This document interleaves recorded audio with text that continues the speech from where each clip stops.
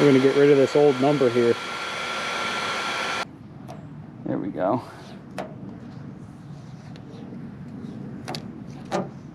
That wasn't too bad. Now we're just gonna have to switch the first number, right?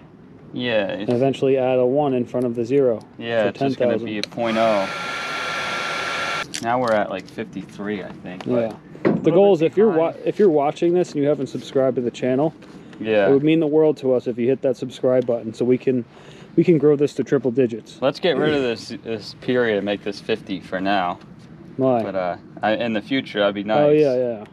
But so this video is going to be because of our 5,000 subscribers, and I saved this video for a little bit until we hit 5,000. I think that's straight, right? That's straight enough. It's going to get peeled off very soon for 6. So this video is a thank you to all of our 5,000 subscribers who are have been watching our videos and supporting our channel.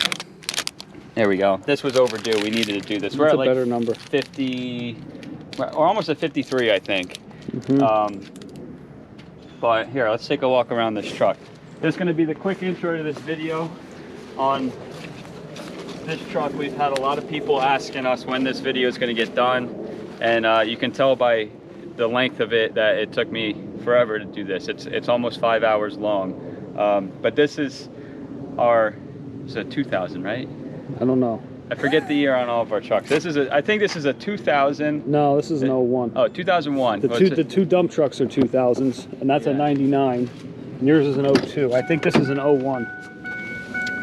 Yeah, this is a 2001. Okay. But anyways, all right. So this is our 01 7.3 F350 dually. Here, come around here. Show the whole thing. We started the video with this truck. It was white, if you remember. That I think we did this back in like February. Put a picture right here somewhere. And this is what it looks like to date right now. All done, ready to go. We've used this truck the entire year with no problems, and it works good. Every single thing that you're going to see in this video is what we highly recommend to do to a 7.3 to fix the leaks and to get in it and be reliable and just turnkey and go, ready to go. That's the whole point of this video. Every single thing that you need to do to a 7.3, I say every single thing. There might be a couple little things extra that you might need to do, or a couple things maybe you could subtract from this list. But the point of the video is to show you how to do all the engine work involved with your hands, because it's totally doable by anybody who's got even the slightest mechanical skills. You could totally do this by yourself. You'll see everything we did. We're not mechanics. We don't have... We are mechanics. We are, but not by trade. We don't do it for a business. But up until soon, we don't have all of the professional tools. We don't have the lift here. We don't have all that stuff yet. But we will soon. We will. But I'm saying it does not take that to be able to work on these trucks. They're very basic. Everything you see here, though, in the video is for free. We did this as a basically volunteering our time to show you what to do with this. So that you can keep your truck on the road, because this one's got, how many miles does it have now? We'll show it in a sec, but you said the video is going to be 4 hours or 5? It's 5. So how long did the editing take? It took forever. That's why. How many hours do you have in the editing? Which would just basically, since it's free, we need them to give us a thumbs up and subscribe to the channel. That's all we ask. So basically, you could triple or quadruple the amount of time I have editing as to how long the video is, straight through, because I had to watch the video a couple times and make sure that everything we said was not already mentioned, or everything was phrased correctly and all that, because it's a lot of stuff to go through and keep track of. And the filming of it while we were working on it, because we weren't both hands-on, you were filming. Yeah, and this happened back in February, March, I think, and now, as we stand here, it's October, and a lot of stuff has happened, but Look, show the temperature. 45. It's 45 this morning. It was 37, 38 overnight. This truck has been sitting here. It's Monday. It's been sitting here since Thursday, because it rained Friday and Saturday. We were away for the weekend. Yeah, so we got this truck with, I think, around 248,000 miles or so, and it's at 253 on the dot. So we've used solid 5,000 miles. It might, look at the driveway, there's leaks here and there. This is not from this truck, this is from all the other crap that we worked on. But underneath of this thing, There's no puddles. Let's It pop doesn't the hood. leak a drop of anything, and it starts up every single time. And it goes anywhere. Yeah, so we're due for our 5,000 mile oil change. Yeah. January 2023 batteries in it. Honestly, the motor looks cleaner than I remember it. We There's no did leaks. clean it pretty well in this video. Look, the brand new water pump from Motorcraft OEM. Yeah. Yeah, fluids are, we check our fluids every week or two on every single vehicle just to make sure that they're full. Not a leak of anything. Yeah, and wait, hold this up for 1 second. So like I was saying, there might be plus or minus a few things that you see in this video that you might have to do to your truck. Some stuff like power steering lines on this truck, I think they happen to be okay. No, we did. Maybe we did? We okay. did everything. Coolant hoses, I think we ended up reusing our coolant hoses, but stuff like that, there might be a little couple extra things that you might need to do. But for the most part, this video will get you in the right direction. The return line for the power steering pump, there's no need for the actual line that has metal and then it switches to rubber. They just run one piece of line. Yeah. But sitting here 4 days, 45 degrees right now, and it's been in the high 30s overnight. Yeah. We're gonna cycle the glow plugs. And just because the wait to start light goes off does not mean that the glow plugs stop running. They're still heating up.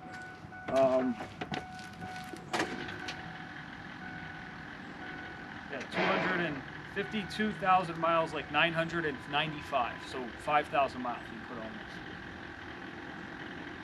You can still hear it.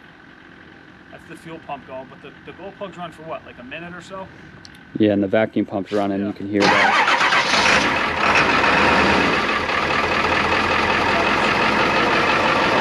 That's good, sitting for 4 days. Started up and it's 40 degrees out last night. Even colder than that.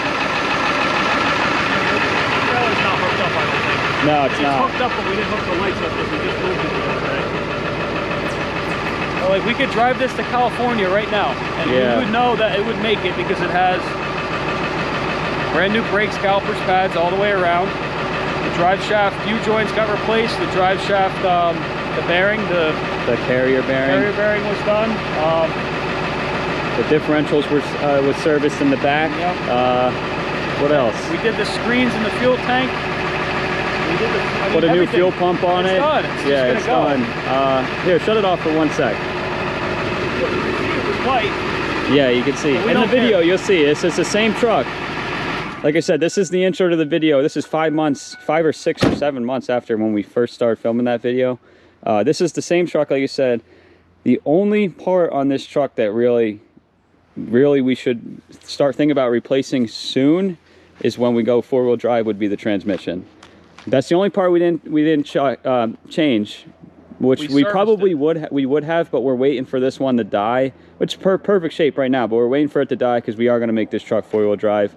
And like we said, the 5,000 miles is all local towing with this trailer, and sometimes we go a little bit farther than that, but if the transmission does happen to die, second it does, we're making this truck 4-wheel drive.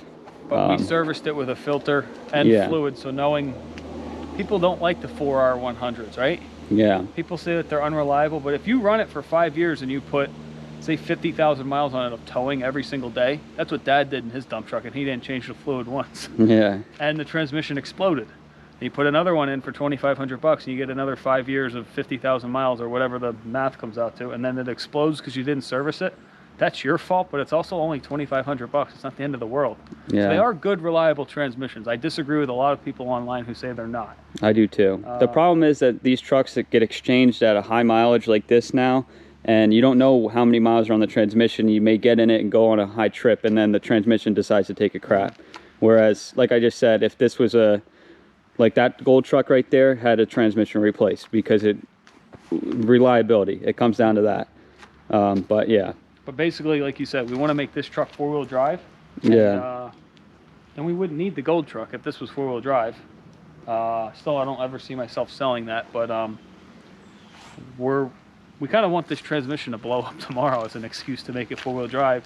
Watch, it's going to run for another 3 years or something. Yeah. And it stinks because it's 2-wheel drive, and we are going to get hit hard with snow this winter. I already know it up here in North Jersey.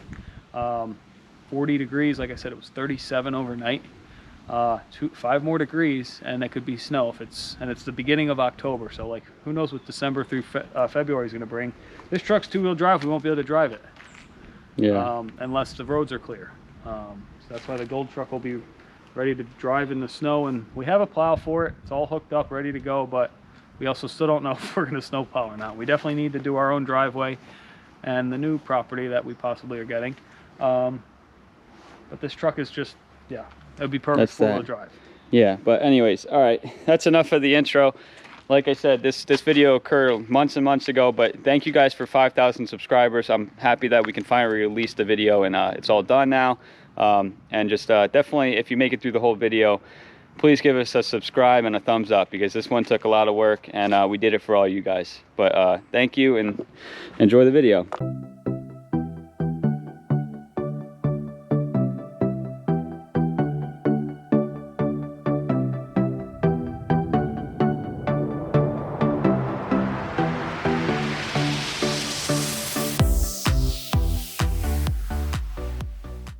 Hey, what's up everyone? Steve and Jim back with Ziggy's Lawn and Landscape. This is going to be the long-awaited video of redoing the entire motor on this truck. This is a 2001 Ford F350, the 7.3 Powerstroke diesel, the 2-wheel drive truck.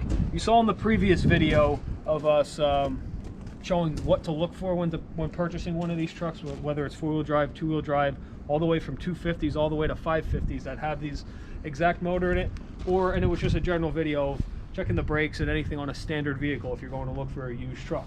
In this video, we are going to be pulling the whole entire engine out and doing every single reseal, every single O-ring, gasket, any glue that has to be redone, oil pan. We'll run through every single part that has to be replaced on this. We have all the parts in a box, so we'll show everyone part numbers and all the different parts exactly in the box. But we're going to get down and dirty, and we're going to take the whole motor out, and hopefully this video will help you guys out. We'll hopefully separate the video into different sections, removal, I guess fixing certain things. Maybe you're looking to just fix one thing on the motor. Hopefully this will help, or this video can help you if you're looking to take your whole engine out and do everything at once, which is what we're going to do to this, so we can have no trouble. We can no headaches, no nothing this year. When we go to start this truck, we know we can turn the key and rely on it every single day. So hopefully we can get one final start out of it. We're going to try and get it into the garage. The garage measured 261 inches lengthwise, and this truck measured 260. So we're hoping if we take the bumper off, it'll fit with the garage door shut. And these batteries are completely dead, so we have our jump pack on it. We just needed to start the one time because we're getting brand new batteries tomorrow. The batteries are coming in, and so is everything else. Just one time to start to get it in the garage.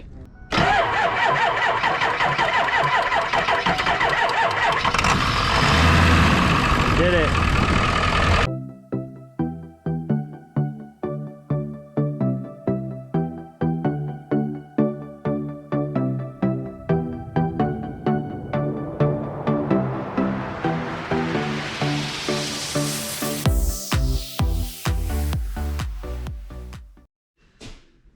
Check that. This is crazy. Just like I said, from the garage door up to this little bump here was 261 inches, and the truck measured roughly 260. Yeah. As you can see, the front bumper is up against the wall, hitting the bump, right? Yeah, just barely. And then we got the garage to close, which is unbelievable. Yeah, the best thing to do is just get a bigger garage. Maybe that's more than an inch, but it's right there. It just fit.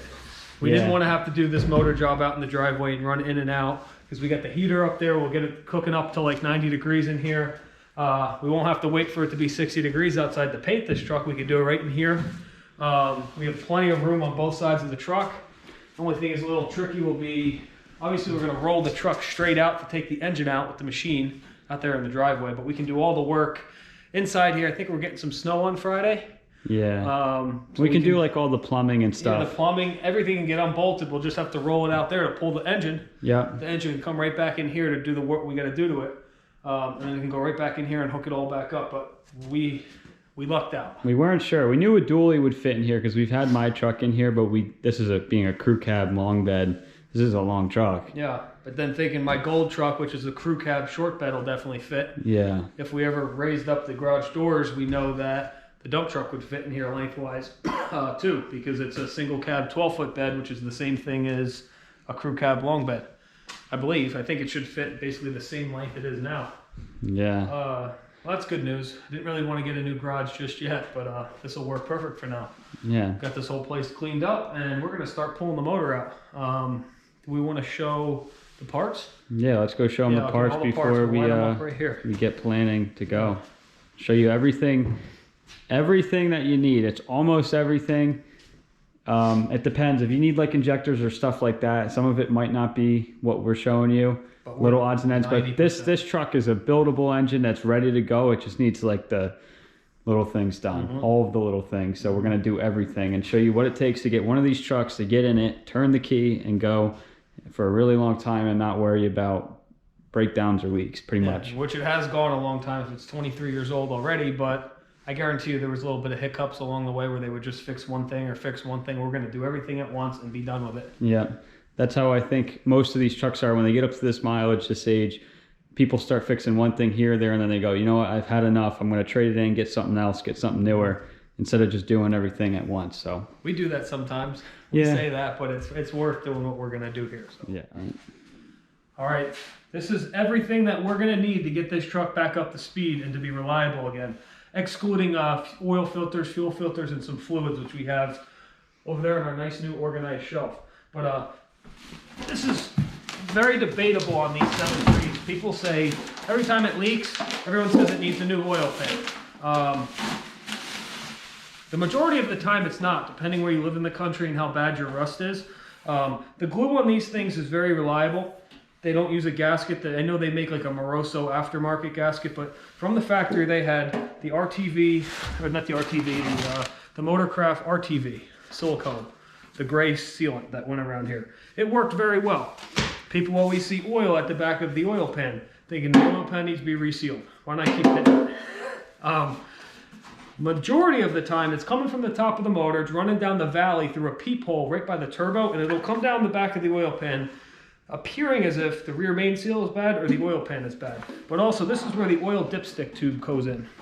So we'll figure it's sitting like this in the truck as the truck sits now. You check your oil here, and this has an adapter, which I believe is right here. We'll just show them real quick. We'll run through all this stuff real quick because we'll be showing them in detail once we're actually doing it. This is the dipstick tube adapter. This has an O-ring that goes on the inside of the oil pan, and it has, this is the adapter itself. So to change this O-ring in the truck is a big pain in the butt. We've seen people use vice grips just to get enough. It'll sit like this. You have two selections, whether it's an older body style with the dipstick up and down, or if it's what we have now, which I believe is this way. But the O-ring will sit on the inside, like so. And it'll seal against the inside. You'll need to get vice grips to come this way to reach around. It's a pain in the butt when people try to do that. Sometimes people drop these down in the oil pan, and they'll literally cut a hole out of the side of the oil pan to retrieve this and then weld the plate back on. Where in probably 3 hours we could have this motor out and on the floor ready to go. But this is just a side note. This is a little O-ring for the actual dipstick that goes into here. I will just wrap this up real quick so we don't lose anything. And sometimes people just tighten these to the absolute max and it strips out the threads, which is what they did on this truck. And then they took a bunch of RTV red silicone and glued the side of this, which it's pouring oil from. So that's the main reason we're putting a brand new OEM Ford oil pan. And it's got a little bit of rust, not much, but it's worth replacing while we're at this stage. If you're at this stage, you could get away taking your motor out and just redoing the side piece if you're doing all the other work on this, as long as your oil pan's not rusted out or anything's dented or dinged or whatever.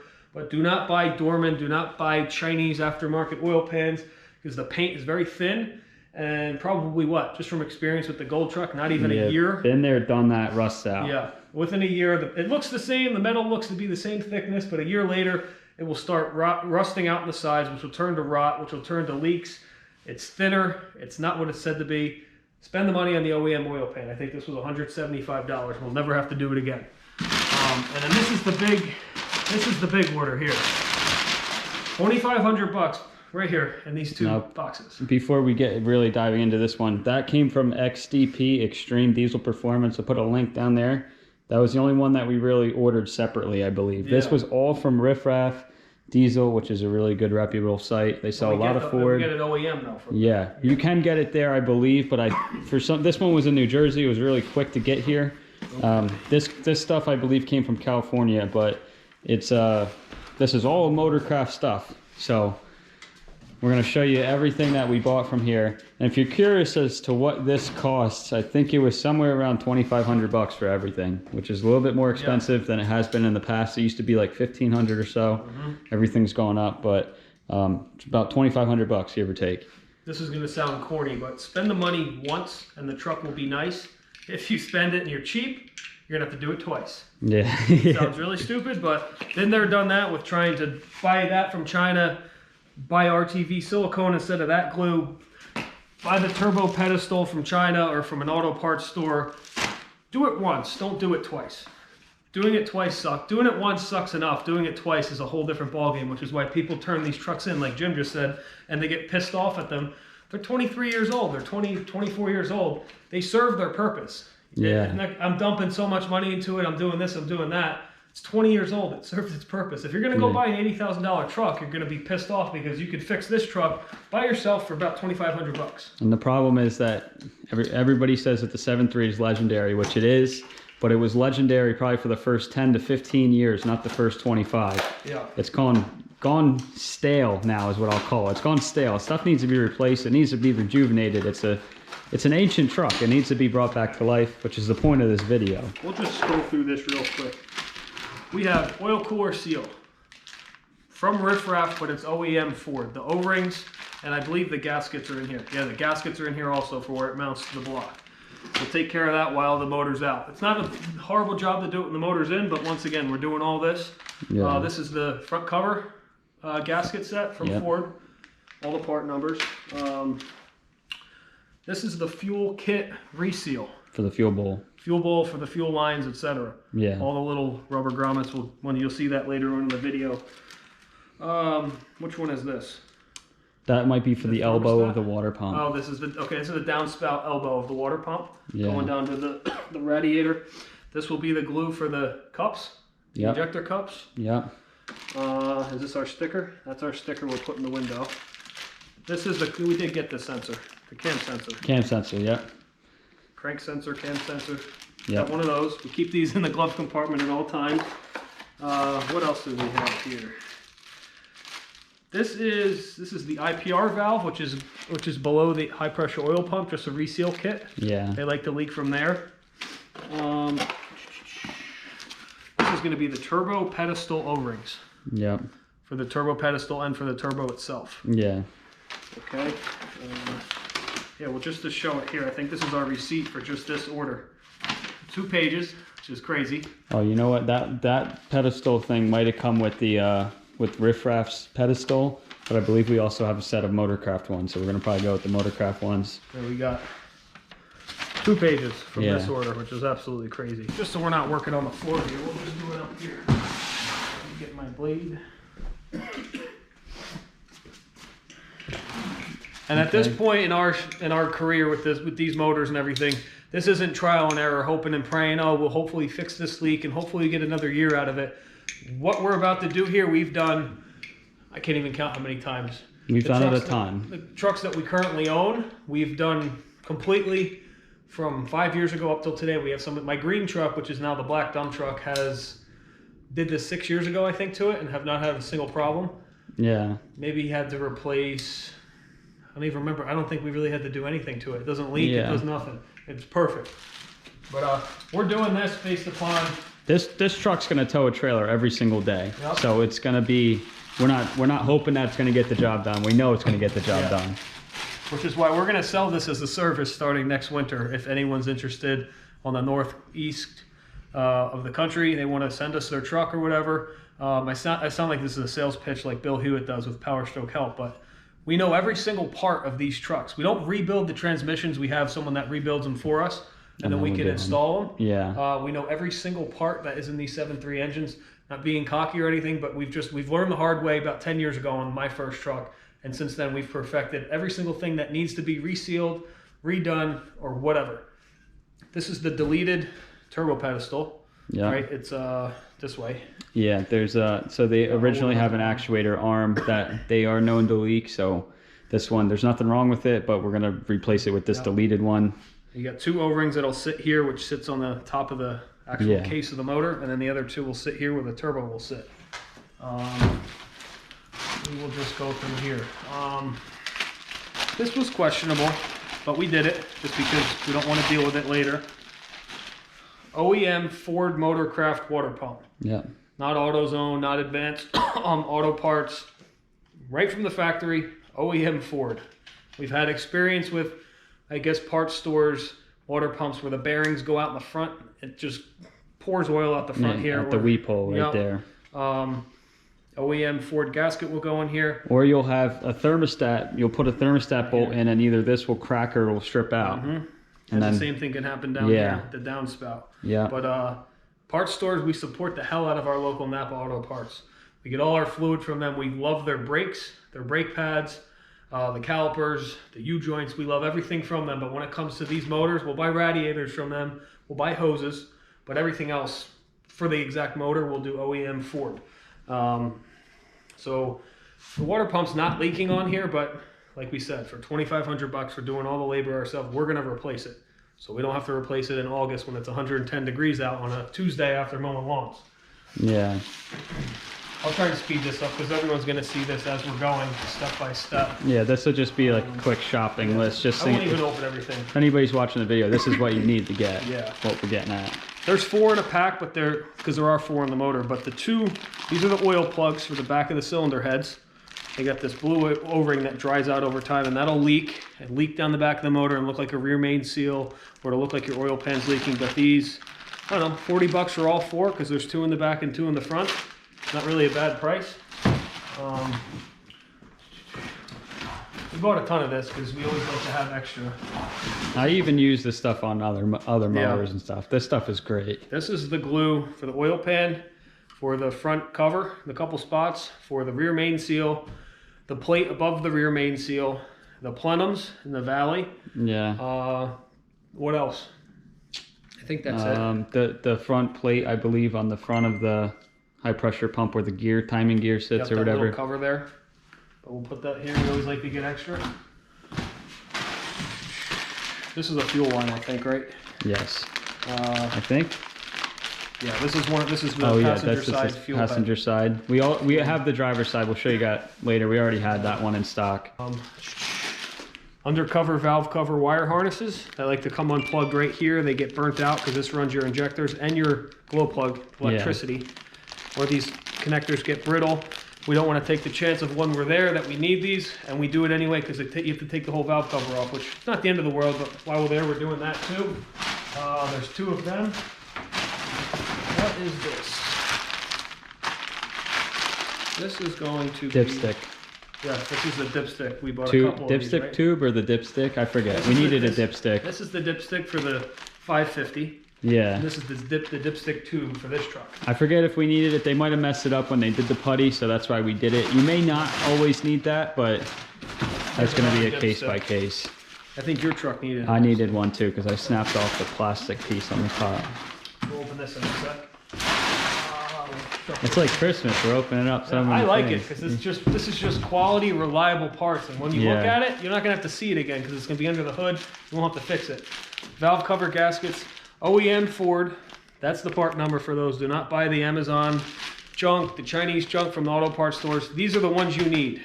Yes, the other ones will seal the valve covers perfectly fine, but electricity travels through this for the injectors and the glow plugs, and they get brittle, and the little electrical connectors in here get burnt out, and then this truck won't start. It'll start running off cylinders. It'll take the cylinders out of fire. So, and this truck will be on the road 5 days a week, cutting grass, pulling a trailer. We don't want to say, oh, I wish we would have done these valve cover gaskets because the truck's sitting on the side of the road and something came unplugged. Yeah. Not worth the hassle.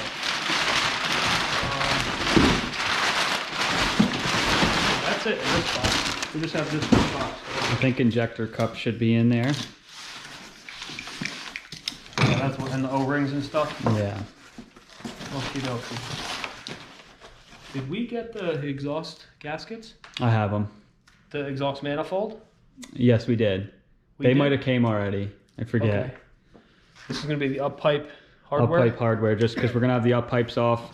Put some fresh hardware Speaking on. of the up pipes real quick, when we get there, there's different ways to do this with the upgraded, like the flanged with the bellowed up pipes. That's a good way to do it. And then also the Molly makes these reseal grommets for the donut, which we have those, and we're going to do it that way. You can do it either way, but I've had pretty good success with those Molly reseals there. Mm-hmm.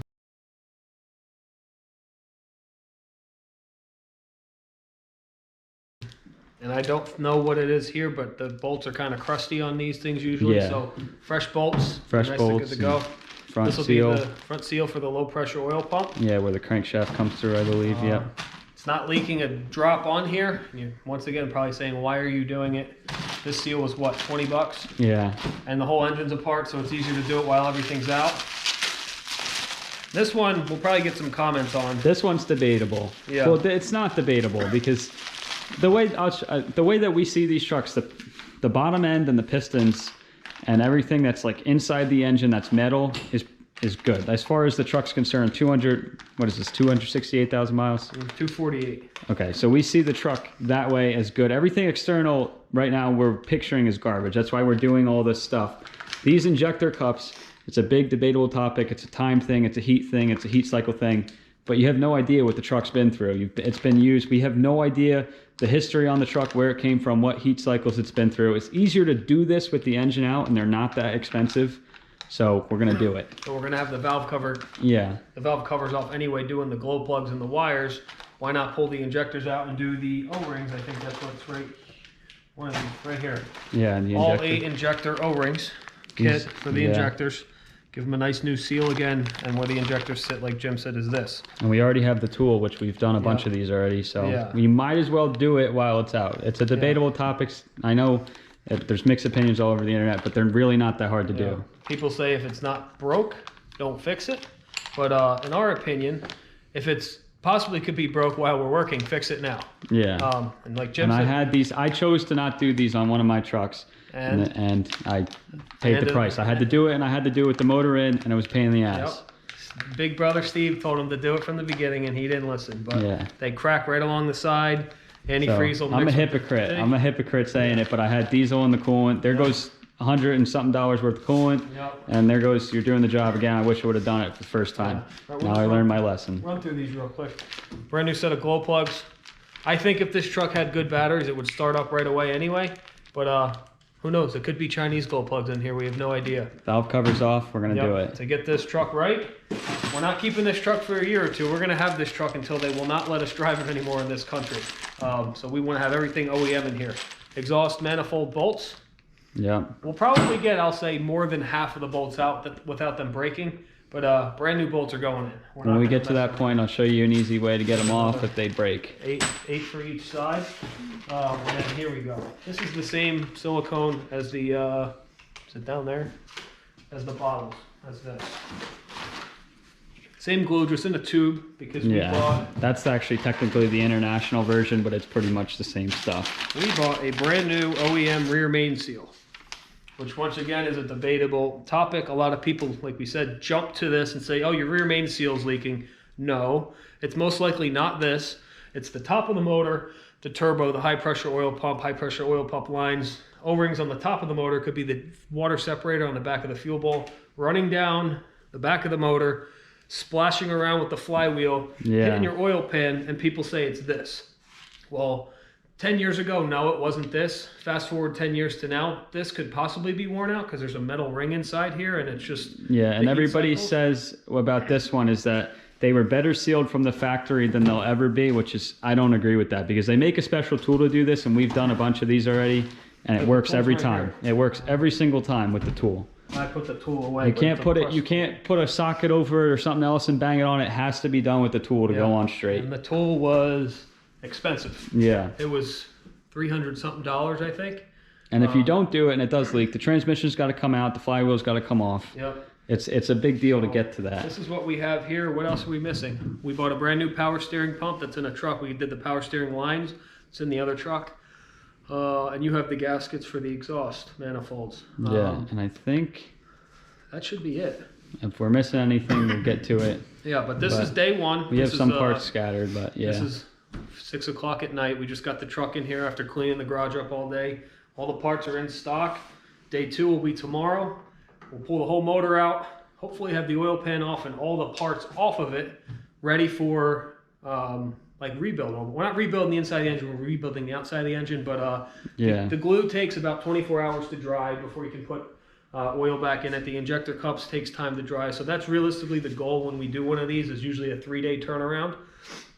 We can do it in 2 days if we get, basically to sum it up, we're trying to get the oil pan off as fast as we can and get anything involving glue off as fast as we can so we can clean it up and get the new stuff on. So the following day, once it's in the truck and we're putting it back together, the glue is dry, we can add our fluid and fire it up and go drive back and forth across the country. Yeah, and you're probably wondering, well, this is going to be a long video, but this is, if you're serious about fixing one of these trucks, a 7.3, you want to do it right, this video, if you watch this whole thing, this will be the right way to do the truck. Yep. There are some videos out there of people pulling the motor out. No, don't do it that way. Do it this way. Like pulling the motor up, I mean, to do the oil pan, trying to wedge blocks and jack the cab up. It's not worth it. Pull the whole thing. It's going to need exhaust manifold gaskets and bolts or turbo up pipes. It's going to be leaking. It's not just going to be the oil pan. It's just time on these things. These things are older now, and they need a lot of stuff done to it. Do it the right way if you don't plan on buying a new truck anytime soon. And please give us a like and a subscribe on this video. This video is going to take a lot of effort, a lot of time and effort and filming, editing. But we're showing everyone how to do this right. This video is free, so feel free to watch 5 minutes or probably 50 minutes, however long this is going to be, so that you can get your 7.3 Powerstroke back up to speed, back on the road, and staying out of the dealership from buying a new truck. Because we've been there and done that. New trucks are not that great. Very pretty, very expensive, they look great. These trucks are very cool to us still, and they're the most reliable things that we can run for our business. So give us a comment what you think on this video. Like and subscribe, and keep staying tuned. We'll be going back to work soon. So we'll get started tomorrow morning, first thing. All right, everyone. Here we are with day 2. We're about to start taking the motor out of this truck. You guys just saw us. We had all the parts that we needed, which are now over there. We get the batteries, the brand new batteries, power steering pump, and the whole 9 yards, which you guys just saw. But we are gonna get down and dirty and start taking this thing apart. Believe it or not, we have another couple inches of snow coming, I think they're calling for. So the goal here is, in the next couple hours, is to get the motor out. We're gonna have to use the excavator to lift the engine out, because we don't have an engine hoist anymore since we moved here. Step 1 is start taking the bumper off. We gotta take the batteries out, disconnect all power, which we did already. We already took the power steering pump out because that had to go back to the parts store as a core. We'll pop the hood to show you what we're working with. Power steering pump was here, we already removed it.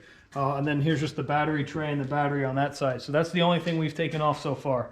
So like we just said in the last video, whatever you guys get out of this video is great, but we're gonna show you the way we do it step by step. Taking the 7.3 big Powerstroke diesel engine out, doing all the work to it in the garage, and then putting it right back in, running better than ever. So we'll start with the bumper, the front grille, and the whole front cross member section.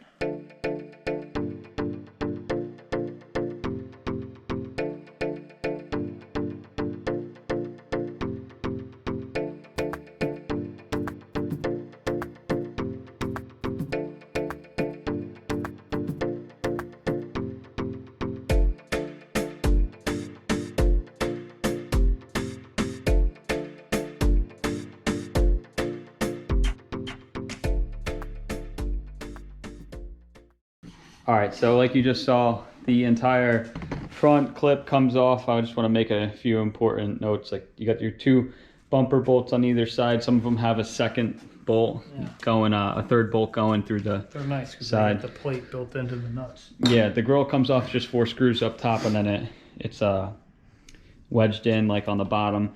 And then the header panel comes off. Now these headlights that we had to take off, you actually had to take the headlights off and then the header panel. Big mess, I don't know. But yeah, and if they had something going on here, we're gonna clean that up. That looks like crap. But I believe on the 2-piece headlight, like the original one that's supposed to be on this truck, you don't have to take the headlights off. I'm pretty sure you can get at these bolts. You can get at these 2 because you can take the turn signals off. Yeah. and then you can get right behind them. These can stay in. And just leave them on the header panel. It's so much easier that way than having to adjust it. But anyway, so now we're here at this point. So what sucks the most is going underneath and unhooking the transmission, the torque converter, the starter, and the motor mount. So why don't we just get that out of the way right now while we got some juice in us? Yeah, and we do it first too also because when you start taking out the radiator and stuff like that, we've already drained it, but if you haven't drained it, it's guaranteed that you're going to spill some fluid. It's just going to happen. So we might as well do that while it's still dry under there. We're going to unbolt the motor mount. Has 2 bolts on it either side, and the torque converter. So we'll show you that. Show them this real quick too. So the previous owner pinched this power steering cooler. Yeah. Almost cutting the supply of the fluid off. That's why I wonder if the pump wasn't bad, but anyways, it's probably did ruin it. We had air in the lines and it was puking fluid out almost like it could make a full rotation through. Yeah. But all right. 21s? 21, I believe the motor mounts are 21. We should almost like jack this up a little bit. Yes, it's just 2-wheel drive. It's going to be tough. You might be able to, I can do it. I can sneak under it. I want to do it to show everyone I know what I'm doing. Because you took your truck apart. Holy smokes, this is like, I guess I could get under there without this cart. And then just feed me what I need. I think. And obviously when I'm not even fat and I can't fit under here. Obviously when you're doing something like this, if you have availability to more tools, the better. Like, we're not mechanics. This is the way that we just always have done it. We don't have a lift. We don't have all these special tools. We just have the bare basics, plus a little bit some special tools for these trucks. But there's a million different ways to do it. But the ways, obviously, that we're showing you here is I feel like anybody who's capable of working on this can do it this way. And the procedures that we show you to really make this engine reliable is highly recommended that you follow the way that we're going to do it. But all right, so Steve's underneath we here. got 21 millimeter on this socket. Let's see if I not enough leverage. I don't know if I'll fit underneath, but the engine cradle. So you got your axle, the engine cradle. You can't miss these bolts. They're right underneath in the engine cradle on either side. You might need a breaker bar, some extensions or something like that to get to them if you can't get enough leverage on them. I don't think I can. They're 21s, right? Yep. Yeah. I can't. Can't pull it? No, I can. It's just. Oh, there we go. That's not bad. Yeah. Okay. The truck's not that rusty, so these things should. So there's another set on this side, so we'll let him finish that up. See, we can see that down in there. Steve's got the starter out.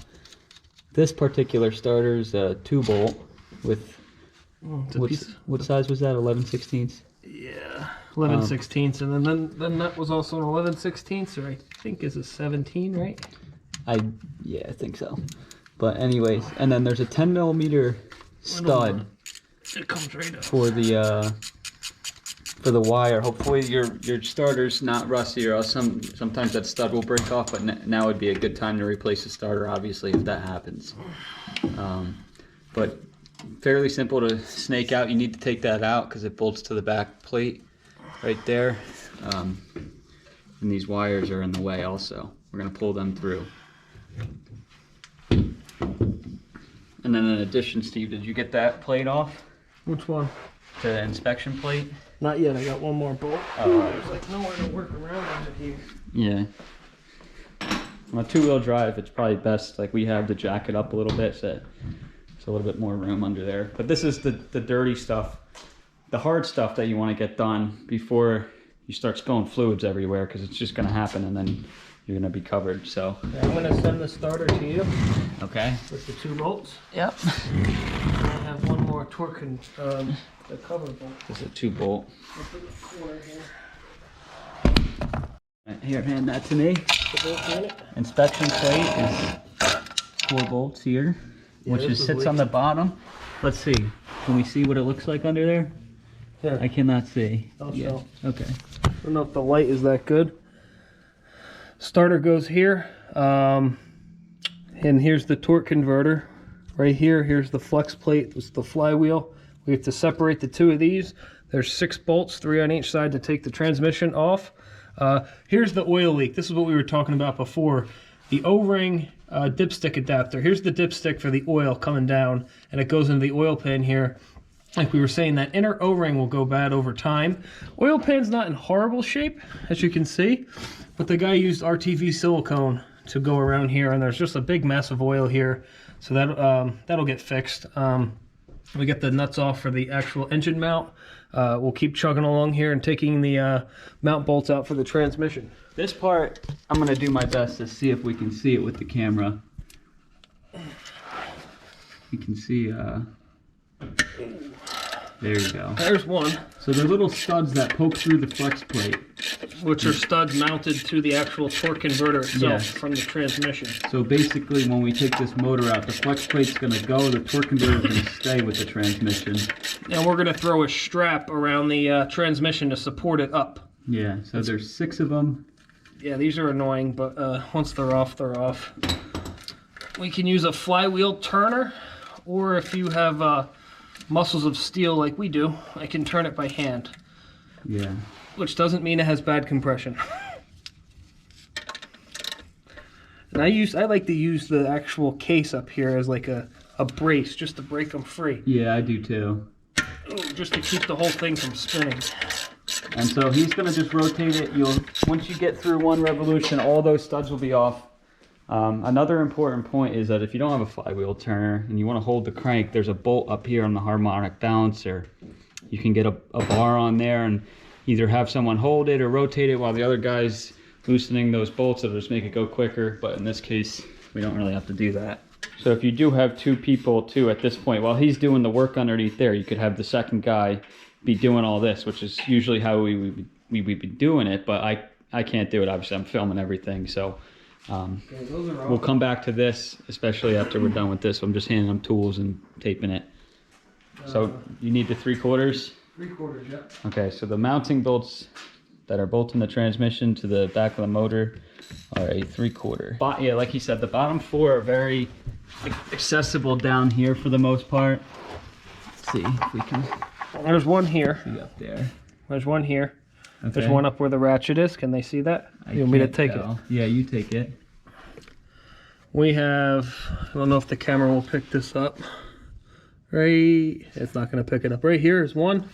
Right up where the socket is 2. Likewise on the other side, then there's 2 on the absolute top, which you guys will see.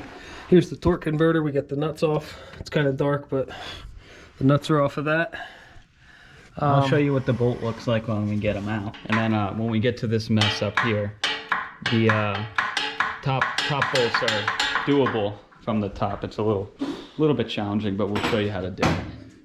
Here's the these are the torque converter nuts. This is what they look like, and then here's the bolt that goes through the transmission to mount it. He's wrapping that up. Another thing, also while you're under there, is your block heater. The wire comes off of the oil core. You can see up underneath by where your oil filter is. It's right here. I already unhooked it. See that orange plug? It's plugged right into the side of the oil cooler, like so. Right there, I believe. There's a slot for it. It's a good time to unplug that. It's a good idea, once you have this transmission disconnected, to have it strapped up, because when we take this motor out, there's not going to really be anything supporting it in the front. It's just going to be flopping around because it's supported in the middle from the cross member right there. So Steve's just putting that on there, tighten it up, make sure it's definitely underneath, just to hold it up. All right, so total time underneath the truck, unhooking everything, about 20 minutes or so. It really wasn't that bad. Of course, it'll be a lot worse if the truck's rusted out and none of the bolts want to move or anything. But we're fortunate enough it's pretty clean under there. What else were we going to say? You got the oil, the heater block, the core, the wire. Unplugged, yeah, from Unplugged. And the tip we didn't show at the beginning, which we do before we do any motor job on this, is the up pipes, that big clamp that goes into the back of the turbo is such a pain in the butt because it's behind here to break free. I mean, like a clamp like this would pop right off because we have access to hit it with a little punch or something. Even the exhaust down pipe clamp is easy to come off, but the one in the back is a pain in the butt. We found it's really easy if you loosen the 7/16 nut on the clamp up, start the truck if it's in running condition, which this one was, And the vibration and the rattling of the engine will pop that clamp free. You only need to run the truck for about 5 or 10 seconds. That's just a tip we learned from someone on YouTube years ago. And you can run it around the block real quick if you want. Yeah. And that'll even help it more just to get it free. But if you haven't gotten to that step and you haven't done that, we'll show you pretty much just the way to do it. Yeah, we've done it where we have a long pry bar that sticks out the side and you hit it with a hammer. It works, but also again works smarter, not harder. We found that out, and it works very well doing it that way. But next steps here, right? Yeah, we're gonna get this whole front thing apart. We're gonna swivel the AC condenser to the side so we don't have to unhook the lines and lose our Freon. We're gonna take this cross member out. We're gonna take the intercooler out and the radiator out and the shroud fan itself here, and unhook all the plumbing in the front. So basically we'll be looking right at the front of the motor. Yeah. I'll sum it up real quick. You got a few bolts here holding your bracket on. This picks up. No, you don't have to take these off. These can just swivel to the side. You can take your hood latch out of the way and just dangle it over here. Yep. You got some 8mm up here that take this stuff off, or you can leave them. You can leave them. Yeah. You can take this rad support off from here. These are 13s, I believe. One right here, just holding the overflow bottle. You got a few bolts here, a few bolts behind here. Same on the other side. This whole rad support comes up. You're gonna have to take the coolant bottle off. Stuff like that. It's just gonna all have to come out of the way. We'll put it on time lapse here, and we'll check in with you when we get there.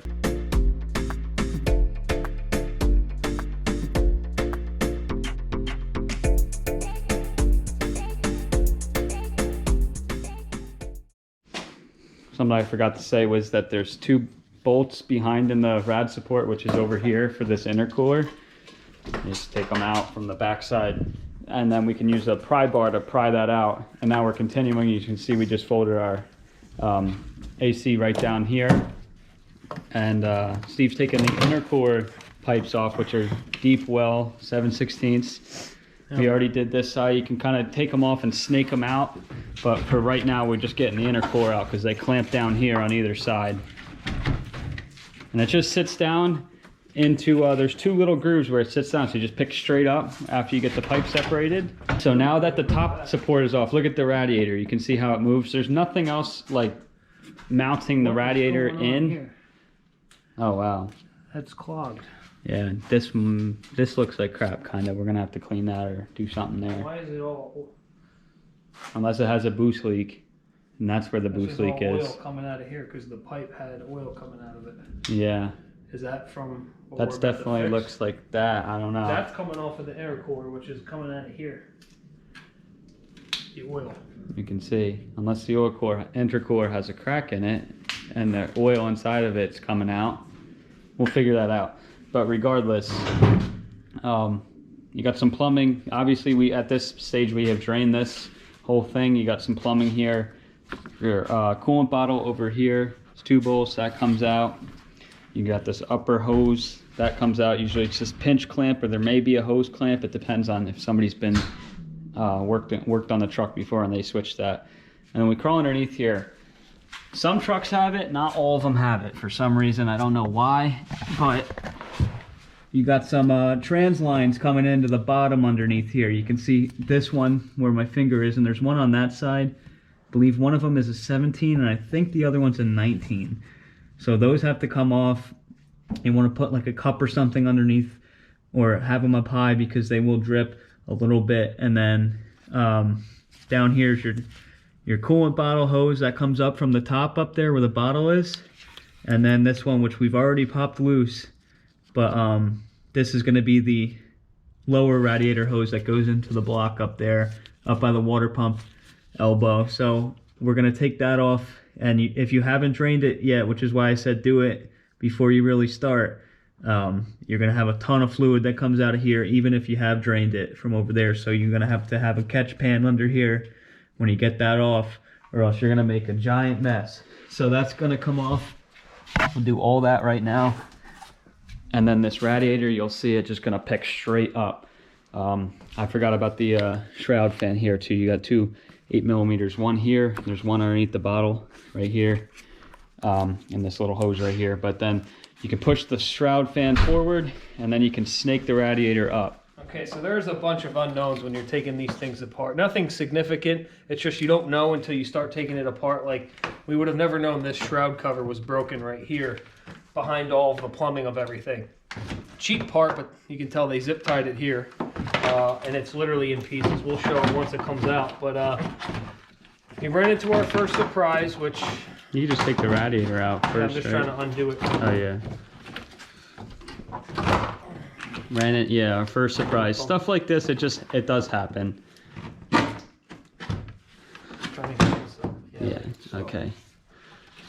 So we're probably gonna do the we're gonna have to anyways. This is off. Is it leaking? Yeah, so barely, but so you can see these lines under here, sometimes they don't come off. Like this case, we even threw a pipe wrench on and they do not come off. Sometimes they're just stuck. Unfortunately, we had to cut them, but we're gonna replace it. You know, we don't want this to go bad at the worst time. The transmission core lines, let them know. Yeah, they are. I said not every single one has them for some reason, but a lot of them do. 2 of them. Yeah. Runs through the radiators, a cooler, and it has its own cooler. Yeah. It has this one down here. Look at this. Let me pull this off. I can't believe it. Yeah, wow. I mean, yeah, we know what we paid for the truck. We're in a good spot with it, but they probably broke this when they put a new fan clutch on it. You can see that. Like if it was me, if it's not right, we're not gonna send it down the road. Yeah. We're not gonna band-aid or zip tie it together. I mean, look at this. It's missing come a whole on. piece. You know what they did? I know exactly what they did. They cut that on purpose to get this job done. Think so? That's exactly what somebody So did. we need one of these.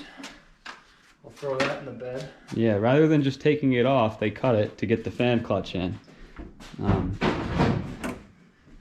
But yeah. Okay. So now that you can see, we're making some good progress. You look at the front of the truck; it looks like it's in a million pieces already. And We're only an hour in, I think. yeah, and we're filming the whole thing, so that's easy. You can see the cooler right here. Those lines that we can see, one of them goes down to the one that we cut. You can see where it bends, and the other one runs back to the transmission. But they'll be easier to diagnose and replace when this engine's out. It's the beauty of taking the engine out. Everything's right at your fingertips. So. All right, I can pull this other intercooler pipe out. Yeah. So we don't lose the clamp. There she comes. Okay. Show everybody like our pile of parts, how we organize it. Yeah, so we know pretty much where every bolt goes since we've done this a lot. Pretty but much, we definitely do. yeah, well, yeah. You run through, we have like a sequence on how we do these motors. Yeah. The starter comes off, we know that's from underneath, so that's there. The bumper bolts are here, we know that this is all the front cover bolts. Here's the engine mount bolts. We can mix them all together and still know which ones they are based upon how many times we've done these motors. Highly recommend putting the nuts back in place if it's your first time. Stuff like this over here, where you can see where we put these. These are the hood latch bolts. Just put them back in to their socket, and then you'll remember where they go. But for the most part, we know that this bolt is pretty much interchangeable with this one, so sometimes it doesn't matter. We just throw it there. We'll figure it out. We're very confident with these motors. Even 6 liters, we know where the nuts and bolts go and taking them apart. I mean, get to taking a 6.7 apart or a 6.4, yeah, we would be screwing nuts and bolts back into place. Just how complicated and complex they are. But this is pretty basic. You look at it, the motors, it's right here now. It looks like it's achievable to get it out. And we missed the serpentine belt step actually, because we already had this one off. You got your belt tensioner right here. You can stick a 1/2-inch drive in here and twist it. And then you'll be able to sneak your belt off from either the alternator or this pulley right here. You just tap it out, or pull it out, I mean, and then you can just snake it out like he's doing, and the whole tensioner belt comes off the serpentine belt.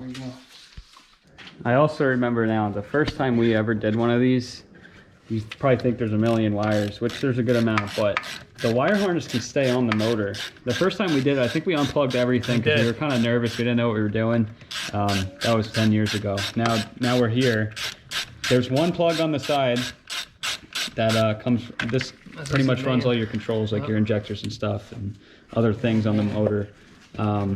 So it's a 10 millimeter and it unbolts, and you unplug it, you move it over here, tuck it away somewhere that's not going to get snagged up. So that's that. The majority of the electronics are now unplugged. Yeah. Want to do one more side note is, if the power steering pump, if you're not replacing it, the best thing to do, you can leave it hooked up to all its lines. You can leave the alternator hooked up unhook the wires to the alternator, but leave it mounted.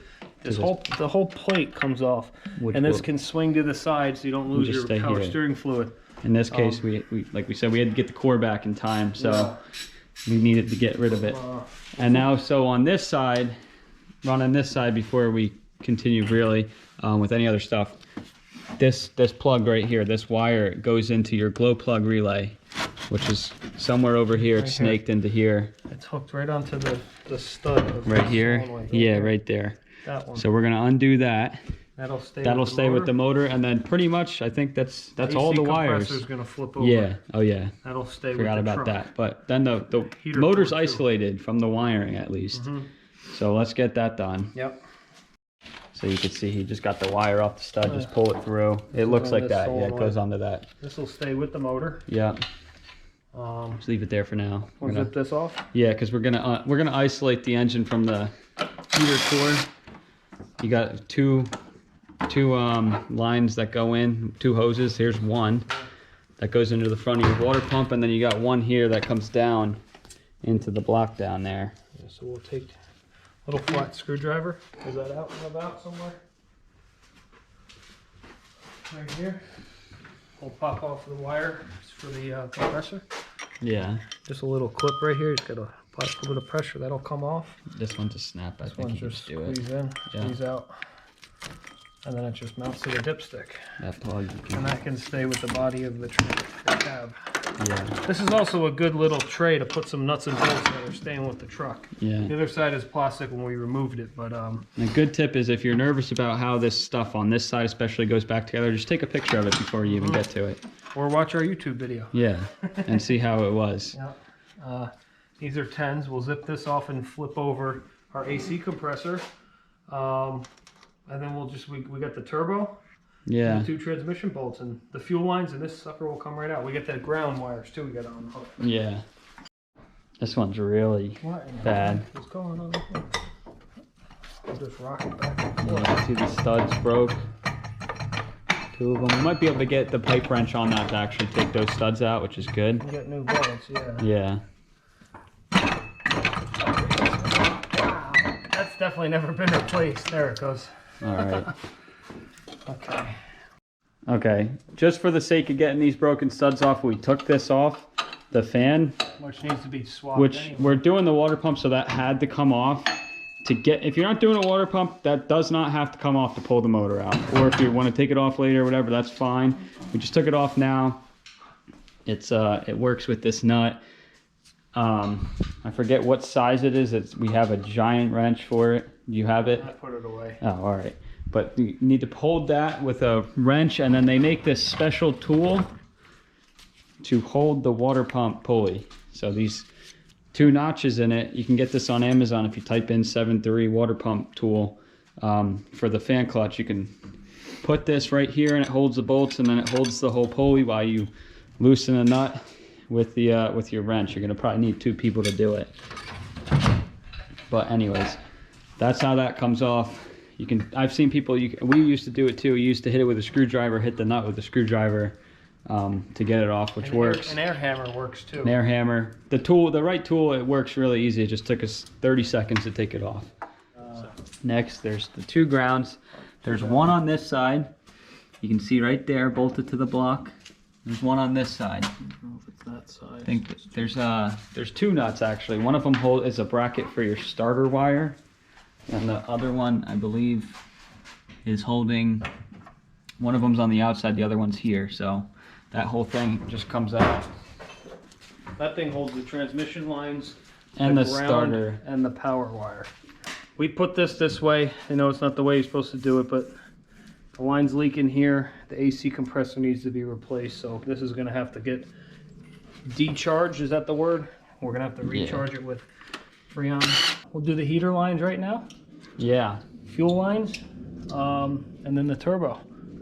Yep. It's ready to come out. So do we have pliers here? Here's a set of pliers. Yep. Got one heater line right there, like I said before. Sits right there. Pinch clamp. Like so. Sometimes it depends on who's been working on it. They might be hose clamps at this point. We're gonna lose some fluid here a little bit, I think, right? But you have possibly. It might all be gone. You have that thing, don't you? I threw it out. We had a connector to join them, so we didn't. I don't think it's going to be that bad. We drained all the antifreeze. Okay, this one's been on here. This water pump hasn't been touched. I feel like none of this has been touched. Yeah. You want to pull while I loosen? Yeah. Oh, is it going? Got it. All right, there's one. Cool. Not bad. Yeah, because it's actually still in the bracket. It literally looks like nobody's ever really worked on this too much. Hold that right there. This does not have to come off while you guys are taking the motor out or working. We're just taking this off because you have to take it off at some point to replace the fuel lines and the grommets and to get to the oil cooler and just more accessibility. But we're going to take this off now so nothing gets mangled when we're taking the actual engine out. Yeah. I mean, this plug was like glued into here. It's almost like this is the original alternator. Which they say if you have great batteries and a great starter, the alternator should live forever. Isn't that what the saying kind of is? So the other way to do this also is, like we said, if you're not replacing your power steering pump, you can leave it on this bracket and you can just unbolt the bracket and swing it over without undoing your plumbing to it. Like you said, we're doing all of it, so we're gonna add that to the list or no? It's only 20 bucks, yes, but there's one more back here, isn't there? It's right here. Yeah. Once again, these parts are coming off for ease of accessibility and because we have to get to those plugs in the front. But then this is the EGR line. That's what it's labeled at. It's not an EGR, obviously. Yeah. It's labeled as an EGR line when you buy it from the auto parts. Put the nuts right in there. Yeah, like so. It's labeled as the EGR line From the store. Yeah, but it's actually the exhaust back pressure sensor tube. Yeah, it runs That's to what the it's sensor right here. really called. But they call it an EGR tube or so. I don't know why they do that. That's a 6-liter thing. Pretty damn clean, Joe. The back seat's also a good spot for some of these parts on the floor. All right, this one might be a little tougher to see. Yeah. You can see it's dirty. It's from an oil leak. They're quick connects Yeah. for the fuel going up to the fuel bowl. There's a little grommet or whatever, your retaining clip right here that you just pop out and you sweep it back. So then you can sneak this tool in. This tool goes around the line and you push it in. Pull the line like you're closing it off, push the tool in, it'll release the little pins and then it'll pop right off. Yeah, we'll see if this works. Hopefully this works in one shot. Sometimes they're tough. They've been on there, which these ones may be. You know what I like to do? I like to put pliers on here very, very slightly to be able to, it's so wet. Yeah, should we do that? Yeah. Yeah.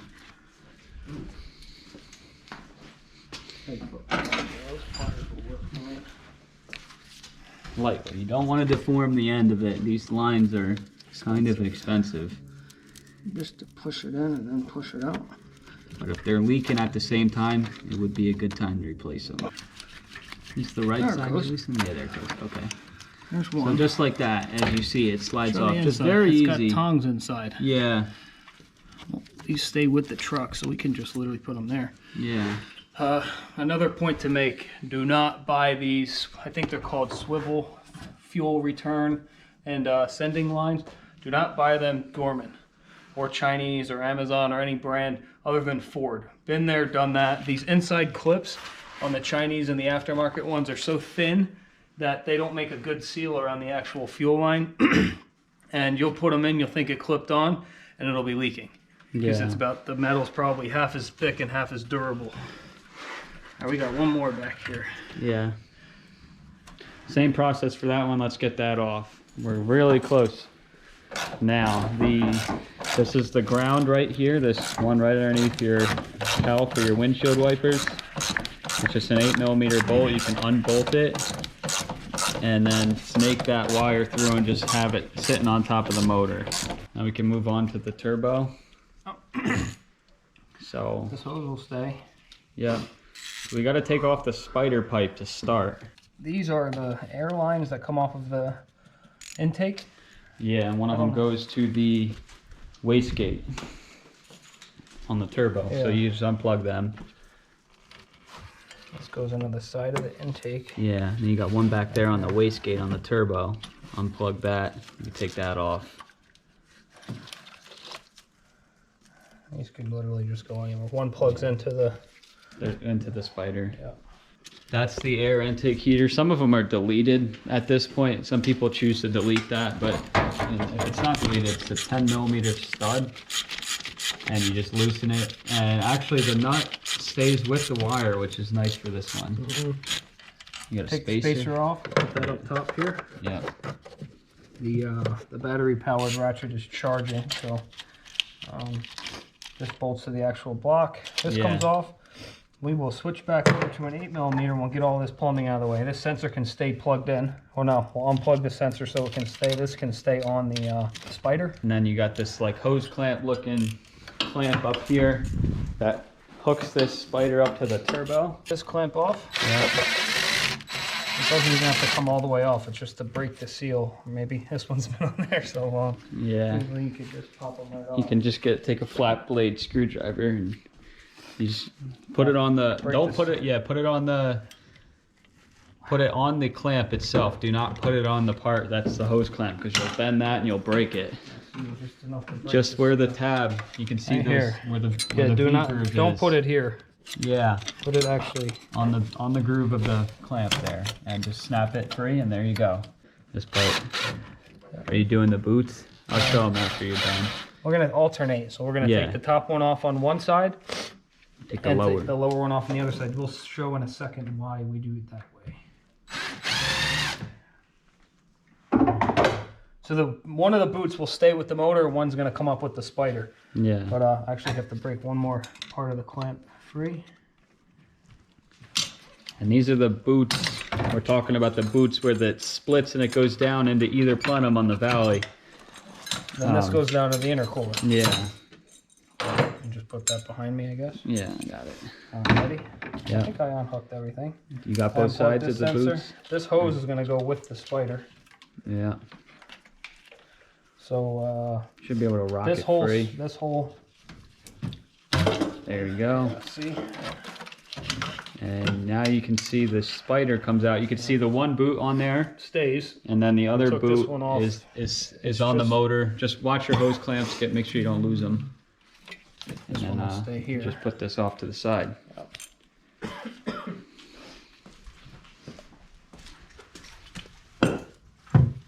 Getting down to it. We're really close now. Like we said in the beginning, these wires do not have to come off of the motor while you're taking it off. It unhooks on that side and it unhooks here. Everything else can stay. Yeah. I'm going to zip off the intake. Yeah. Right now. It's just bolted to this bracket. Yeah, the support bracket off the valve cover. And there should be one more clamp on the turbo, right? Just the one back there, which is actually facing backwards. Yeah, I don't think anyone's done anything. This is strange. Usually when we've gone through these, a lot of these parts have been either touched or replaced or been taken off. The seals aren't tight, like they just pop right off. Yeah. I have a funny feeling that when we get later into this, that a lot of the seals that we're going to take off, I bet you they crumble into pieces. That was already broken. Yeah. Okay. Here comes the intake. This goes down to the CCV, right? Yep. Crankcase ventilation. And then it should just wiggle itself off. It's been on there a while. Yeah. Dang. There it comes. Okay. We just lost the connector, but that's fine. We'll get that. Okay. Basically, we just have to take the turbo. We'll not clear the scoop. What the hell they call this? The scoop. Just cowl for the windshield wiper. Yeah, for the cab here. You have to take the turbo off. Yeah. Like we've said, people do oil pans with these in the truck. They'll jack the, they'll lift the cab up. Yeah. And they'll either have to take that off. Or they'll leave the turbo, but they'll jack the cab high enough, and it's just. We're not even 2 hours into this, and I'm standing inside the valley of the motor almost. Yeah. So we got to get this turbo off. The pedestal can stay. Unhook the downpipe. And the two top transmission bolts that we didn't get from the bottom, and this thing's. It's free. We got our hook here and our hook here, and this thing is going to come right out. So the exhaust back pressure valve has a clip. Down here. You can see it barely. If I can get a light, maybe you can see it. You'll see it. It's hooked up to an arm right underneath, and it's just like it's a self-retained clip. You just move it, sweep it out of the way, and then that arm can drop off. Without doing that, you're going to tug on the turbo, and it's not going to come out because of that. Yeah. Deep 7/16 for this one and for the back one from the Y pipes. 13 millimeters for the actual clamps, and the turbo will come right out. The good thing about these I like is you don't have to actually take the nut all the way off. Yeah, show them that. You can just, hopefully they can see this. You just have to loosen the nut and it pops out of the back spot. Yeah. This is where we're gonna need a hammer and a little bit bigger of a flat blade screwdriver just to pop the seal. Now let's see if we can get that in there with that. Once again, when you're doing this, you want to attack the base of the clamp where it's hooked up to the metal. Do not hit the top because you'll just bend the clamp. Right here? Yeah. There we go. That's the easy one. And they can see clear as day right here. Probably, yeah. We'll give it one pop. There it goes. Okay, so when that, are you gonna just take the whole clamp off? Yeah. I just want to show them the strategy of hitting it. It's almost impossible to see back there. So this clamp sits like this, and what I mean is when you take your screwdriver, hit the part right here. Hit that. Don't hit this part up here where the clamp is like riveted to it. Hit the base of it in all three of these spots, and it'll pop right off. So you can put this over here. Did you get the other one? We showed them in the beginning what we like to do. We just didn't have a chance to. We forgot to on this one because it was pouring so much power steering fluid. Yeah. But basically, yeah, if you start the truck, you loosen the clamp, it should pop right off. But if you can't get it, we'll show this one's tricky. We're doing it this way. You got to get a screwdriver behind there and do the same thing where you're tapping it that way. Or you can get, like we said, we had a long pry bar from here. You can probably sneak it right in between here and right through here. And if you hit it with a hammer, you should be able to get it. Possibly plan on buying one. If you break it, it might not be a bad idea if you do have to break it to get it off. But yeah, just takes a little bit of persistence. We'll show them in a couple minutes here once we actually get to the turbo off and the motor out. The clamp is off now. So now you got your two mounting bolts on top of the turbo. We'll show you once he cracks them free. This truck has never been taken apart. Wow. Oh God, those are gonna break. Well, which doesn't matter because we have the new pedestal. I'm gonna need a pipe on this. Okay. Holy smokes. Yeah. Going now. Yeah, so you can see where he's cranking it from. There's one there, and there's one on the other side. Hopefully, like you said, we're replacing the pedestal, but hopefully we don't have to replace the bolts. Yeah, hopefully not. We used to have, before we moved here, I had what, 4 bins in the basement of parts. Yeah. I mean, I had extra radiators, shrouds, fans, turbos, bolts, and scrapped a bunch of it because we said we weren't really gonna have to do this again. And now here we are buying another truck. Yeah. I just want to point out something too, is that this procedure that we're showing you, obviously this is for a new body style 7.3, not the old body. Old body might have some few little different things, like different mounting stuff or something like that. It's mostly similar, except the back of the turbo has the big four bolts. Yeah, it's a different style. Up pipe. Yeah, and some of the stuff on the front of the truck, like, you know, the radiator and stuff is a little bit different. But the basic procedure of what we're showing you to replace, for the most part, is the same. What stinks here, we're looking forward to the next 15 minutes or so. Did we say this earlier in the video? We bought from the first truck we did 10 years ago, we bought a Harbor Freight Big Red, I think it was. It was a Tractor Supply. Tractor Supply engine hoist. And that thing pulled out 100 motors. Probably. Picked up 100 different things. I mean, we did a lot of engine work with that thing. It still worked too. It's just we were moving into the apartment before we moved into the new house, and we had nowhere to put it. And we said, all right, when we do another motor, we will we'll buy a new one. But now that we have the excavator, we can just take the bucket off the excavator, and it'll do the same exact thing. Yeah, but we would recommend an engine hoist for anyone else. Yeah. We just have a $40,000 one sitting here, so we're going to use it. The excavator, of course, won't fit in here to pick this up. I probably would, but we're just going to roll this out into the driveway. All right, we got the clamps undone. This turbo's probably coming out for its first time in its life. Yeah, it's crazy. Here's the rear clamp. Same type of clamp for the downspout, but the seals are very tricky to break right in here. But we got it free. We didn't break the clamp, so we'll get this turbo right out the middle. Yeah, you just It pick looks it like up. it's in good shape. It really does. Yeah. Finagle it. You know what? They say too that you can tell if a truck's been worked on a ton if these are broken. Usually they're all broken. And they're dangling or they're zip tied. I don't think. It's just hard to believe that 20 years this turbo hasn't been out, and it's so clean. Here's what it looks like on top of the motor. Yeah. Here's the up pipes. You can see, can you see? There's black soot coming out of this one. So that one was definitely leaking. That side looks not bad. Yeah. And here's the downspout. Pedestal, and you can see here's the little arm down in here. Yeah. That tends to. On that side.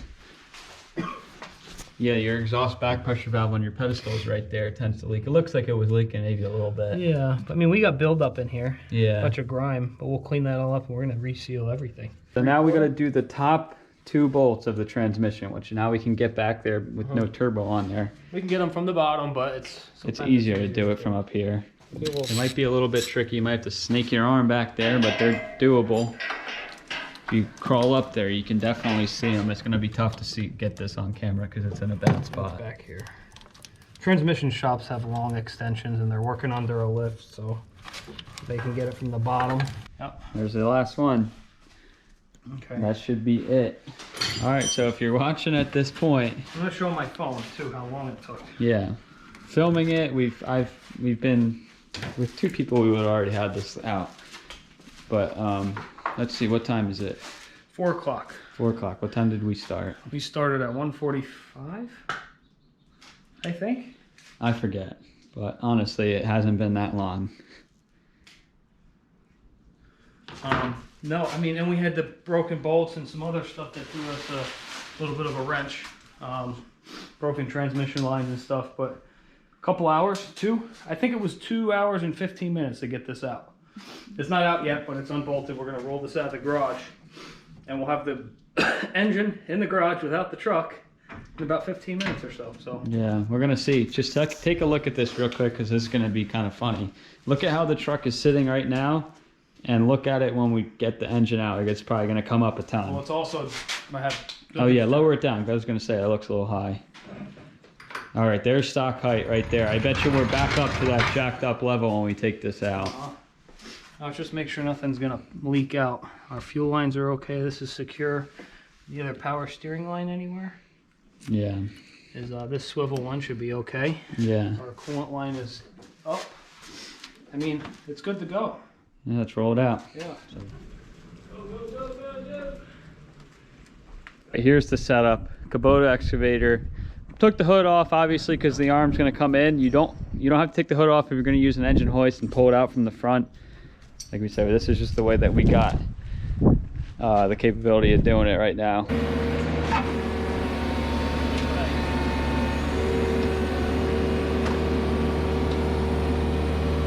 All right, well, let's check that out. That really wasn't that bad. It wasn't. That came right out. Yeah. So now we got it hanging from this chain. You can kind of see how we got straddled over, but Let's show them a couple things. yeah. So it was dark to see underneath, really dark, but this is epoxy holding the dipstick tube. yeah, the dipstick tube into the adapter here. It's all puttied up, it's leaking. A little bit crustiness here. We're gonna reuse these manifolds, but we're gonna put brand new bolts with gaskets. Yeah. You can see here with it out, this is where the up pipes were leaking. Yeah. Because guys, the turbo spools and gets its power from the exhaust manifolds running up to run the turbo. So if you have a leak here, this side's okay. I mean, if you're leaking out, if you have a hole in one of your exhaust manifolds, your truck's not gonna have the power that it's supposed to. And we're gonna re-gasket these because it's gonna get a better bite. They can't really see the drain hole as of right now because all this stuff is together, but it's right here. Yeah. We'll move this plate and the flex plate. It'll all run down the back of the motor to look like the rear main seal like we were talking about, or the back of the oil pan. Slung all around. Yeah, slung all around here. We're gonna be replacing these plugs. You can see this one's dry, or this one's wet and this one's dry as a bone. Yeah. The O-rings are for the turbo. I can guarantee are leaking. Here's your back fuel line. This one's a pain in the butt to get with the truck in. It's not impossible. It's not. It's a fairly easy job, but it's easy while it's right here. Yep. Let's see what else we got here on the front. The front's pretty dry. It doesn't really look that bad. A little bit of buildup here, but that's probably just from the oil pan's dry. Filling up oil. The sides are wet, but once again, that's from this. Yeah. Water pump's dry. The front low pressure pump is dry. Here's the fuel lines going into the motor. They're in good shape. Oil cooler's just starting, but we're gonna reseal that. New gaskets, new valve covers. We'll show it more once we get it into the garage. Yeah, and it really wasn't too bad. We'll come over here and just look at what's left of the truck now. Like we said, we wanted to strap that transmission up because you can see it's coming down a little bit. You don't want it to be flopping around. We don't want it hanging on these too much, but we're replacing these. And you can see how much it was leaking in here, actually. This was all power steering. But in the cradle, there's a little bit of leaks. You can see that too. If you guys don't, some people mount a bolt to hold your torque converter in. Yeah. If you try and roll it around too much, that'll pop out and you lose all your fluid. But we just leave that like that. Yeah. This truck's not only going to roll from here to back to the garage to be put back together. That's it. There's nothing like pulling your motor to drain the oil. But we're draining the oil right now just because it's out and we didn't do it before, so we're doing it right now. Yeah. We're going to spray down the exhaust manifold bolts because we're ready for a break right now. It's getting towards, I'm getting hungry, so got to go eat. We'll spray these down in here. We're going to spray them down and let them sit while we go eat. They're not horrible, so they should. They should come out. It's just better to have a little bit on there. It's cool to see the whole entire motor. Yeah. Out. Now we really know what we're dealing with. Yeah. We thought we ordered everything the other day, but I guess not 7.3 related. There's some other stuff we got to worry about, like the radiator is just a typical vehicle part, I guess. Yeah. We ordered all OEM Ford Motorcraft parts. As the motor sits right now. Yeah. Yeah. We need a radiator. We need a power steering cooler. AC. AC condenser. Compressor. Transmission lines. I'm sure we'll find a couple other things, but we have everything we need to seal up the external, to get it back into the truck, and we can add all these new things in later. All right, here we are, guys. Day 2 on this project. We let the exhaust manifold bolts soak overnight with some PB Blaster. Like we showed, we got all our parts ready to go. So hopefully in this video, we can get this whole thing stripped down externally, meaning wire harnesses, valve cover, gaskets, oil pan, etc. We're not talking pistons and cylinder heads or anything, but all the external sensors and seals, like the up pipes and stuff like that. We're going to get that all torn down, get it really cleaned up, and we're going to start installing the new parts with the Motorcraft glue and the O-rings and the water pump O-rings, etc., etc. Hopefully we get this back into the truck tomorrow morning, sitting in the frame. So we're going to start here by breaking free the bolts for the exhaust, but we always screw this up sometimes. We need to take the exhaust back pressure tube off first while the manifold is still bolted. Going? It's going. It can break off of this side because that's cheaper than a whole manifold. There it goes. Yeah.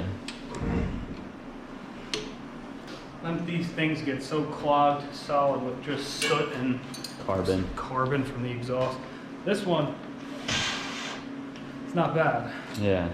We'll just hold on to this for now. It went? There goes one. What do you have, a 1/2 inch? This is a 13. Oh, 13. Those are coming out Those easy. are coming out like butter. They never come out like that. Wow.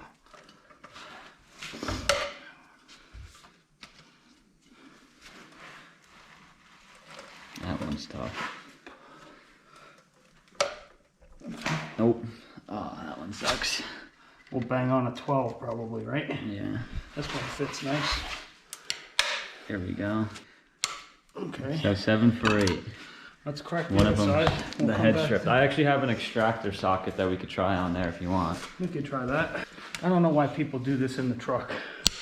It's easy right here, right in front of it. But at the point that people need exhaust manifold, gaskets, or up pipes, take the motor out. This is gonna need it. Yeah. And here's, you can see how wet it is in here. And a lot of the times too, when the exhaust manifolds that rotted out on a 7.3, the head is not far behind. Yeah. The head will get a little hole in it on one of the exhaust ports. You can tell the story on that one. Yeah, it happened at an F450 we had. Steve had. It was Steve's first dump truck. That head's turning, but the bolt's not turning. Okay.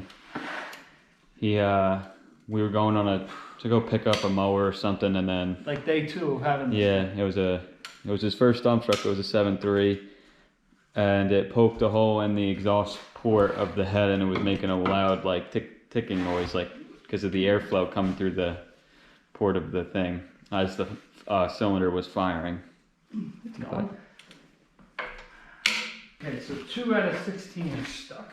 Okay, that's not bad at all. So this is method 1. Just tapping a smaller socket on, see what happens.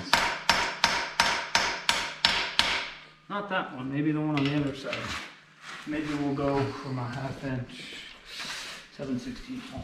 Well, I have that socket. It'll probably go right on. Okay, let's give this a whirl. And no. Okay. So that's a failed attempt to do that. Before you get that, let's try.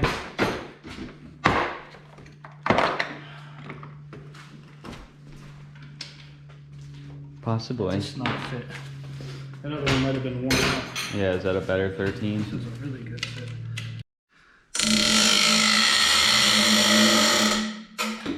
That's crazy. Should we spray it a little bit? I sprayed it 2 separate times. Yeah, so I Like guess 12 hours apart. Almost there. I think it's what happens with these is I think either the bolts swell up or this piece in here swells up, and when you pull the bolt out, sometimes it can't fit through the original hole. Okay. These are ready to get zipped out. Okay. Let's get it work. Whatever tool you got for that side. So yeah, so if it's stuck on there, this is another approach. Before you get to cutting bolts, I have a socket thing here somewhere.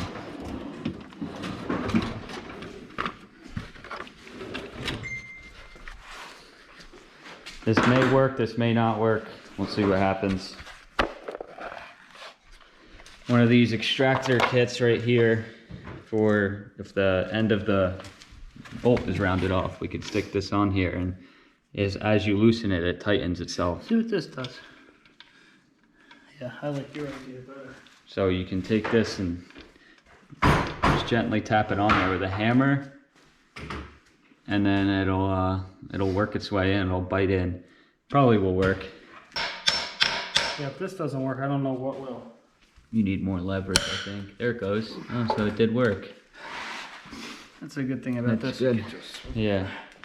The good thing is that if you tighten it the other way, that socket will come right off. So. Alright, don't talk yet. We're not out of the woods yet. Nah. It's getting tight. It's going. I'd love to not have to weld or pipe wrench any of these. Yeah, so what you just saw is not how it always goes. It doesn't usually go that way unless the truck is very little rust like this one. So what happens is these bolts will be so broken down from rust, and when you go to put a 13 millimeter socket on it, it'll be like a 12 or even smaller.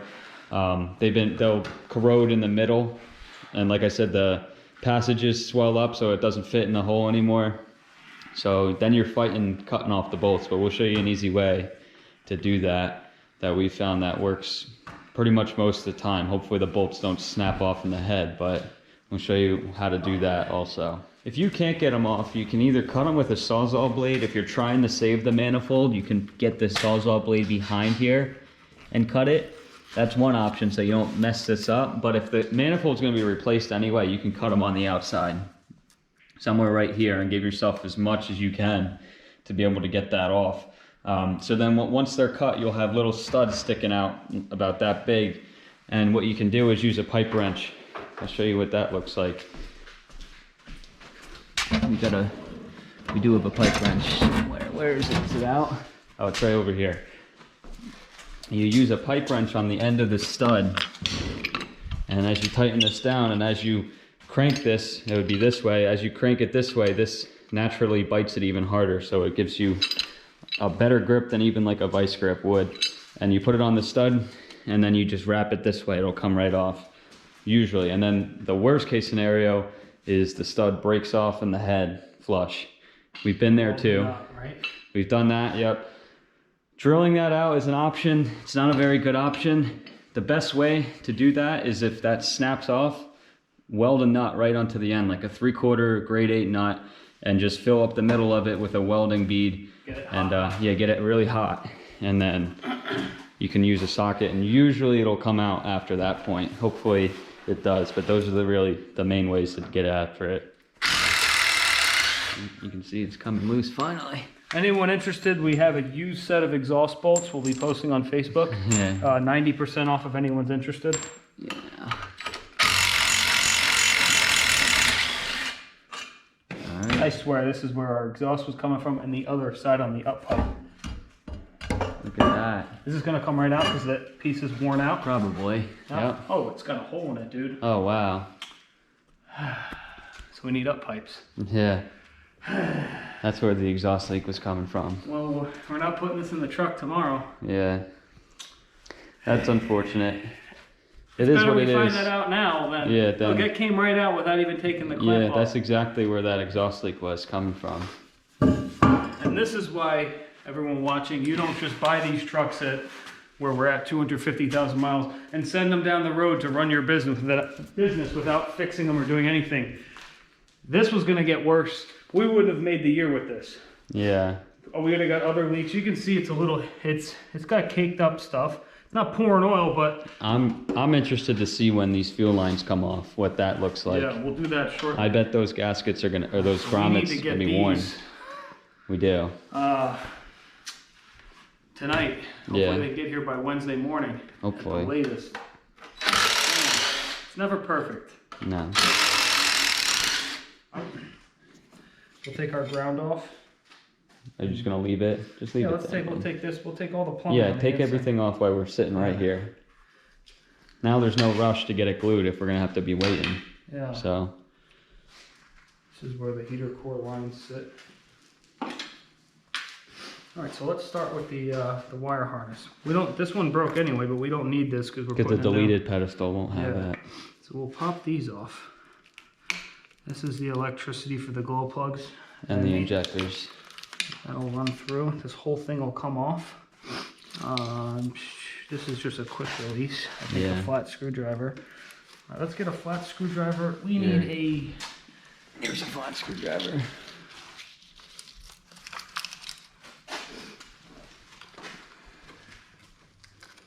This comes out like so.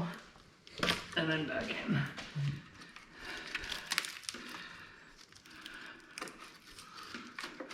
Okay.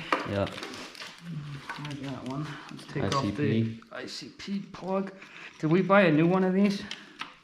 We didn't, but there's no, we had a new one. We have a brand new one in that box. Okay.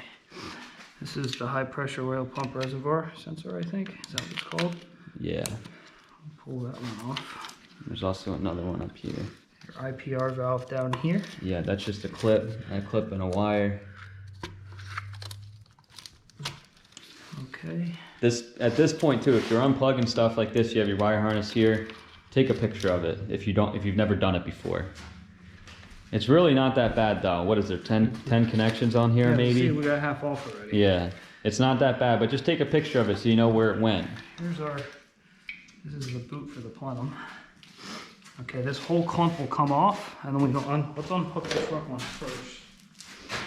Third cam sensor. What is this exactly called? I think it's technically called a cam sensor. Everybody calls it a crank sensor on Crank the or a computer. cam, they call it different things. Some motors have a crank and a cam sensor, but this only has a cam sensor. Here's our water pump sensor.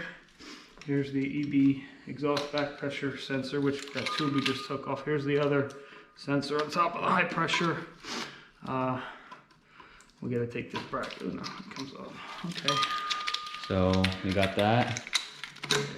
Now we just got these. These are 13s. And you can just take the whole bracket. Yeah, do not take the wires off of here. Yeah, the whole You don't thing have to. slide right out. There's three, I believe there's three. There's 3 nuts down there that are 13s, and you can literally slide the whole bracket off. Okay, look. As easy as this. Yeah, slide it off. Swivels. It's gonna come off of that one. So you can see the 3 studs now. 1, 2, 3. Leave all the wires hooked up Here's our wire harness. to that. Right And over it's really not that complicated, the wiring harness. So there it sits. Now look at the motor. Now you can really see everything, and we'll be able to point out different stuff. But what do we want to start off with, the turbo pedestal or something? Yeah, let me just get this hanging so that doesn't break. All right, here's our 10, which is this sucker right here. All right. So yeah, turbo pedestal, 10 millimeters. No, I don't want to break these, so I'm going to crack them free with this thing.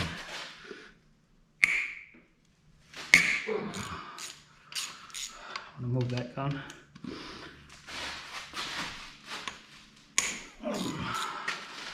This thing is oily. Yeah, it is. No puddles of oil under it yet, but look, see, here's the broken dipstick. Oh yeah. From years ago, and they replaced it and they just left it here. They probably fell there and they couldn't get it. Yeah. Okay. So that comes off, and now just zip it off with the gun. Okay. So there you go. Pedestal pops up. I feel like they had a monster oil leak and they just dumped shit in here. What is that? It's mulch. That's mulch? It looks. What in the? Or is that the insulation from the firewall, or a mouse nest or something? Look at this. Yeah. Yeah, it's plastic. What is it? Insulation from the firewall, probably. They I bet you there was a mouse or something. Or did they plug the hole so that it stayed They in? plugged it because they probably had a monster leak. And then they sold it or something? Somebody sold it at some point? No. It's a good thing we're taking this apart. Yeah. See, this could be wrong with a 30,000 mile motor. It's 20 years old. It's gonna have, even if it's just the gasket from the high pressure oil pump, it's gonna have oil in the valley. Yeah. It's not about miles, it's about time.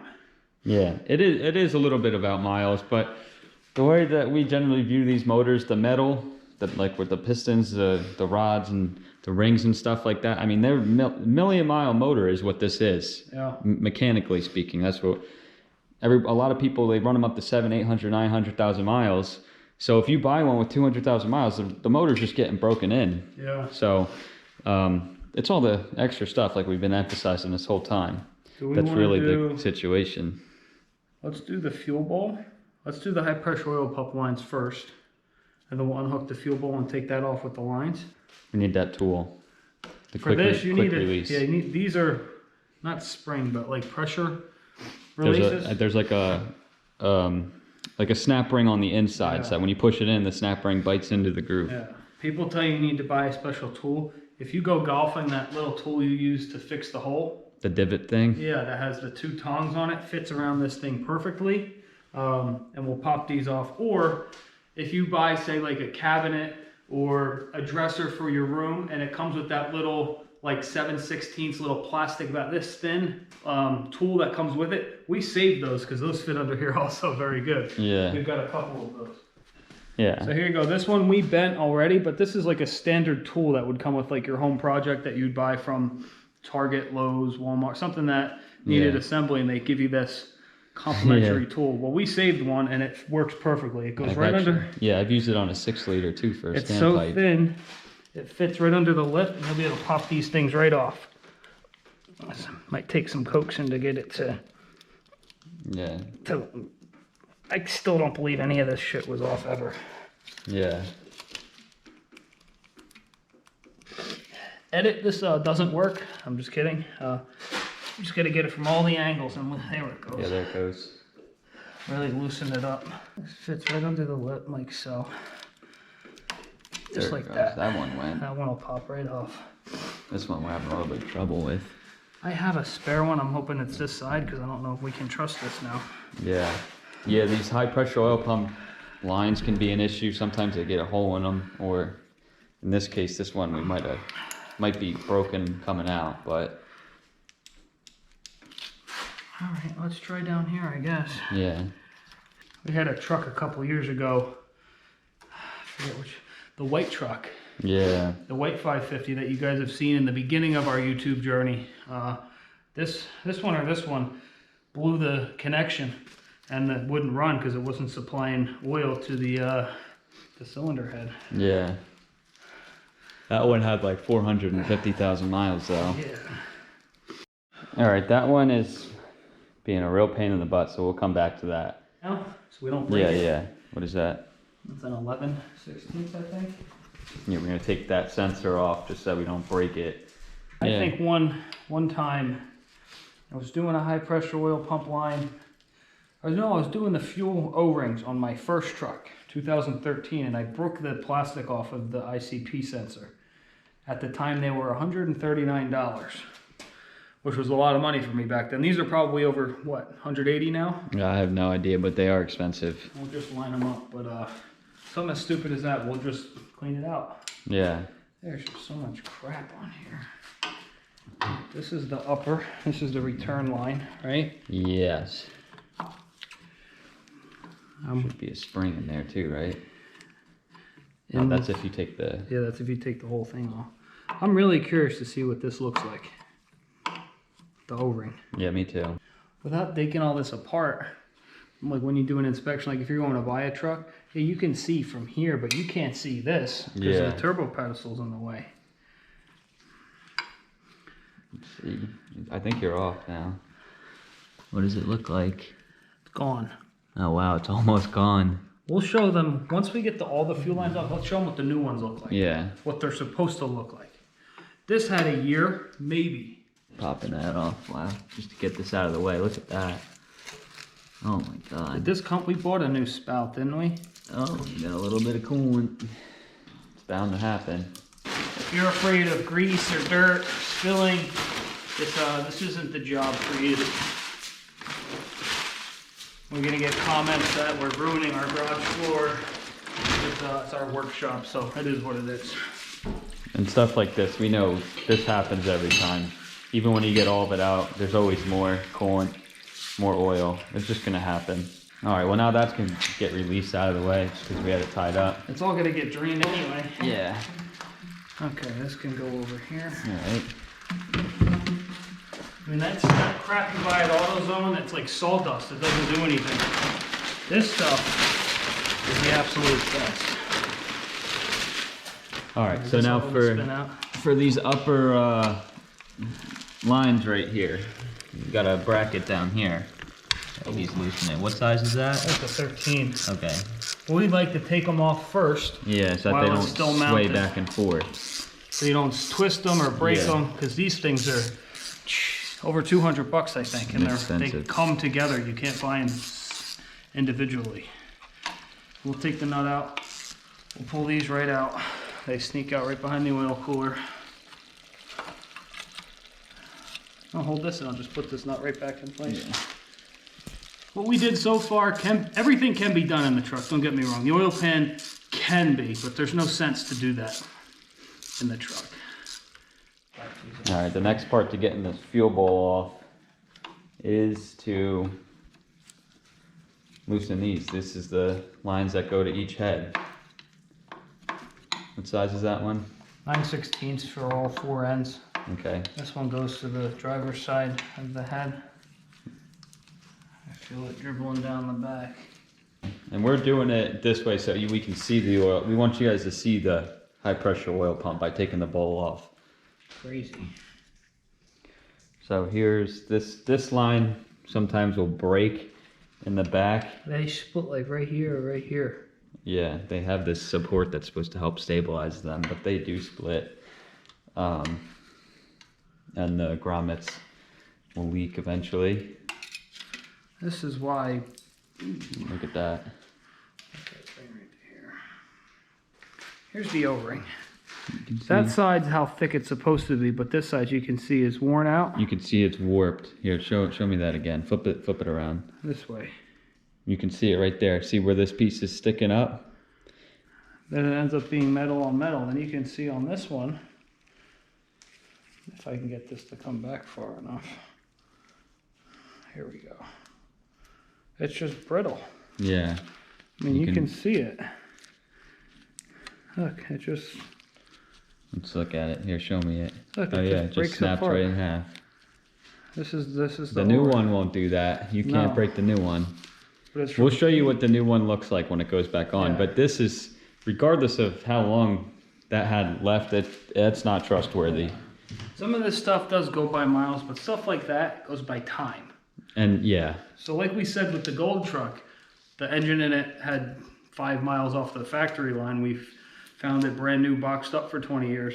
We took the fuel lines off brand new, and they were all deteriorated just from sitting for 20 years. So once again, the truck's on eBay and Facebook for 30 grand. They're gonna need that unless they did it already.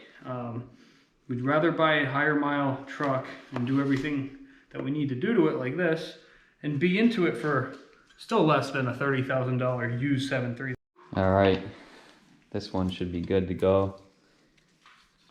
This is crazy. This thing wasn't pissing fluid everywhere, all over the street and stuff, especially where we bought it from. Okay, this can come out this way. Look at this one. It looks okay on this side. That's the thickness. Let me see. Wait, And then we look can't really see. Maybe put it up against this way. Now we can kind of see. It's tough to get it to. And then on this side, Yeah, you can see it's a little bit ripped on the end. it'll just fall right off. Let's see. Yeah. Look, like to nothing. Just rips right in half. And then it's metal on metal, and then you're pouring diesel fuel out. This is the other side. This side's broken too. Look, that's just Yeah, look at, wait, let me see that. Look at how uneven that is. Oh my God. it just... Now you can buy these lines. These are kind of rusty, so we're replacing the whole line with the grommet. I don't think these ones are expensive. They're not, but you can just buy the grommets for the end and reuse the lines. Oh yeah, for the driver's side one. And we could, it's just dirty. We could probably get away with it on this, but we're not gonna risk it. This plate is the front access cover to the high pressure oil pump nut. For the gear. And then it's also the mount for the exhaust back pressure sensor, which was that tube you saw that ran down. That one has a glue on it.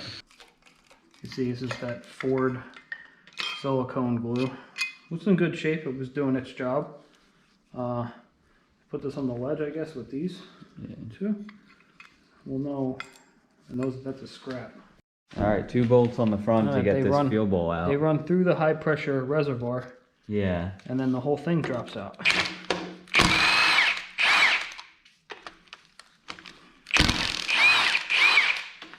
So now you can just grab the fuel bowl. Just watch your line in the back there.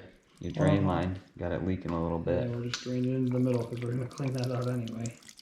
We're going to take this whole bowl apart. We bought the reseal kit for this, right? Yes. While we're watching this, I'm going to bet that we're going to get some comments about deleting the fuel bowl, which is an option. I did that on my daily driver truck actually, but it's kind of an expensive route to do it the right way, because then you need to do like a 4-line kit to each port in the head, and then, I mean, while you're at it, you might as well put a lift pump on it and get rid of the fuel lines and do that whole delete system with just one straight line with a regulated return. That's the right way, in my opinion, to do that, but that's an expensive job. The parts are really expensive to do that. And this way works. It's going to be a work truck. Not trying to make a million horsepower out of it or anything. We just want it to be reliable like it was for the first 10 or 15 years. So we're going to crack the water pump free. Just these free before we take them off. Oh, yeah. We're not fighting with them. Because I think with the new one, we have to switch these, right? Yes. We'll take the pull. There it goes. Go. This is reused, so we'll stick this over here. With our bolts. I just wanted to crack these 2 free real quick. Before we forget, we take it off and then we have to put it in the vise or something. Once again, just removing this for stability reasons while it's on the ground. It's easier to get these off than fighting it when it's up in the air. I just want to crack them and I take them off. These are necessary to take off because the new water pump doesn't come with that nipple and it doesn't come with the sensor. Got to crack free this nut on the front here for the high pressure pump with the gear. That is a 3/4. Just Don't drop the washer, but if you do, it's in a really easy spot to get it. And we're taking it apart anyway. Yeah, right we're now, taking it apart, so. Okay, so now we got that. So yeah, it comes out with this. Don't drop that washer in there, but you just take it out, it'll come right out. Alright, so we're gonna do a... And then did you crack the 10 millimeters free on the back? We're gonna do a 10 with the medium ratchet. Okay. These have to be on straight or else you'll strip them out and it'll ruin your day. Yeah. And then this is just to more emphasize why do we take the motor out, is when we're doing all this little stuff like this. This is a pain in the butt in the truck. it's harder than you think. It might be simple because it's only 2 bolts, but if you strip a bolt, you're in a really tough spot. What is this? Yeah. Huh? Battery terminal? Probably. There you go. Holy crap. So then this high pressure oil pump has a gasket that sits in between the front of it and the pump where the reservoir is. And we'll show you that. We'll see what that looks like. There's one of them. You ever wonder where your thing drains to? Is right here when you drain your fuel bowl. Yeah, your line comes down right to here. When you're doing your service. This is gonna pour a good amount of oil out probably. Yeah. Okay. Here's the 2 bolts. One's longer than the other. This should rock free, right? Yeah, there it goes. Like so. Yeah. High pressure oil. A little bit of oil's coming out. I'm gonna put our bolts Actually, a lot of oil's coming out. Hopefully it doesn't come this way. We stuff maybe stuff a paper towel in there. Let's see. Let me see the gasket on there. Where's the bolt for that? What? The high pressure oil pump bolt. I put it over there by the cover. So here's your high pressure oil pump. Actually, this gasket looks okay. But this is the gasket right here. And that's pretty much all there is to that. It's like a river. Yeah. Here's the plug. There it goes. See it? Yep, and now it leaks down is your what- back. You and can it see it looks- coming down the back, and then boom, gets slung around with the flywheel. And it looks like an oil pan. Yeah. This you was can like see a it, beaver though. dam. Yeah. I'm gonna put some crap And on now the it floor. comes right down here. You can see it. What's Oh. the- And then look, wow, yeah, it looks like the oil pan's leaking.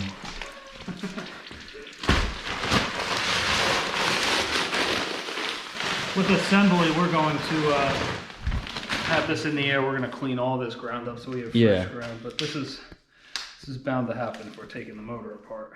All right, next we're gonna kind of attack getting this water pump off, this front cover off, the oil pan off, that sort of thing. We're gonna start with this harmonic balancer. So a 15/16. You need a puller to get this off. Yeah, if the nut can't come off, if you don't have an impact gun, you can use a breaker bar. Highly recommend it when all the pulleys are still in and there's pressure on it with the belts. But this should zip right out. Just like so. Yeah. Don't strip that out. Yeah. You need, this is called a harmonic balancer puller. You can get this from your local auto parts store. It's only about 20 bucks. And it's good for doing like other flywheels too. This thing will do, Might be this. it threads right into the flywheel, or in this case, the harmonic balancer, and then the drill gets driven down and it pops it right off. And then also highly recommend replacing with grade 8 bolts, right? Yeah, because I think one of these we had a problem with one time where the bolt snapped, and then we had to go out and buy new ones. Is it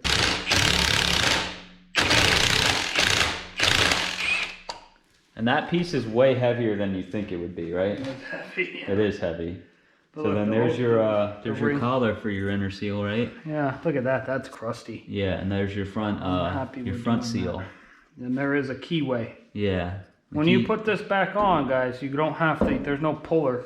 You use the existing nut, get this on straight enough, and then the nut sucks it right back in. Yeah. Look at this seal though. It wasn't leaking, but Yeah. So then behind this, your low pressure oil pump sits in here. tell them what those Yeah. what the low pressure oil pump does. Yeah, so High we'll pressure see. oil pump. We'll see in a minute here when we get the oil pan off. There's a pickup tube that pulls the oil, gets drawn through that, through your low pressure oil pump, which is driven off of the crankshaft. And then from there, that pushes the oil into your reservoir up here. And then that's where the oil sits when it's fed into the high pressure oil pump, and then it's really pressurized to run your injectors.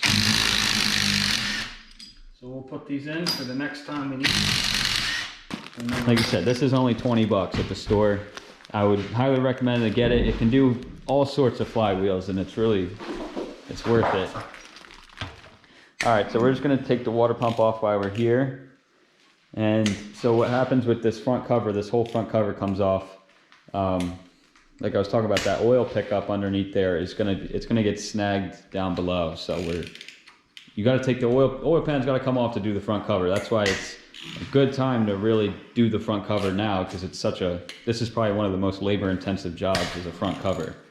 Why am I using a 1/4-inch ratchet to break these free?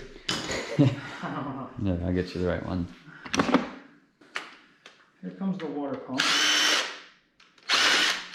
Just want to emphasize, definitely crack these free before you do the gun, because these bolts have a tendency to round off on the water pump in the front. Or They're even 10 snap. millimeters. Yeah. And two, if it's your first time doing, say, just the water pump, you want to mark some people take a cardboard cutout Yeah. and put the bolts where they need to go. I mean, we know where they all need to go based upon the thickness of the water pump itself. Like, for example, this bolt we know goes in this slot, which is the same length as this one, and then these ones are just small. But, Yeah. if it's your first time, take your time and just do it right. All right, that sucker should come off. All Nice and right. clean. Yeah, it looks great, actually. I want to point out something else real quick to look at. Behind these front covers here, or behind the water pump in the front cover, this backing plate right here where the front cover sits will get cavitation. Some of them will if they use the wrong coolant, or some of them that idle a lot. The air bubbles will rip off a little bit of material here over time. I've actually had that happen on my truck, so I had to replace the front cover. And it'll also do the same thing in the end of the oil cooler caps. We'll look at that as well. It looks like little pits. It's like almost like a rusting for this type of material, but This it's looks just great though. It looks really good, but it'll get so bad that it'll start to wear away and go behind this is oil, and then in the front right here is where your gasket seals. And if it gets really that bad, it'll eat away this flush surface right here, and you'll never get the water pump to seal. Here's our gasket. No Yeah. glue for the water pump, but you buy these things from cheap China, Amazon. They'll work for the while, and then the bearings will wear out, right? Yeah. And then they will eat in here if they're wobbling. You don't replace it in time, you'll lose your fluid out the front. This water pump, it's such a shame because it's in Right. good shape and it's OEM. I think that's the original one. Look at the gasket. Yeah. The blue gasket. Now all the gaskets are black. Yeah, no play. It's almost like Yeah. it's a shame to scrap this, but We'll just put it off to the side for Yeah. now. okay, We're putting a brand new OEM Yeah. one though, so it's but worth it. Yeah, but it's just a shame to say, right, Yeah. buy, throw it in the scrapyard. Yeah. I am looking forward to picking this up and cleaning all this crap up because I feel like I'm just. Getting covered. Let's pop this cam sensor out. Yeah. Explain what this does. This reads where the. It reads the firing, or it determines the firing order of the motor. It knows where the cam is, or I guess it runs off of. It runs off the cam, I guess, and then it determines when to fire. If you unplug it, the truck won't run, so it won't know what to do. This one's been in here a while. I wonder, I don't know, was there ever a recall on them when they were selling them brand new? I have no idea. I know that they were problematic though. Oh, there's like white powder with it. It's been in here so long. The truck ran though. Yeah, I know. That's the surprising thing. It looks like they didn't do anything to it. It's better to run OEM for 20 years and to halfway through replace even if it was in good shape, replace it with Chinese crap. Yeah. But it's still just. Oh my God. There it goes. Look at that. That's going right in the garbage. Yeah. Yeah. We'll screw the bolt right back in. It worked though. That's crazy. It did. It worked. But we have a brand new one, so. They're not that expensive. We'll take the oil pump off Yeah. and then we'll do the oil cooler, right? Yeah. We'll clean the top. And then we'll do the oil pan. Then we'll lift it up and do the oil pan. Or once it's clean, we can take the injectors and everything out. And yeah. Let's zip this up.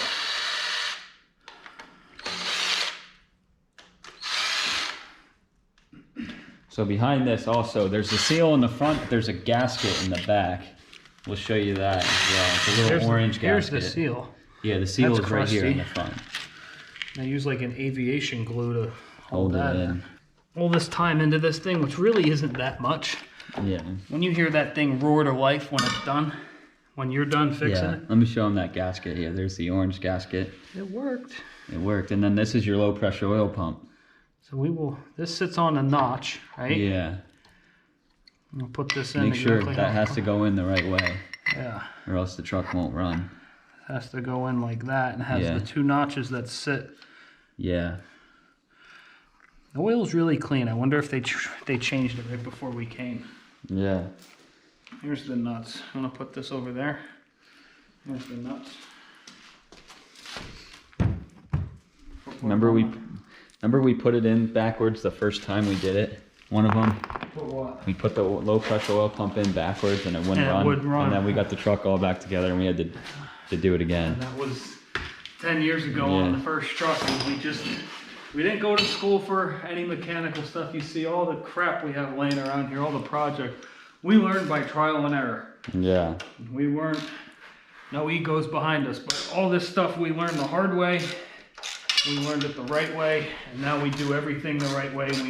Yeah. And the first time I did this, I think I bought a scrap motor that was either blown up or needed rings or something. It didn't run. I bought it for like 50 bucks, the whole thing. It had no injectors. They took all the valuable parts. It was just a block and the front cover. And I just did it for fun, basically, to see. I had never done a front cover before, so I did it for fun to see what it was, because it didn't matter.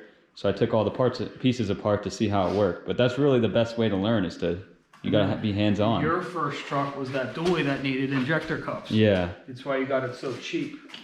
Yeah. What are these for? Those are the hood. Hood Those bolts. are for the hood. Okay. Yeah. I'm gonna take the oil filter off now. While Yeah. the thing is still to the block. Yeah. Which are tools with the oil filters. Oh yeah, so my first truck that I bought was a 7.3 dually. It was a 99. It was one of those Centurion packages from like Texas or whatever. But I bought it, and it needed injector cups. It had diesel in the coolant, and that was the first time that we had really ever looked into something like that, doing injector cups. And what year was that? 2015 or 14, 15. I didn't even have my permit, Yeah. I think, when we bought that truck. People were telling us not to buy it because of, what'd you get it for? It was like 2,500 bucks. I got it for 1,500 bucks. 1,500. Okay. Yeah, and it ran, and it just needed injector cups, but we did everything. But we had never done it before.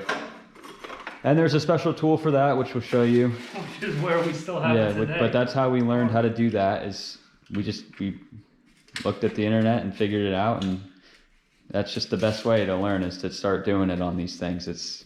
You know what's funny about that? We rented the tool on eBay the first time. Oh yeah, we did. Realized we need to do this again. We'll just buy it. Yeah, so now we bought it. We do every single one that way, but I don't think there's a book that you can read to figure these things out without actually working on them. Okay, just to get that while it's sturdy. You want to show them that tool? and this is the greatest oil filter wrench. When you go to tighten it, it'll, this way. To loosen it, no, it's this way, sorry. It grabs it. It'll grab it and turn it versus pliers or however else people do it. We'll zip this off. We're gonna get coolant to come out of here. Probably some oil, or just coolant, I think. Maybe a little bit of oil. But we'll strip this off. We'll take the flywheel off. We'll clean up top. We'll get this up in the air. We'll be able to clean the ground and have a nice clean surface. Is there other ways to do this by putting tarps down? Yes. This speedy dry stuff works wonders, so don't hate on us in the comments, please. So there we go for that. There's two 3, right? I think that side has 3. This side has 2. Yeah. And so there's a gasket that sits in between this right here, as well as the O-rings, and there's a gasket on that side. Oh, there you go, more coolant. All right, let's get that bag. That's quite a bit of coolant. Another way to do this, you could drain the block. There's ports to drain the block, but obviously we knew this was going to happen, so we just have this ready. And all right, so the oil cooler comes off. Yeah, the gasket stayed on this side. Yeah, there's not in bad shape. Yeah. It looks like it might have been done. I don't know. Doesn't look horrible. Oil These coolers are definitely. common. I'd love to show them this. Yeah. Once we get to it. Here's the gasket. That plate, or that face sits there, And then if you remember early in the video, I was talking about the block heater. Your block heater sits right there. It's that copper tube that's bent. That's where your wire plugs into. Right on that side, right there. That'll heat the block, and if you have a cold starting problem, it'll start. But when we're done with this thing will start regardless of how cold it is, pretty much. Around here, at least. That one wasn't replaced. Look at that. Yeah. That's rotting away. Yeah. We'll set this to the side because we'll have to show. We'll have to go through that. Break this apart and press in the new seals and everything. I can go here. This is all external. Yeah. Not yet, but when we do the oil pan, we'll take the motor mounts off. Yeah. We can really clean it. Want to take the flywheel off now? Yeah. That's a 3/4 oval, right? Yeah. Yeah, we could, if we had the engine hoist, we'd be working up high. We got rid of it when we sold the house, so we're making do here. Yeah. We didn't think we were gonna have to do one of these for a while until we bought it. Just 3/4, right? Yeah. And then your flex plate or flywheel comes off. I'll put that over here. Now here's the back of the motor, you can see. This just comes right off. Yeah, it's just like a spacer. Here's the rear main. Rear main. Is this, yeah. See, like it'll drain right down here, come right down this thing. Yeah. Look like the rear main. Who knows? This looks so old. Yeah. Probably was never replaced. We'll find out, because we were just talking about this the other day. From the factory, they didn't put the ring inside these seals. I think the seal just went right over top of the back of the crank. The new ones have the seals that go on. We'll find out. Maybe I sound so stupid right now, but to me, this doesn't look like it would even have it, just by looking at it. Yeah, it looks like we'll find out once we get this up in the air. This will come, we can pop Yeah, this. this is your spacer plate for your trans. This will just have, it should have a pin there, little clip, but it doesn't. We'll just get this behind it. Just work it off.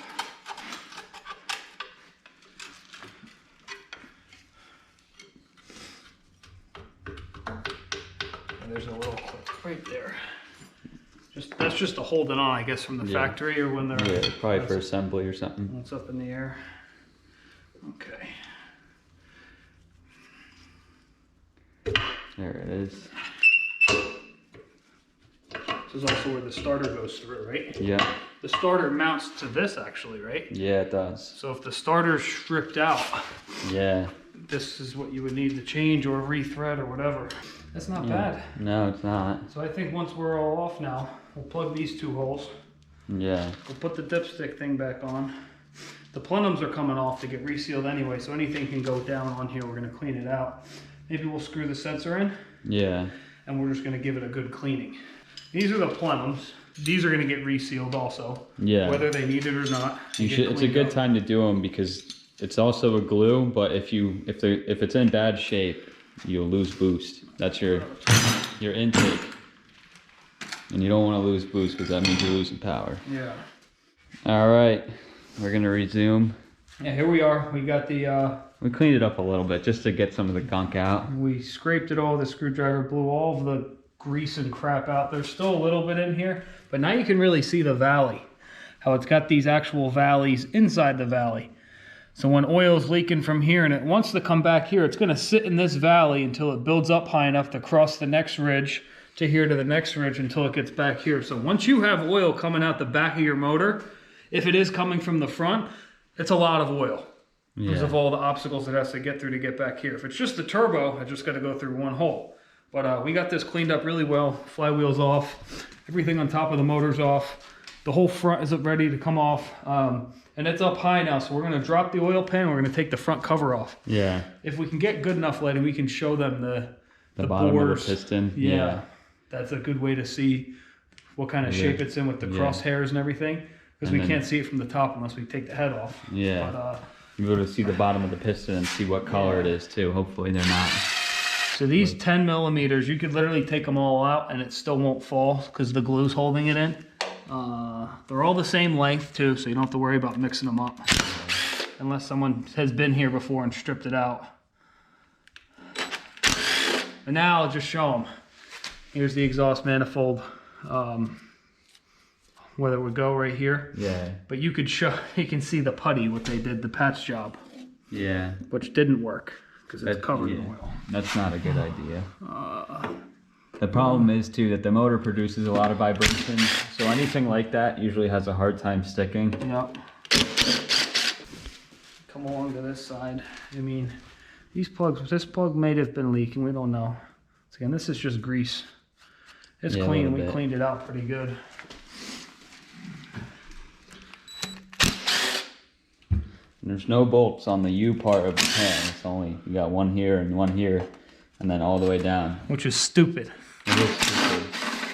I wish there was a way to clamp it right here. The glue does it, but yeah. And we drained our oil, so there shouldn't really be anything in here. But the block cleans up pretty well. Yeah, this oil pan was probably okay to reuse, but it has that little bit. I don't like the rust on the other side. And this whole putty job thing. We could have painted it. Yeah, like sanded we it. could have gone back, but for $180 you get a brand new OEM one. yeah, it's worth it just to do it. There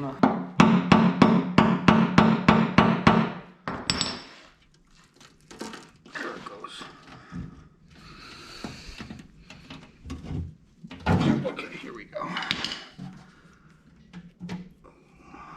I'm liking what I'm seeing so far.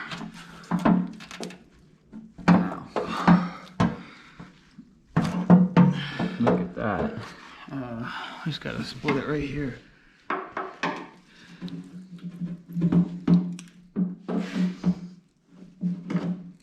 I can't bend it down because of the pickup tube. Oh yeah. There it goes. Look at that. Okay, here's the O-ring hanging. Look. Oh yeah. See, that's what we were talking about. This is the O-ring that sits around this adapter for the dipstick. It broke inside the oil pan. Yeah. Just like that. It just actually came out. Come right out. It was broken. So they were probably pissing oil out the side of this while it was idling, and then they decided to putty it, and it didn't work. This glue does not fail. Yeah. It just doesn't. Look at it. I mean, that just showed you proof there. We couldn't even get it off. We didn't even know that we knew that this was bad, but it was just hanging. Yeah, yeah. That's just the crazy thing.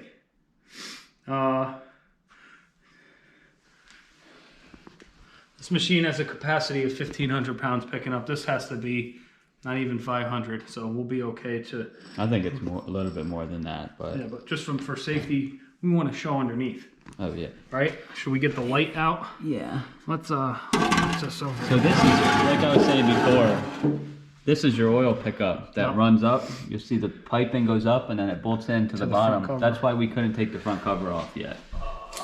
Let's see if this helps with the camera. Let's see. Ooh, that looks really good. You can see it.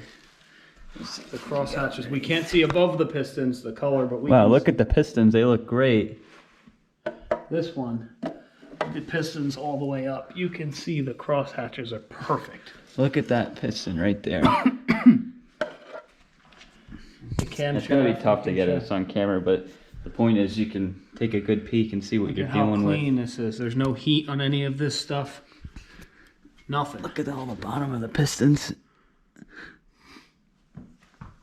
Crazy, right? Yeah. Let me come around that side.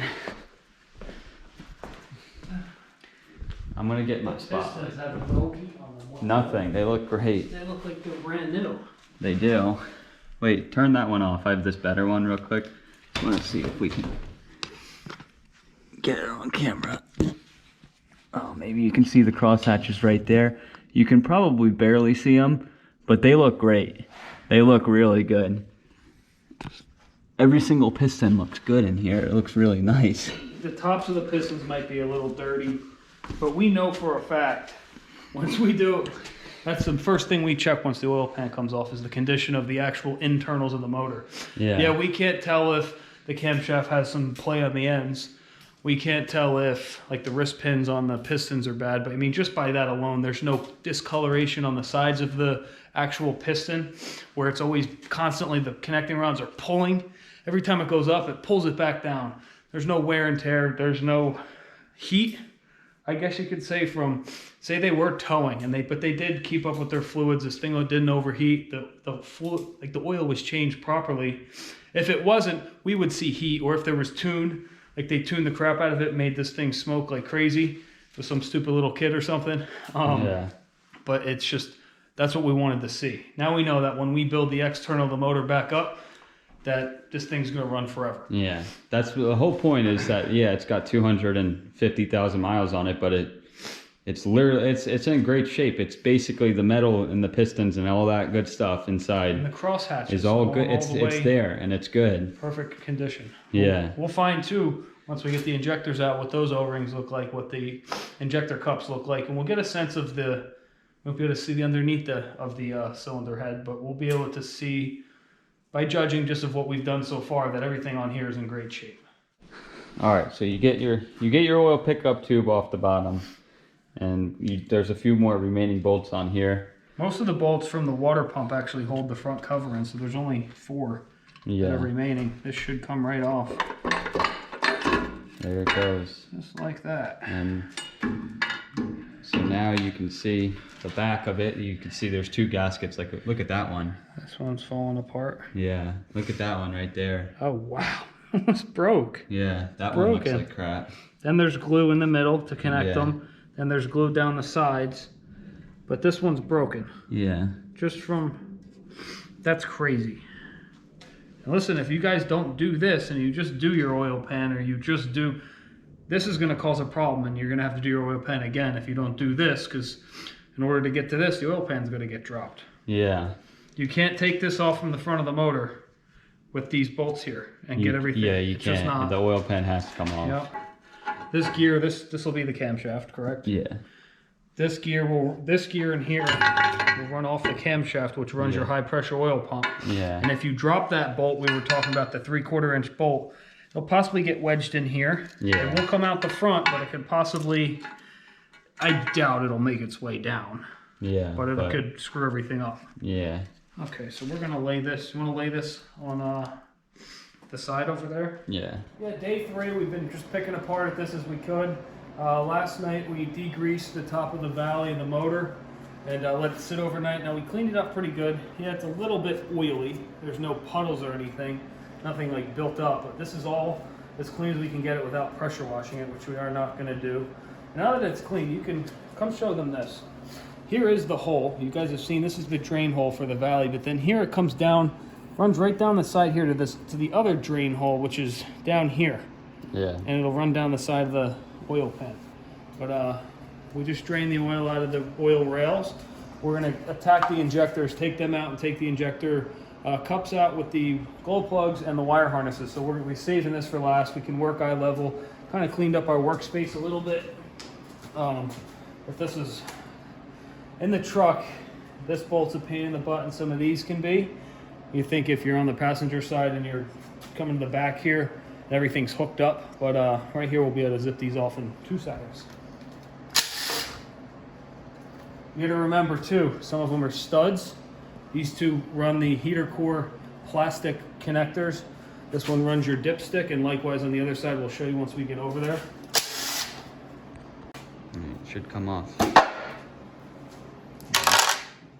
Put our nuts in here, we'll put this up. So here's all your injectors. Your valve cover harness is plugged in up top there. We'll pop these wire harnesses off. They're very easy. Let me just adjust this glove real quick. If you look down here where these white wires are, your glow plugs are sitting right here. 1, 2, 3, 4. We'll take the glow plugs out after we take the injectors out, so Yeah, you can it'll be see. a little bit easier. Because like we said, some people may be doing just little bits and pieces of this whole build process that we're doing here. You may just need this video to do your glow plugs, or you may just need this video to replace your valve cover gaskets or just your oil pan. But hopefully everyone is getting something from this. We'll show you how it can be tricky to do the glow plugs when it's in the truck. It's not hard at all, actually. It's just it's your first time, you just want to make sure you don't drop it. You pop these off. We like to get it's a pair of needle nose just to pop the boots off of the actual glow plugs. Yeah, and let me we show are him that here. You can see he's right reaching here. down right on the boot and just nice and gently pull it up. They come right off. Yeah. We are not reusing these, so we're not even worried about it. And this is where they come unplugged under the valve cover. Is you get your power coming in through the valve cover gasket here, and it comes into here. And what's it called? The 50-cent mod or something? Yeah, the quarter. The quarter mod. Quarter People trick. will put a quarter underneath here to keep this retainer pushed out to be able to hold it in, because these things come unclipped very easily, or they break, or they get brittle. Yeah, you cut a quarter in like half basically, and you slip it right under here, and then that It'll put the clip pressure. can't come out. Yeah. So These whole things will come right out here. No need to disconnect this, but because we're just replacing replacing everything. it. Yeah. We could probably reuse it, but we're gonna replace it. We'll put them in a pile as marked good, Yeah. and just store them in case we ever needed them in a bind. But these Chinese ones do not work. They're very brittle. The connectors will come unpopped on your glow plugs. These will not stay stepped in, especially in here. This is just junk plastic when it's made. All the Chinese crap will not stay plugged in under the valve cover, and you'll be stuck on the side of the road with your truck either running on only one cylinder or the other one, or not, or neither of them. Or they won't even stay plugged in up here. But Yeah. and then we'll do all the injectors, and then we'll do all the glow plugs. Yeah, do the other side, we'll do everything So we need together. a Phillips head for this. Yeah, so this is the dog house for your crankcase vent. Just 2 Phillip heads. We could sneak a little wrench back here. It's just easier to take this off because this has 2 O-rings underneath it that swell up Yeah, we're gonna about just triple the size of what they're supposed to be, and that's where some of this grease and stuff is coming from. Again, you've heard it 3 times in this video. If you guys could really give this video a thumbs up, we're gonna try and make this one of the best videos we've put out to date. Definitely subscribe if you haven't subscribed. Definitely subscribe if you haven't subscribed yet to our channel. We'll be getting going with spring cleanups. Hopefully in the next week or so, we'll be getting back to landscape work. But this whole thing would have been done by now if Jimmy was able to help me, but he's taking a step back, filming the entire thing here while I'm doing the work, and then we're working together on putting it in and out of the truck. But he's doing all the editing, all the filming, taking all the time of that, which is taken away from, we could have 4 hands on this right now. It could have been done in a day and a half, but we're gonna take the long route just to make this one of the greatest videos that we've made, and hopefully on YouTube, one of the better videos on redoing your 7.3 Powerstroke. And when we say redo, we're not rebuilding the internals of the motor. We're, like we said, doing all the externals. But here's the seals. This one won't even fit in its spot because it's swelled up so bad. But we'll replace those with new O-rings.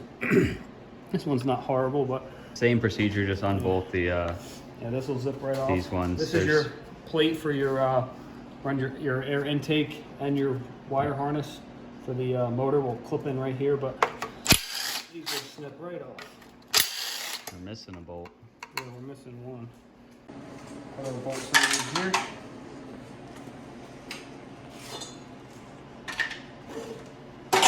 Just keep it nice and organized. Just keep it over there. Yeah. Back in the day, we would put literally every single bolt back in its place when we were taking it apart. 10 years ago on the first truck we did. Now we're to the point where we can just put them in piles, and we know just by the sequence of how we do these things where everything is. So we'll do the same thing over here. We'll pop the injector wires out, and we'll pull the glow plug wires off, and then the valve cover gasket will come off. We'll get the injectors out and show you guys what that looks like. All right, well this one's off. I just want to make an important point now. When you're working with this and the valve cover's off, don't drop any tools in here. Yeah. If it goes down in there or in any of the other crevices in there, it's a big deal. It's not easy to retrieve it, and the glow plugs here, you're going to need a deep socket. Yeah. We like to use the 1/4-inch ratchet. Once you get it loose, then you can grab the tip of it with your needle nose. Some people use a fuel line that'll fit right over top of it, and they can pull it right out. That works great. But you got, like Jim just said, you got a bunch of crevices here that it could fall into. Yeah, you don't want that to happen. Where the what the heck? The push rods. We got the holes right here, and you'll see more of that once the injectors come out. So we'll pull the injectors first. Yeah. You can see that these are the oil spouts on the back of them. Do not break them. Yeah, those ones. Don't pry up against them because they'll break. Basically, you're going to just need to take the front 8 millimeters off, and then this thing will push back. You can press it. You do not need to take the rear ones off. Yeah, just the front. You can if you really want to and go way into detail, but we'll show you how easy it is without doing it.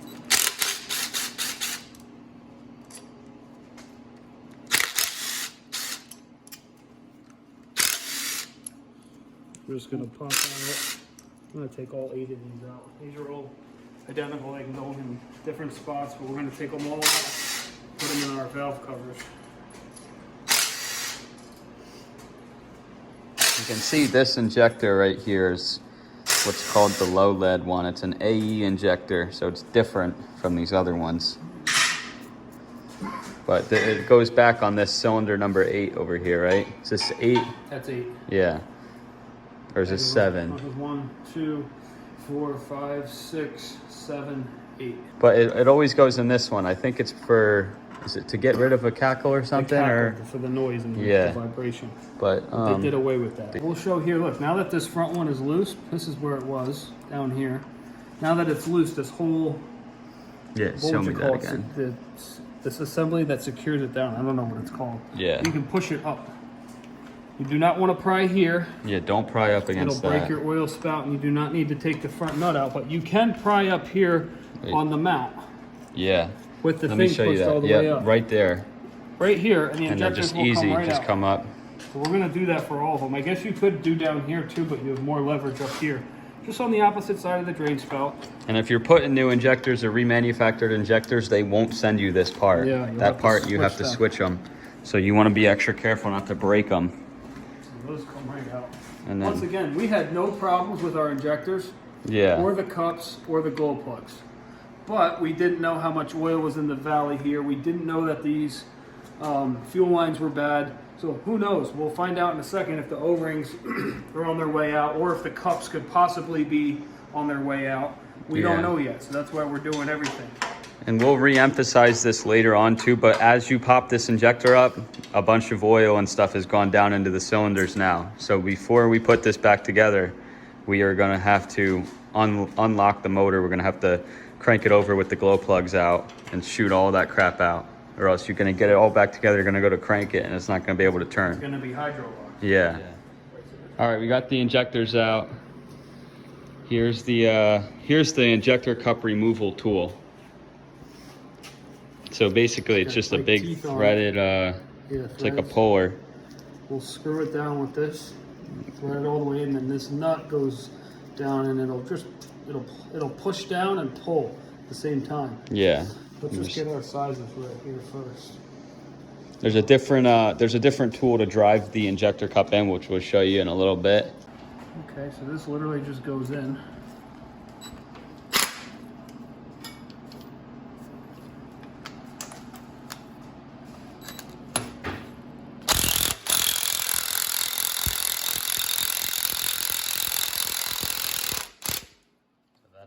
You let it go.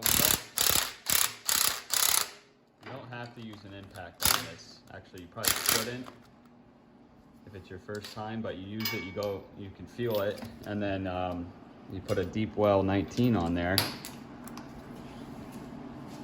and watch this, it'll come right out.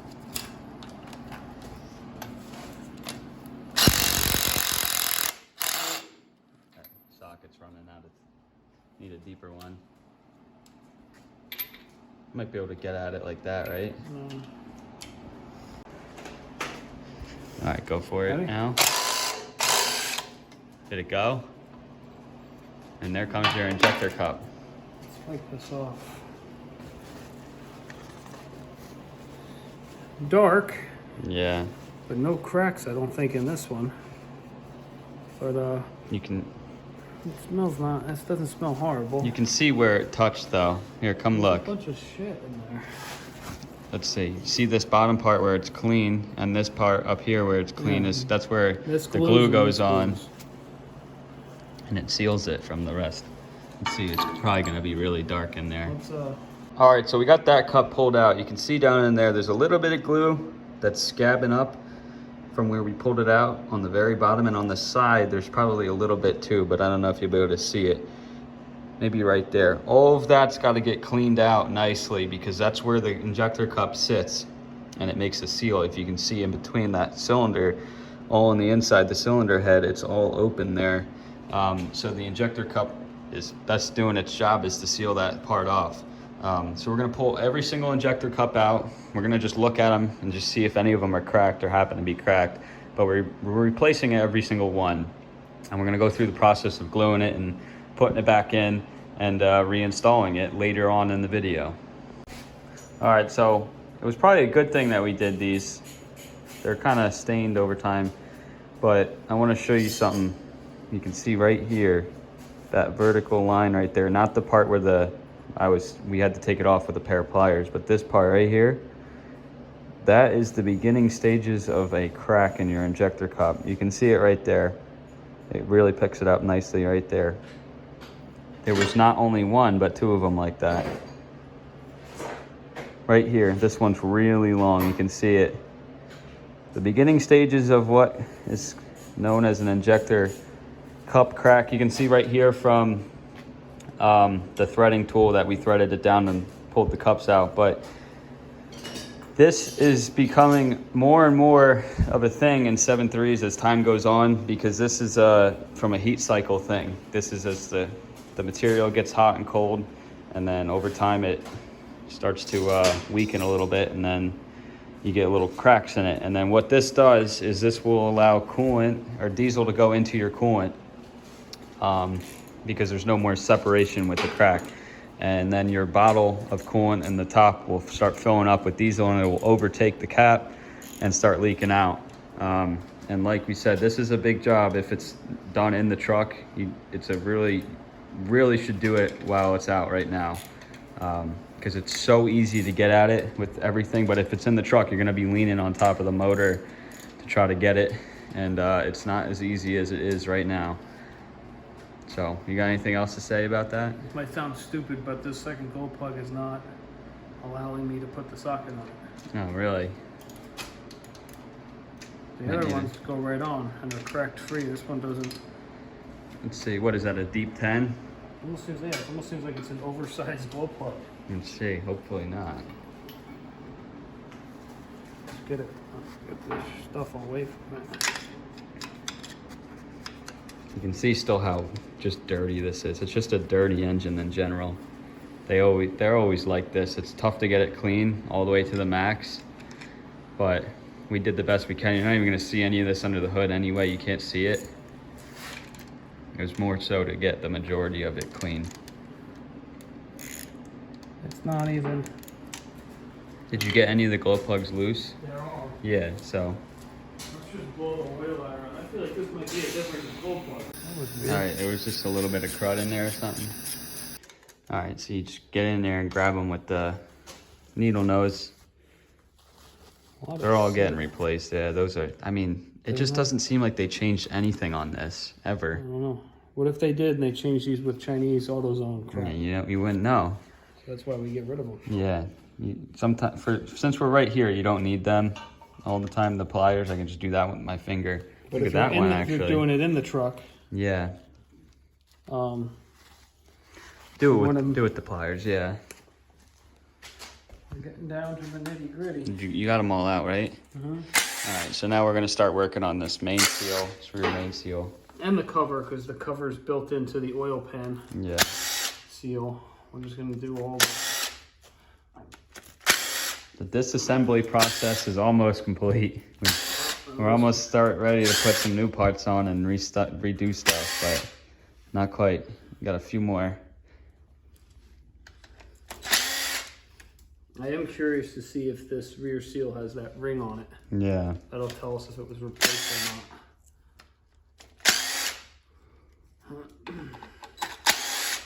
What do we have? We have this seal, and then just the plenums are coming off too, right? Yeah. Okay, I'm gonna put the rear seal right here.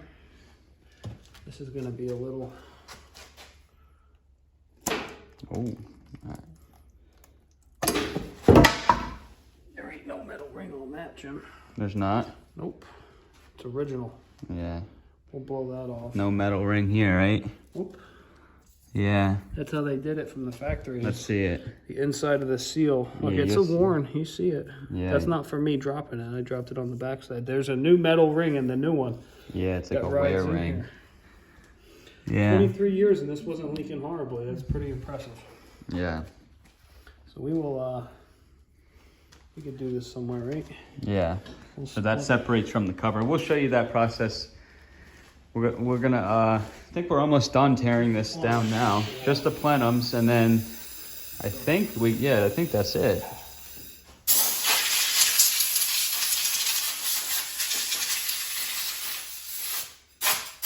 No, you know what? We didn't show them. We already spun these free, these plugs, because we're gonna be doing them.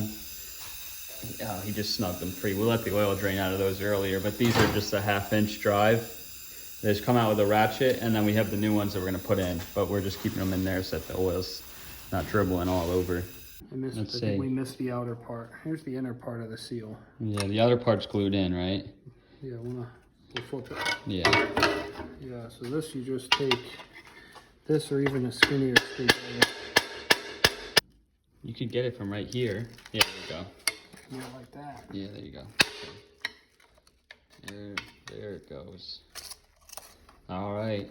So here's the old ring. Yeah. It's set like this.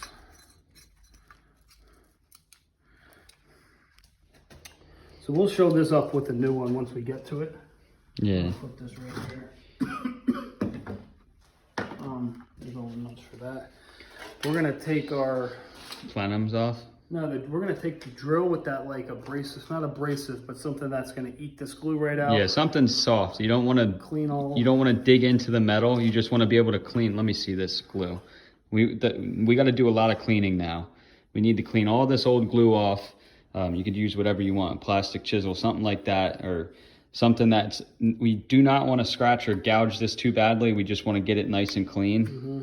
We have like a plastic. It's not metal. It's like a putty knife. It's like it's like a rubber wheel. Oh yeah, yeah, like an eraser wheel. Yeah, that'll be fine. And then right here too. You want to clean that surface where it mates. It mates here, here, here, and down, and then of course the whole oil pan does. And I don't think there's any glue on here right now, but this gets some sort of Loctite on the way back in. Just clean it up, and while we're at it, we're gonna come underneath here with the oil pan sealed on the block, and we're gonna clean all that up. The front cover where the glue was and the gaskets, clean that up. And if we're gonna be doing the plenums at the same time, but we'll clean that up as well. We just want all the surfaces to be good. Right here. I remember one of the motors we did, it was a buy and sell truck. This is the camshaft, the back end of it. It walked itself out about an inch. The bushing? Yes, yeah, it was out. It was about to here. Yeah. This one's flush. It looks really clean. Here's the holes that feed the turbo pedestal. Yeah. The oil comes up Here's here. One. So that nobody really talks about how this is crucial to seal too, because oil's coming through here. Yeah, I think this is actually the drain one, but this one is the input. Which the input is inside. Yeah. Okay. But, let's get cleaning. We'll do the plenums later. Yeah. If you are reusing your oil pan, this is another downfall of reusing it. You got to clean all that glue off, unfortunately. Luckily, like we said, we've had this new one over here, so we got a fresh start. It kind of, if you break it down, it kind of is. You're at this point, it is worth it to spend the money on the new one. You can see how gross this is right here. Look at that. I mean, that piece of gasket, the gasket's snapped off on the inside. Look at that, looks like terrible. I think that's antifreeze, right? I think this separates the oil from the antifreeze right here. Antifreeze is in this side. Yeah, I think these are passages for your antifreeze, and I think the oil's in here, so it's separating all that. Got these little groove ways that are glue. Yeah.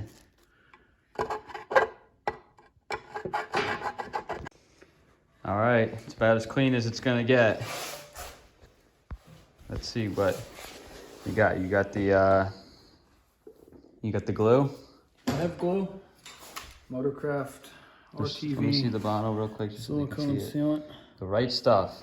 Made for 7.3s pretty much. It's called 31 something. TA 31. Yeah. Silicone glue. I like to get, usually one caulk tube will do with the oil pen. You'll have a little bit left over, but we're doing a couple other things, so we'll probably use 2 full ones. I'm gonna put the front cover on first. Where is the back cover? Back cover's over here. This back cover will go on. That and that, and then we'll put the oil pan on, and then we're gonna take a break. And then we'll come back, we'll do the plenums and some other things. But we'll start off by putting the gaskets in place here, which are where? To your right, I think. Oh, they're on the tire right there. Okay, so we get these. You got 2 blue gaskets for your front cover. Do I oil these up? Yeah, give them a little bit of... Like so.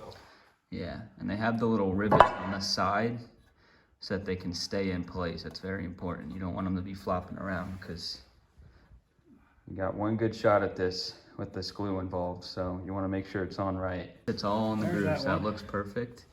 And this other one comes on this side. Cannot overstate, since we're at this point and the motor is torn down to this part, and we're dealing with glue, take your time, even if it's your first time or if it's your 10th time or your 50th time, and do this correctly. Make sure everything's clean. Clean. And make sure the glue is applied correctly, and make sure you're happy with it, because you don't want to be pulling this thing back out. Gaskets are in. Yep. We'll connect the dots with glue, a little bead of glue here and a little bead of glue here. We'll slap this on, and then we'll go right to the back cover. Yeah.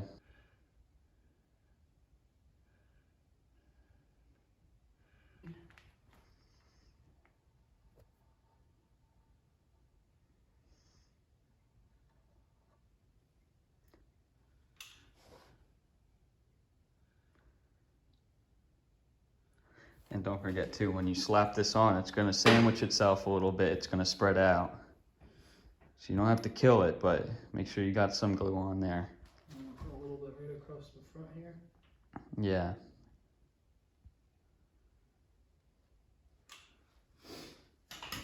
And while you're at this too, like we said, I think we bought at least three of those bottles.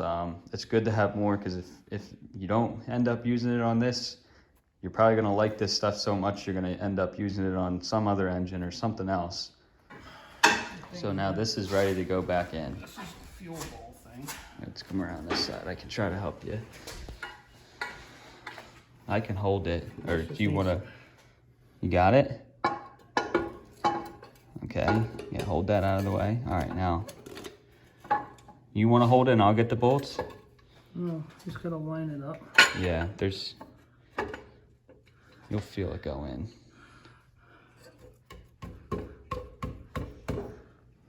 You might be stuck on something. I think it's ready to... Just suck itself in. Oh yeah, the bottom's end down here. It's just this top piece right here. We Just get the bolts started so we can hold it up. One of these, right? Yeah. There's all different sizes. So this small one, these are two identical small ones will be here.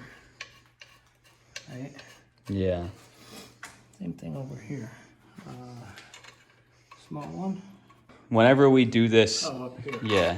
Whenever we do this, I think we always put one of the water pump ones back in, just to let it, just to hold it while it's drying. We usually stick it up in this corner right here, in one of those. All right, so what we do here with this front one is we take one of the longer water pump bolts and just imagine that the water pump is taking up this gap. Because we're not doing the water pump. Yeah, we're not doing it yet. So we put it just a nut as a spacer, just so that the bolt can cinch down. And it's only to hold it so that the glue dries. That's all we want it to do, is just help it. There's only 4 front cover bolts. Yeah. Which we cinch them tight. Yeah. Just enough tight so the glue oozes out the side, which you can see. It has in spots. The blue gasket's up here. There's glue up here. Yeah. And it's gonna sit here and dry for a little bit before we actually properly torque it down. It's just to get it tacky and in place. So now this piece, got a glue here. You can see where it makes contact.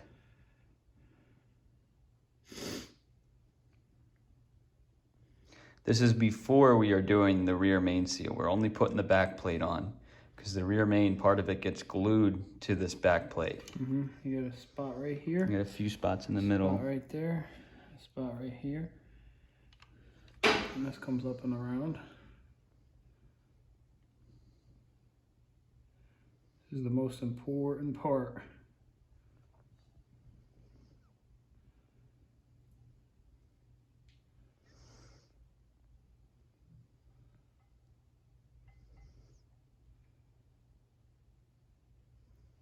Beautiful, that looks great.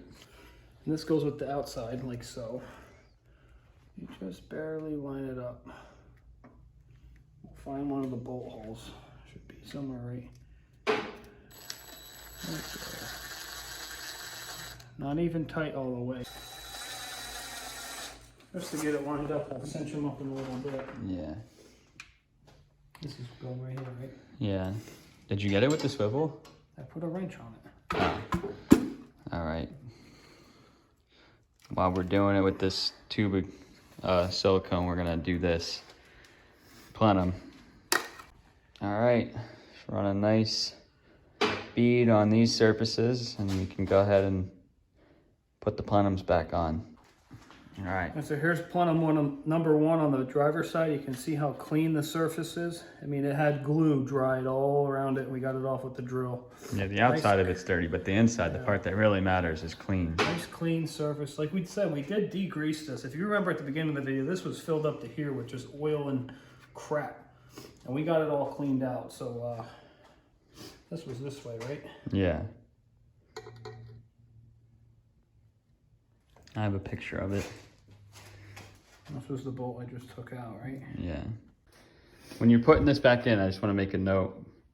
This bolt, you can't take it out. If you put the front cover on, you'll not be able to get that bolt back in. So you need to leave that in and just thread it because it's slotted if you can look close. The whole plenum will come right out. Yeah, if you look at this one, you can see it better because these are reversed. They're slotted. There's a little bit of a slot. So just this one, just leave it there so you can snake the plenum back in when you reinstall this side. We can see we get a nice bead of glue all the way around, nice and resealed. So it's good. Got our back cover on. Yeah, let's lift this machine up a little bit and we'll put the rear main seal in. All right, time for the rear main seal now. Yeah, how's the lighting over here? Is it pretty good? I think Here's it's the okay. tool. Let's see just it. take Yeah, this it's off the okay. shell. The lighting. There's the tool. The seal's here, the press is there. This is the part of the press that gets bolted temporarily to the back of the crankshaft. There's a dowel pin that comes out right here, which is for your flex plate. But for this tool, you got to make sure you line up the dowel pin first, and then you got to find the two holes. Basically, they'll be alternating, and you'll want to put these in, these nuts that are with it. Yeah. Finger tight. You don't want to go too tight. You don't want to go too loose. But we'll show you once we get it in here. Just about tight.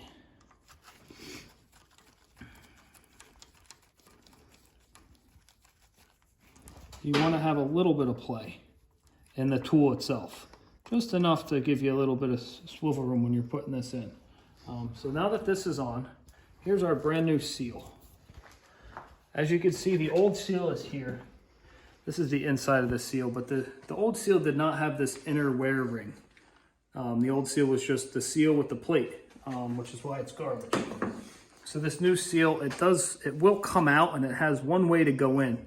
The edges are beveled, so you definitely want to not take it apart. And if you do, you can get it back in. You just don't want to mess up the yellow piece or anything.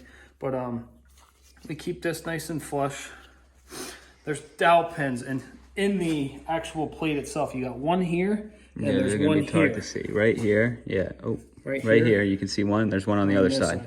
So this thing can only go on one way. So if you put it on, let's say this way, your bolt hole will be on the dowel pin. Same thing on the other side, it won't go in. You'll have to take it off, and at that point you might have to redo the glue if it gets screwed up. So you want to make sure you know which way this is going. So we know for a fact it's going in this way. The two smaller holes are for the dowel pins. It's going to go on here, and then this thing's going to go over top of this with our stud, and it's going to press it in. First, we need to get this ready with some silicone for the outside seal. Yeah. And then like a hydraulic Loctite goes onto the wear ring on the inside, because that is going to be seated on the crankshaft itself. They actually sent it to us. Yeah. All right, glue is installed. Loctite is installed. Yep. Glue around here, Loctite in here. Like we said, this is very important that this goes on the wrong way. This doesn't get contaminated with dirt or anything while it's going on. Yeah, make it go on the right way. Yeah, we got our pins. Just like so, we're gonna send it around the tool, around our adapter piece. Just make sure this doesn't pop out. All right, so this is now the bolt goes through here and it's gonna press it on. This is actually usually a stud, but the stud on this original tool broke. So we did it with a bolt and we used it with a strong bolt, and we use the nut and we crank it around and then it pushes it right in, you'll see.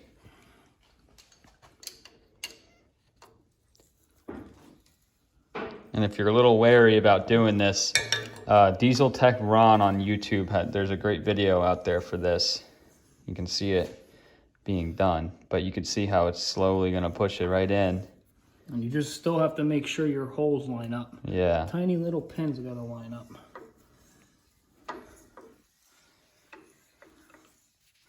This tool is expensive. Yeah, it is. You can rent them, but we've done quite a few of these, so we just own the tool.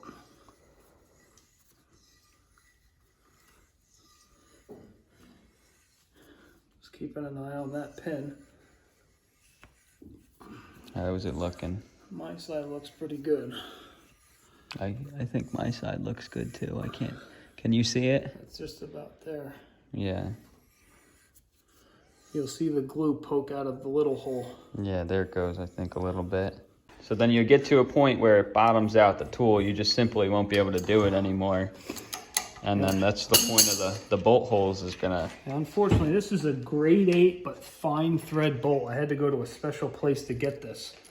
Like we said, the bolt, this is from Freedom Racing, I think it's called. I guess so, Stallion Tools.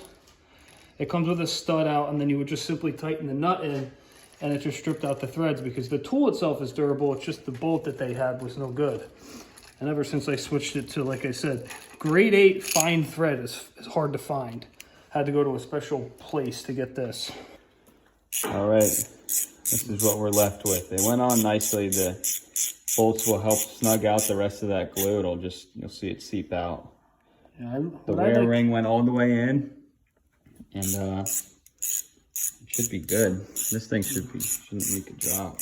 What I like to do with these things, especially with all the glue, is hand tighten it. Like we'll see here, you see it seep out. Just get it hand tight until the glue starts to ooze out. Let it set up for about 45 minutes or an hour, and then go back and finally torque it to the torque settings, or however you guys like to tighten stuff down.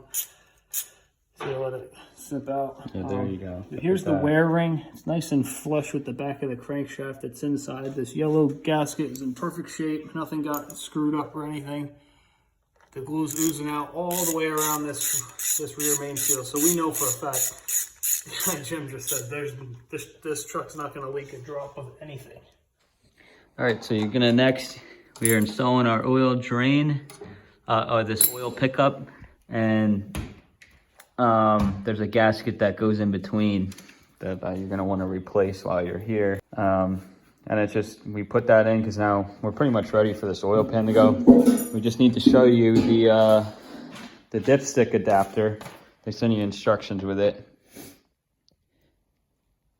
And so we're gonna read those instructions, and we're gonna get that installed on the side right here. We showed them before in the video. Yeah, we did, we showed them. The old O-ring looked like. Here's the new O-ring. The old one was hanging off. And you got to get, there's 2 settings on this. One for the old body style, right? With the dipstick is up and down. Yeah. And then the one we have is this one where it's angled forward. So you can see here, there's 2 settings. This will be the setting, I believe, for us. I think so. It's definitely not that one. Yeah, That's that might up be and for a down. van too, I forget. Yeah, a van or an OBS. But it comes with the directions here just in case you're not sure. F250, 350, or Econoline, which is the van. It'll tell you which angle to go with. It's definitely this one. But see how it'll be tricky to replace this the O-ring on the inside without dropping the oil pan is, say you take this nut off, and once again, people tighten these and strip this out, then you're really screwed. That's what that guy did. He put putty all over it. So You could, people grab this with vice grips, you could do this and sneak a new O-ring around and get it to sit in its groove here, but why not just do it the right way? I know sometimes people are in a bind and you gotta do what you gotta do, but that's why we're doing it this way. So we're gonna be able to get in this truck and drive it wherever we want to. So now that this is in, there's a nice seat on the inside. We'll just, we won't go crazy. We'll, the channel locks or something, I'll just cinch it up. Yeah. All right, gluing the oil pan. I'm gonna definitely make sure that we get enough. And then the U part, like we said before, there's no bolts holding that up. So that's all relying on the strength of the glue. So you wanna definitely make sure that you got some good glue down in there. Don't be afraid to use too much glue. Not too much, but use definitely more than not enough. They like to leak from these corners here too. Right in the corner where they need another bolt.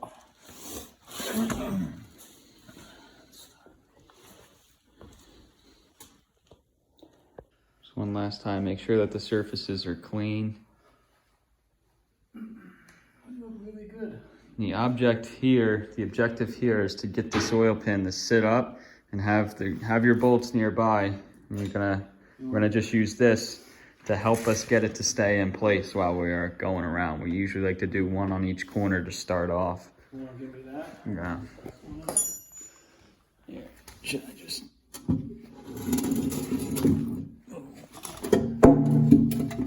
This is impossible with the camera. All right, that can be a one-person job or a two-person job. I had to help. We just wanted to make sure that it seats, but you can just see we got a few bolts, just nothing crazy, just light. Light, and just till the glue is out, we'll use a regular ratchet in about an hour. Yeah, and then you can see here where the glue's pressing out. It looks good.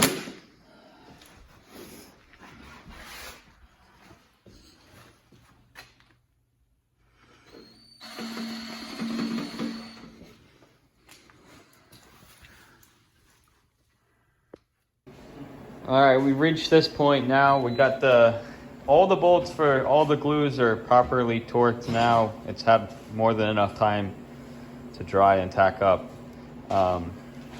Flywheel, we put that, or flex plate, we put that back on with the back plate. Adapter cover.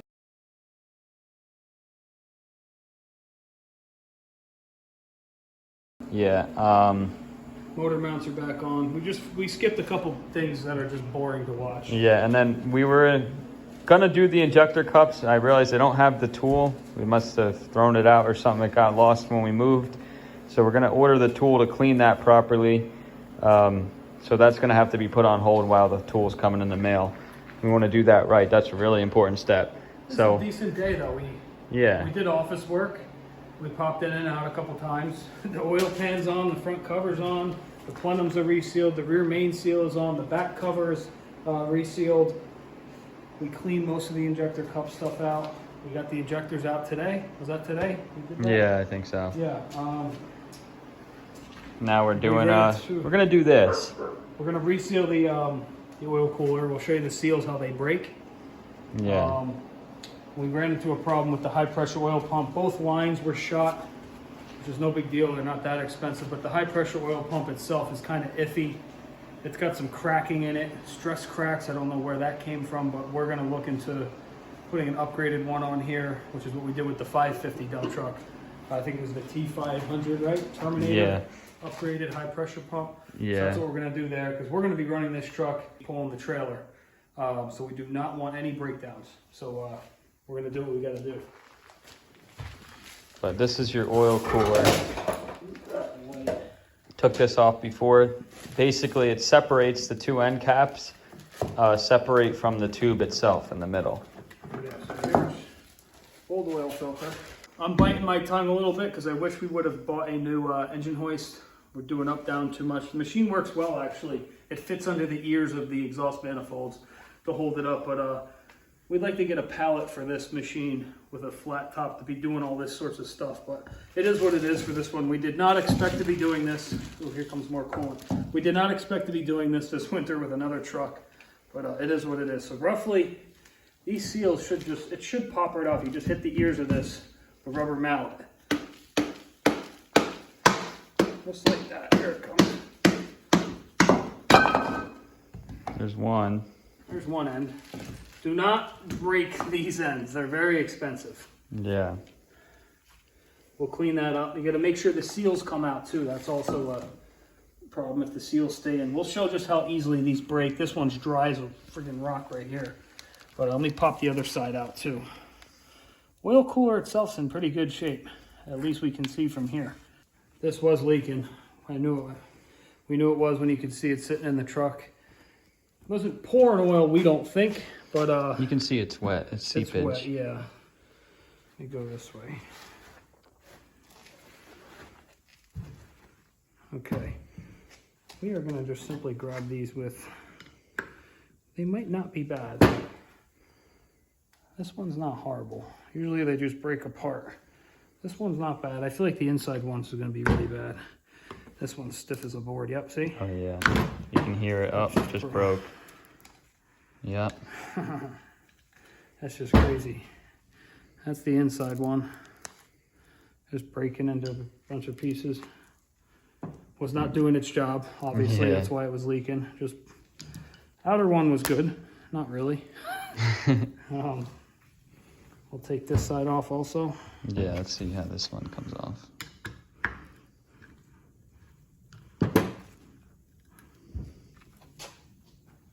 The black ones were okay. This one wasn't bad. Yeah, it's the green ones. This green one's shot. Ready? It's just gonna crack in half. You can hear it. Yeah, it's like butter. And this is supposed to be sealing oil in this truck. So it's a good thing I probably said this 15 times already in this video. It's a good thing we checked this and are doing it, or else we'd be having a puddle of oil we'd be cleaning up in the customer's driveway. Whether that be the end of March or it'd be on probably the hottest day of the year in August, scraping up oil off of a person's driveway. All right, here's our oil cooler seals. OEM Ford parts. Yeah. Just squish them a little bit. Just show how different it is, especially for the green one. Okay. Here's our gaskets to go up against the block. Brand new. Will serve its job for a while. Here's the green ones. The green ones were the inner ones. This is what the green one looked like. Yeah. As you can tell, they break. These are nice new squishy ones. Very nice, brand new parts. Here's the outer blue one. The key, we have seen so many different ways of putting this together. People have these things under like tons and tons of pressure to shop pressing these ears back on. If you clean out, make sure you get out the old O-rings. Sometimes the end one will get stuck inside the ears. That we'll show you in a second. But lubrication is your key with this when you're putting this back together. Oil this up really good. Oil it up around here and on the ears when you're putting it together. We've seen people use ratchet straps, go around it to press them back together. There's videos on YouTube when it's in the truck to mount physically. Let me just grab the pieces. Yeah. Yeah, there's a bunch of ways to do this, but we've learned the hard way how to do it. We've tried everything. So this is your front one. We'll clean this up. I'll tell you a funny story real quick. One of these we had, I forget how many years ago it was, but we were doing it, and we actually tried a log splitter, I think, to do it, and it split the end of the. It was a good theory. It was a good idea, but it didn't work. It was 10 years ago. So yeah. Don't judge us. I was 18 and you were. I forget. You were 12? Yeah, it was when we were first doing these, and then. You want to get these really clean. You can get the outside really clean too, but sometimes you can do it where this is mounted to the block already. Yeah. With the gasket already in, and you can get a pry bar from the back side on this up against the exhaust manifold and pry it all back together, kind of like a sandwich. Yeah. Right in together. But we're outside the truck. We've tried the ratchet strap method. It stinks, but it works. I think what we're going to try today is we're going to put a nice 2x4 underneath the truck hitch outside with the floor jack. Protect it on both sides. We'll give it a little bit of pressure. It'll pop right together. Yeah. And that'll work. It'll work this way because we're outside the truck. But inside the truck, you can take both sides off if you're doing all the gaskets and everything, and do the ratchet strap method or whatever you want to do, and then put it back up as one whole unit. Our exhaust manifolds aren't on yet, so we don't have anything to pry against. A hydraulic shop press works very well if you don't explode the thing and put too much pressure. We've tried things. We're willing to try anything if it's easier and more efficient. Not easier to cut corners, but easier and more efficient to get the job done. But we know what we have to do. We know what we don't have to do. We know, I said that too fast. We know what we need to do to get this back together, and we know what not to do. So we don't end up having to buy these parts. I don't even remember. One of these caps is like $300, I think. This one's expensive because it's got the oil filter built into it. Yeah. You can find them used. Yeah, I think I said this in the video already though, but now before you do reinstall these, I think I said it, take a good look at this part, because one of the trucks we had actually had cavitation on this piece, and no matter how many gaskets you put at it, the flat gasket, you could not get it to seal. There was nothing wrong with it in here, but it was just right here. Enough cavitation, the gasket didn't seal, and we got it back together, and coolant leaked everywhere. Make sure you got a lot of oil. Yeah, we'll put this one in. We'll put the green ones in first. This is just 10W30, anything just to lube it up real quick. Just to get enough oil on here.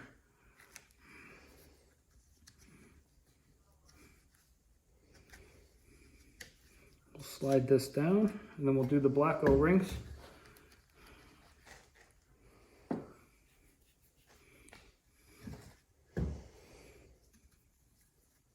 This thing won't leak a drop.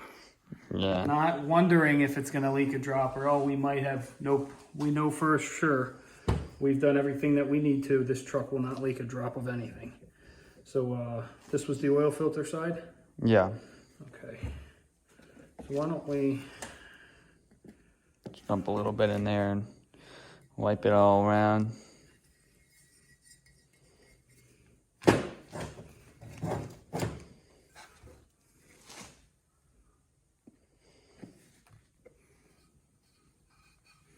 We have no idea what day this is going to get released. Probably going to be a couple weeks from where we are now. Yeah. A lot of running around to do and some trips. Our brother's getting married, so we're going to his bachelor party. But we're going to go live tonight. I'm just telling you that. I'm not telling the live will be long gone once we post this video. All right, we are lubed up here. I wonder if we could take the floor jack. Just go right up against the machine. Yeah. Go right up against the back of the arm right there. Yeah. But put a piece of wood. I bet it's going to go right on. Yeah. Okay, so this side is here, right? Yeah. You got a tab right in the middle. That's where the... Yeah, you got to line the tab up. This will go right in. And then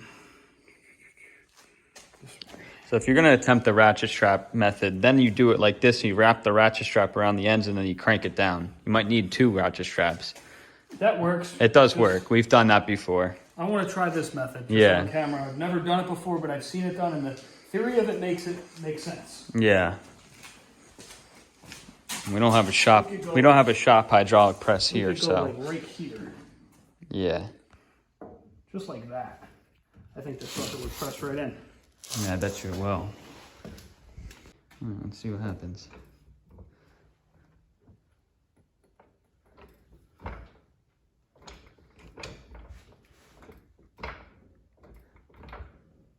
It's going.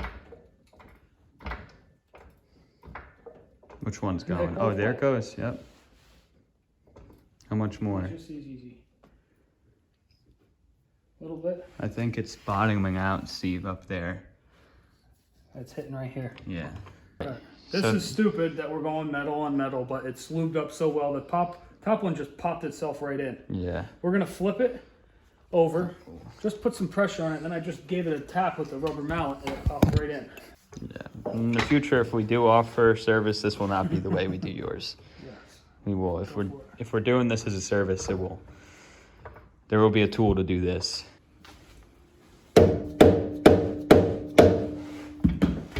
There it goes, right? It just jumped in. Okay. All right, good. edit this out so this doesn't look too bad. Nah, It went in, it's just the jack goes like we said, there's a million different ways to do it. This thing is a pain in the butt, but like we said, if we're gonna offer this as a service, there will be a tool purchased to do this a different way. But this is our truck, so we can do whatever heck we want. Okay, so we're just gonna throw the gaskets on. Yeah, we were curious to see if that way was gonna work, which it did. It did.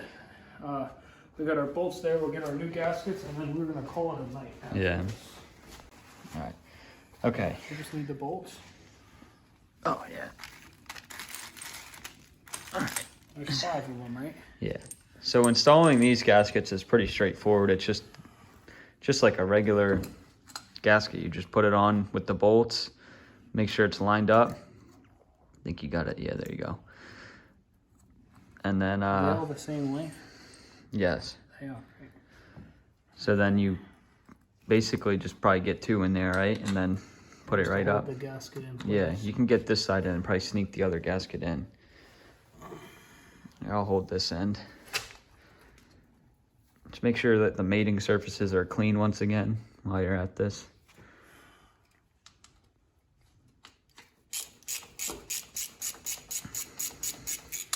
Just enough to get it started.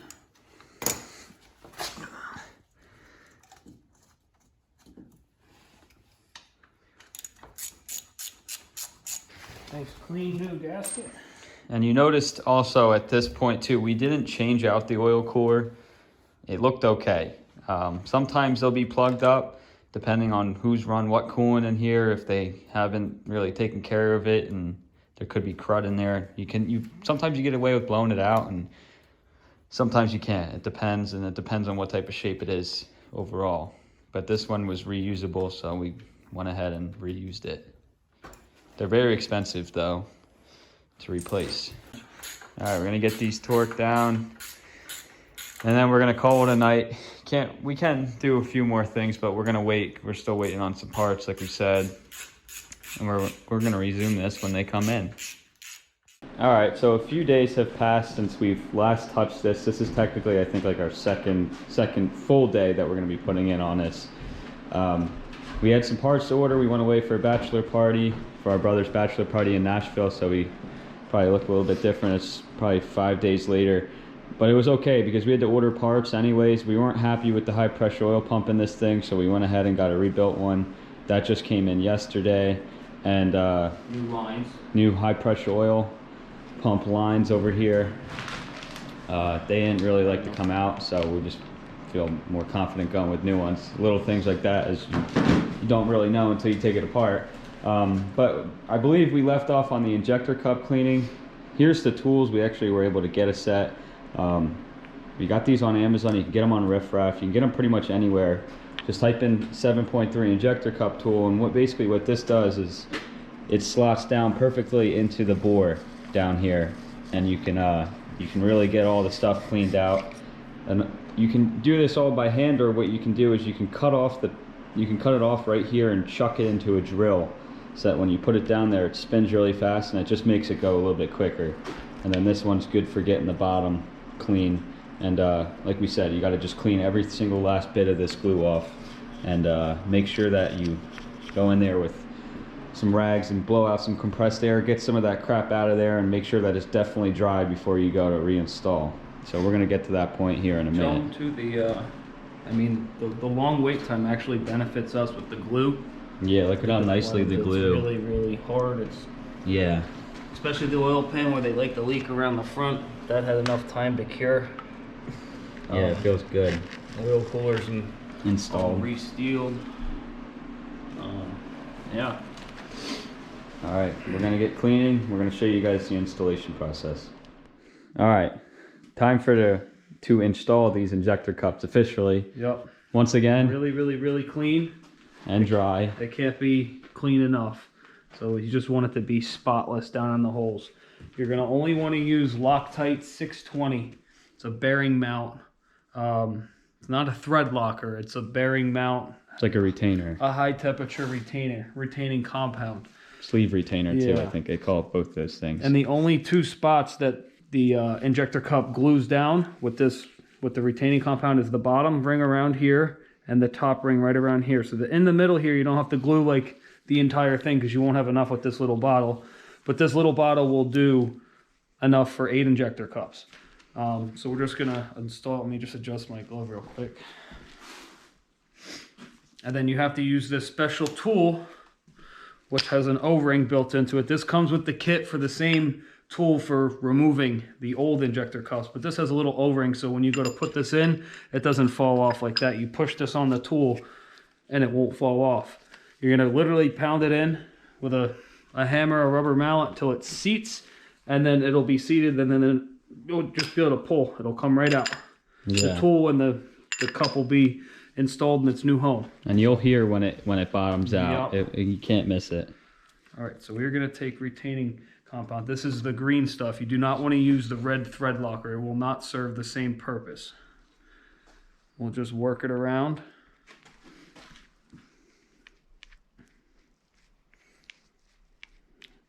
Make sure you get a good consistent layer all the way around.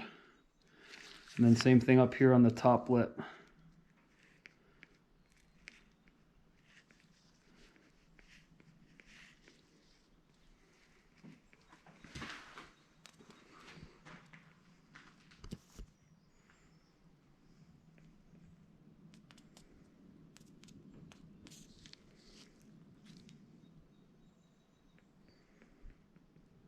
All the way around, work it. All right, we're not gonna obviously show all 8 of them here, but we're just gonna. We'll show you this one. It's the same process for all of them. We'll just want to make sure you go in nice and straight. There's a little nipple on the end of the actual tool. You're literally just gonna pound it in until it bottoms out.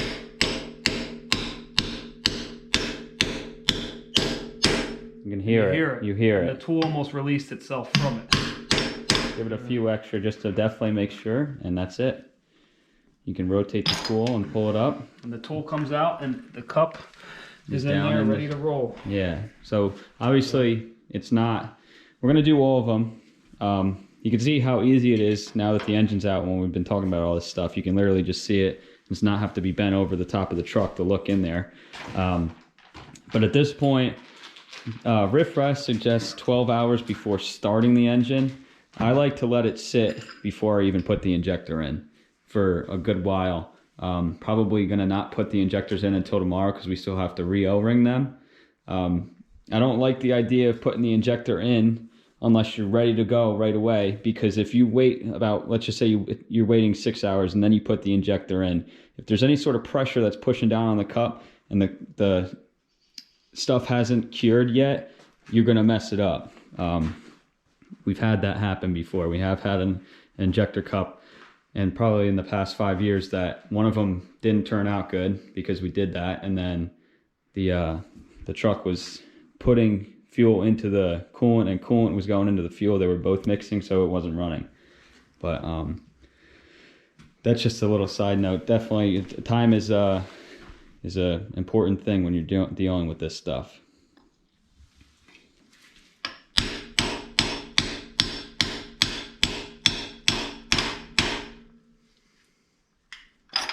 All right, we'll get them all installed here. All right, here we go. We got our injectors out. We're just gonna show you guys one. We're gonna replace the O-rings and the little copper washer on the bottom.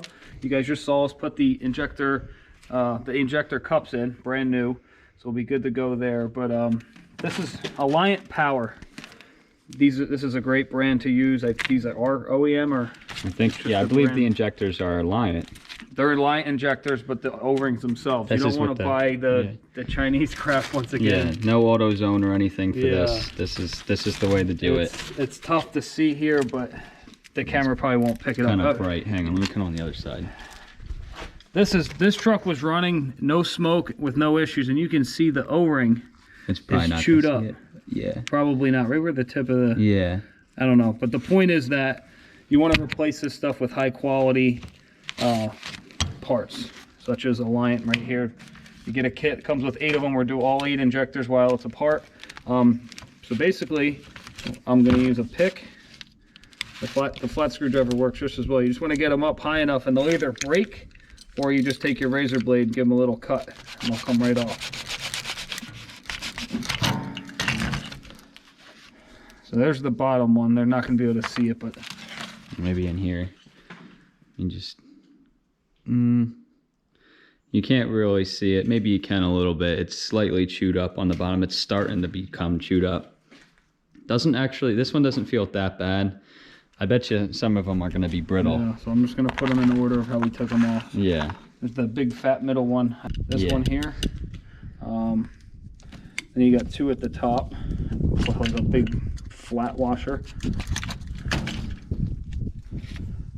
They seem like most of them are in good shape. Some of the injectors, like we just showed you guys, have a little bit of chewing on the tops of them. This one looks like it has a little bit of a bump already.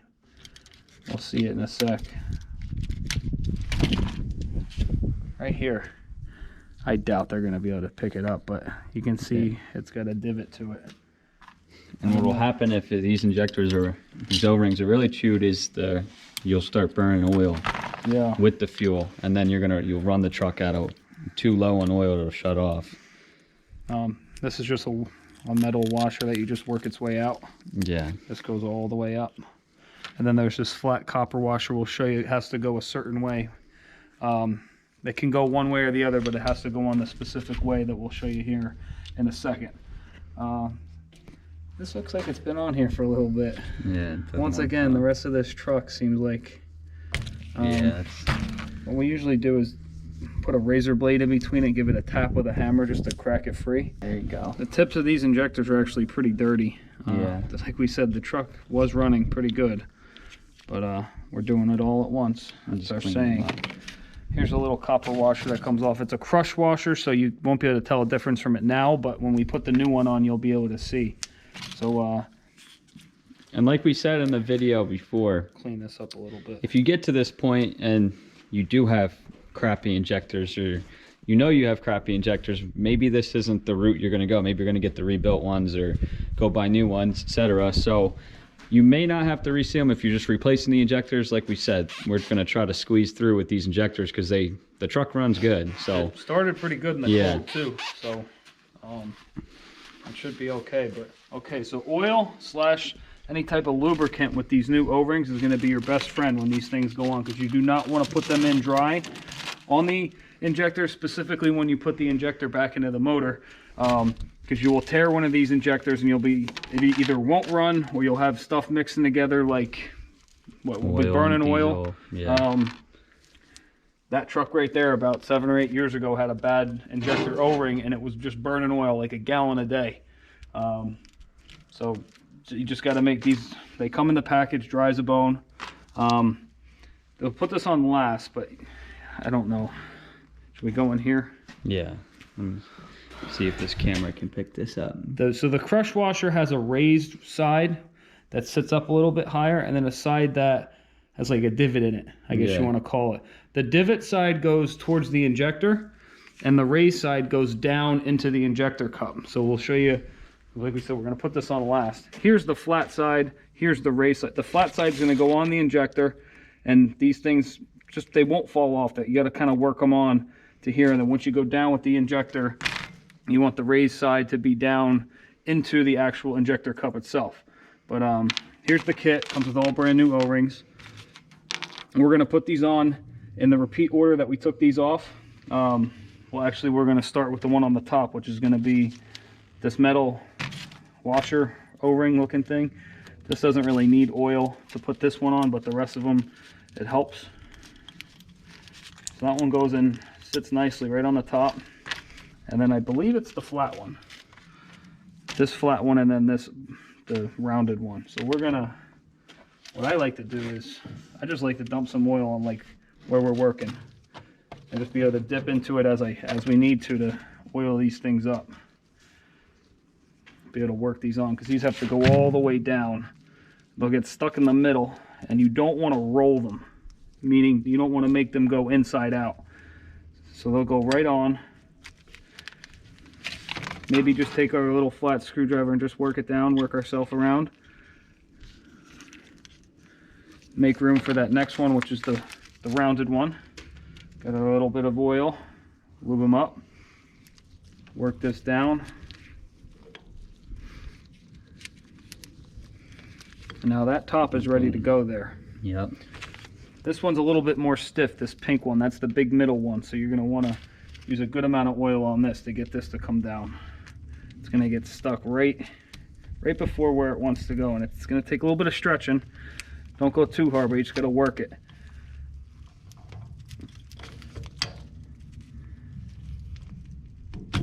And that'll fall right into place there. And we'll finish up with our orange one. This one will take a little bit of pushing too, but we run 1540 motor oil, but we can use just 10W30. Anything oil-based would work great for these injectors, just to get these O-rings to go on. And then we'll finish it up like we said with the copper washer, which we'll put the flat side going down. And as you can see, it's just not going to fall on. You kind of have to work it a little bit, and then it stays. And when you put the injector in, you just want to make sure that doesn't fall off. But there's one injector ready to roll, ready to go back into its new home. But another side note, you do not want to put these in right away. You want to let these O-rings, since you stretched them out, I think they call for a couple hours to let them kind of shrink back to their normal size before you install them into the motor. But here's one injector ready to roll. We're not going to show all 8 because it's the same sequence for all of them, but we are just going to tackle the other 7. We'll get back with you. All right, everyone, new day here. Probably gonna sound like an idiot because I keep losing track where we're at in the video. And I know at this point I'm probably gonna go back and edit the video and look at myself and be like, you idiot, you were right here. But we've had such a busy past week. We had a bachelor party, weather. We officially started our landscaping season, so this project kind of got pushed to the back burner. But we're gonna leave off wherever we pick up wherever we left off. I believe we just did the injector cups. We let them sit. They've been sitting for a while now. Like I said, we haven't touched this since we came back. It's been a week or something. I forget, because we had a trip and like I said, work started and we've been busy. But right now we're going to be going, hopefully this will be done today. This motor will be done, and unfortunately it is raining out today, but this will be ready to be picked up by the chain and put in the truck tomorrow. And the truck will hopefully be turnkey start tomorrow sometime during the day. But the goal is to get this before the day is over here, to get this just all wrapped up, everything. It should be a few hours only, because we've come quite a long way. So what's going to happen today is do a quick breakdown. Just probably said it a million times in the video already. The injector is going to go back in. High pressure oil pump's going to go back in, the new one that we got with the gasket. Fuel bowl is going to be redone. Put that back on. Turbo pedestal is going to go back on. Exhaust manifolds and gaskets and up pipes are going to go back on. Valve cover wires and the harness and the covers themselves will go back on most likely. Might have to wait on the covers. I don't know if we're going to crank it over in the truck to blow out all that crap, or if we're going to do it here by hand. We'll see how that goes. Going forward too, we're going to do these plugs today. Like we've been talking about a million times, the plugs in the back of the head, and there's 2 in the front. Probably gonna wait on the water pump until it's in the truck, just so it's up a little bit higher. And we gotta do we gotta put a new fan on this because the fan that came off is cracked, and it's just gonna be easier just to have it up a little bit higher. That'll get done. The front low pressure oil pump, which is right here, we're gonna probably do that today and bolt it on. Or we may wait until it's sitting in the frame in the truck to just bolt it on, but it's going to probably get resealed today. We did the oil core last time. Remember, we showed you guys with the jack. That was pretty sweet how it worked out. But like I said, if we are offering this as a service, there will definitely 100% be a tool purchase to do that another way. And just pretty much everything here that you see. If we do end up offering this as a service, which we really would like to, any tools, like I said, that we don't have, we are going to buy them to do this exactly spot on every time, instead of doing it the way that we've always done it with the crank strap or around the oil cooler and stuff like that. We do have the rear main seal. We do have the injector cup tools. We got those tools for all that stuff, and we got the gun for the glue and all that. But if there's any other specific tools that I'm forgetting, they'll be purchased, and this will be done 100% the way by the manual. But nonetheless, we've been coming a long way. Probably thinking, oh my God, like I don't even know how many minutes we are into this video. That it's going to be a lot of work, and Yeah, this is a lot of work, but it's easy work. Everything on here is simple stuff that if you're good with hand tools, it's totally doable. So let's get started. Let's put all these parts, let's make this happen today. I want all these brand new parts. I want them on this engine by the end of the day in the next few hours. And I also want to point out that if we do offer this as a service, once again, this will be done in a timely manner. Like, it's going to be in our off season. This is a 2 to 3 day turnaround. It's to do one of these with all the parts on hand. It's a 2 to 3 day complete turnaround, so it won't be sitting here for a week. It won't be sitting here for a month. Like, it's not going to drag on and on and on and on. We'll have specific time dedicated to your engine, as if you're going to let us do it. It will have a day and a time and a few day slot or whatever it may be. It's going to be dedicated towards getting your job done. But like we said, we're running a full-time landscaping business outside, working on a dumpster business. We're working on YouTube for the landscaping business. It's just been a lot, and we're really getting in the swing of things right now, but it's going to change, and it's going to slow in the winter when we don't plow snow. We're off from landscaping. I just want to explain. Yeah. I already gave everybody the rundown of past week and stuff, and work started and stuff. We're going to be reinstalling our injector O-rings. Injectors with new injector O-rings. How many days has the glue been curing for the injector cups? Almost a week. 5? 5. We did it last Sunday. Yeah. Yeah, 5 or 6 days. All right, so here's our injector with the brand new O-rings on it. We got the new copper washer at the bottom. Just want to make sure that this washer does not fall off when you're going to put the injector back in. That could be a sign of your injector tip is ready to wear out or whatever, but ours are in good shape. The injectors were in good shape. If they weren't, we would have replaced them. Best way we found this to work is have like a little container, a little oil drain base. We got some clean, fresh oil in here that we want to oil up all the O-rings to make sure that it goes back into its spot very good, and it doesn't tear the injector O-rings or anything. So we're gonna just get this oiled up pretty good. No hammers. You can use a rubber mallet, but no actual hammers. And you want to, if we didn't take the oil, the deflector off, it's basically going to slip right over top of the stud. I'll show them real quick again. So in this hole, make sure it bottoms out. We're going to grab right here, a rubber mallet. We're just going to lightly tap on the head of the injector. Boom. You can see that. It just dropped right in. It sunk itself right into the slot. Dropped right into the slot. Yep. And now we know that injector's bottomed out and it's ready for its stud on the bottom here to be tightened in. We're just going to run along and put all the injectors in after they're oiled up, and then we'll tighten them down. We'll be able to run our glow plugs and go from there. Yeah, and you shouldn't have to kill them to get them in. They should go in. Yeah. You don't want to break the solenoid on the top or anything like that. Just hit them nice and easy with the rubber mallet, and they'll go right in. All right, injectors are in. The hold down bolts are torqued. So now what you're gonna do is we're gonna turn this motor over with no glow plugs in. Make sure the glow plugs aren't in. You're gonna turn it over. If you want to put both the valve covers over top, it's gonna shoot oil out. Yeah, because once you took the injectors out, all the oil drained down in the top of the pistons and sitting in the cylinders. So if you go to, technically right now it's hydro lock. So if you go to put this whole thing back together and put it in your truck and go to crank it, you could possibly bend the connecting rod if you keep trying to crank it, because there's just, here's the piston, here's the oil, and here's the top of the cylinder head. It can't push, it can't do its full rotation. You're gonna get all that oil blown out of there.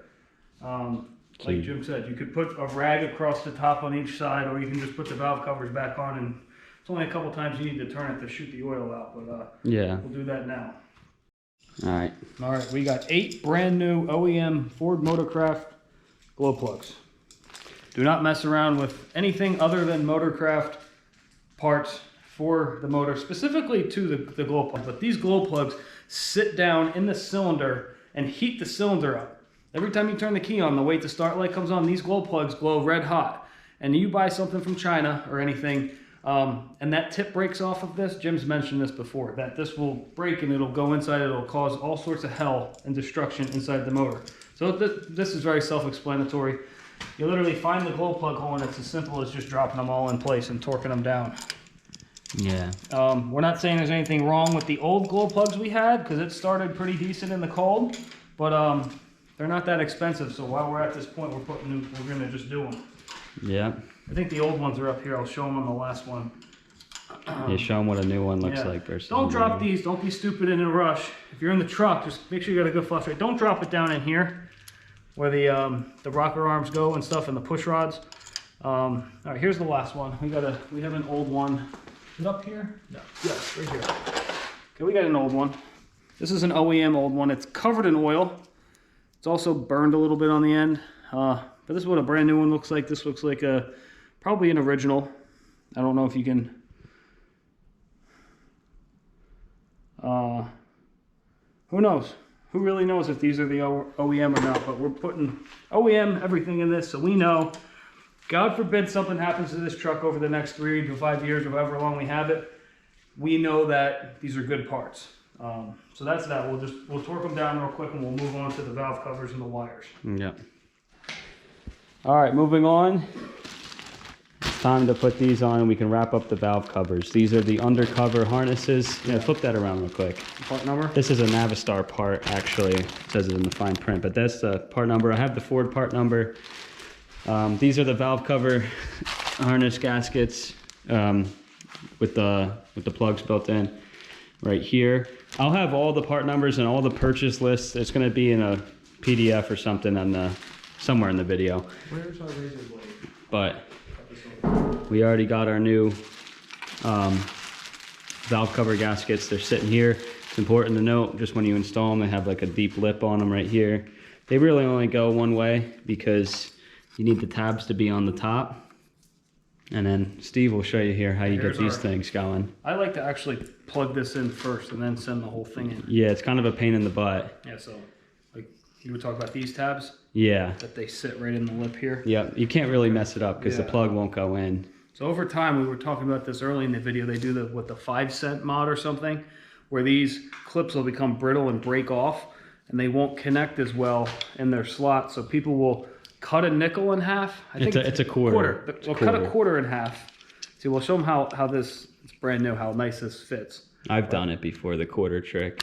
It clips. Yeah. And there's no chance it can pull off when you're driving down the road. Because thanks, guys, these motors, they're diesels. Remember, they have lots of vibrations, and this is just a plastic plug that could get brittle over time. So this tab may become worn out.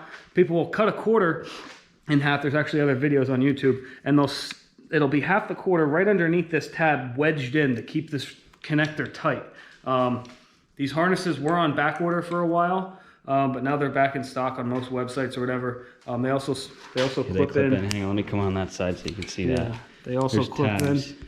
Like in here, that's where they mostly right break. there. Yeah, those always get brittle when they break. They snap in. Yeah, just in the spot like so. There you go. Nice and good. Injector and glow plug.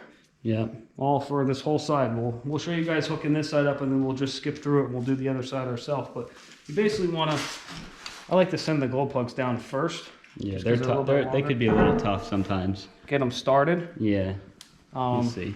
They slide right over top of the glow plug, just like they came out. And we'll just start all the glow plugs, and then we'll come back and do the injector. Yeah. Let me just show them real quick, just one injector. You got these clips that sit nice on top. Take your time, guys. This plastic on plastic, don't force it. It has a slot inside it needs to go on the right way. If you put it on the wrong side and you're trying to beat on it or something, you're gonna break the solenoid on the injector. Yeah. You just gotta get it to line up nice and straight, just like that. It'll slide right in, and then the clip, and that's good to go. And you just do that for all of them down the row. Yep, and then we'll show them once it's fully seated. yeah. All right, we come check it out. This is what it looks like when it's fully installed. To get the glow plug, the actual wire to sit down there, you can use a flat screwdriver, easy. Don't puncture that wire, but you can just use it as a little bit of extra assistance. Or I mean, you can use a pair of needle nose, but we like to use just a tiny screwdriver and just push it down a little bit. It helps you get it lined up and whatnot. But this is it. This is what it sits. Now this valve cover can go on this side. We'll do the same process on the other side. Go ahead.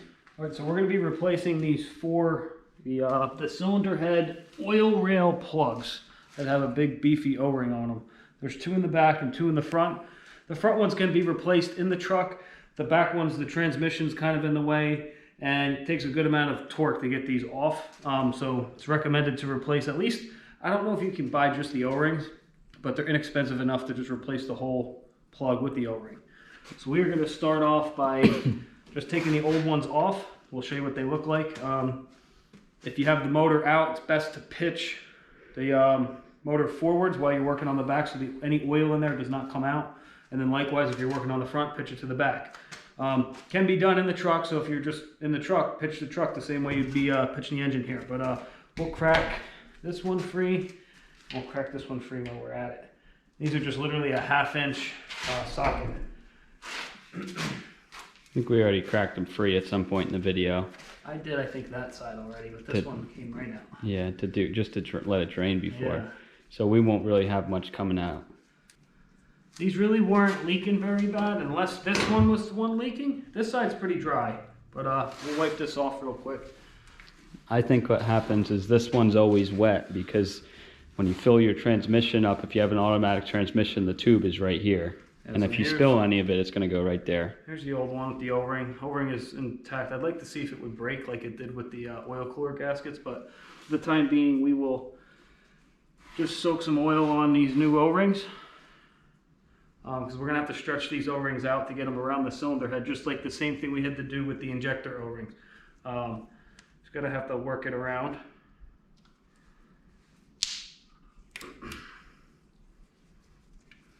Just put some oil on it.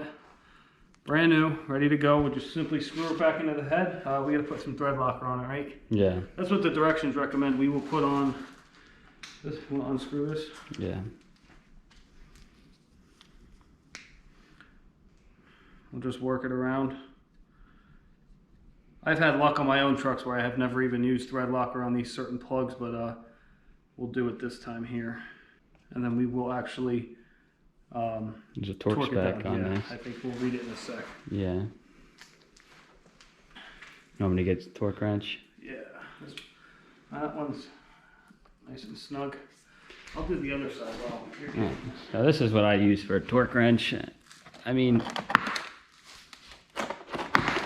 we're using a torque wrench on these things. I mean, by doing it so many times, we kind of have a really good feel for what these are supposed to be. But if you have a torque wrench, then use it. If you don't have a torque wrench, it's better to, you got to just feel it out. If you've been doing this for a while, you should be able to kind of know when to stop cranking the ratchet. But let's see what we can do here. I think it's 60, right? It is 60 foot-pounds. Yeah. Okay. All right. Here's our. Is it brand new? Is it rebuilt? It's remanufactured. Remanufactured. Bosch Tech.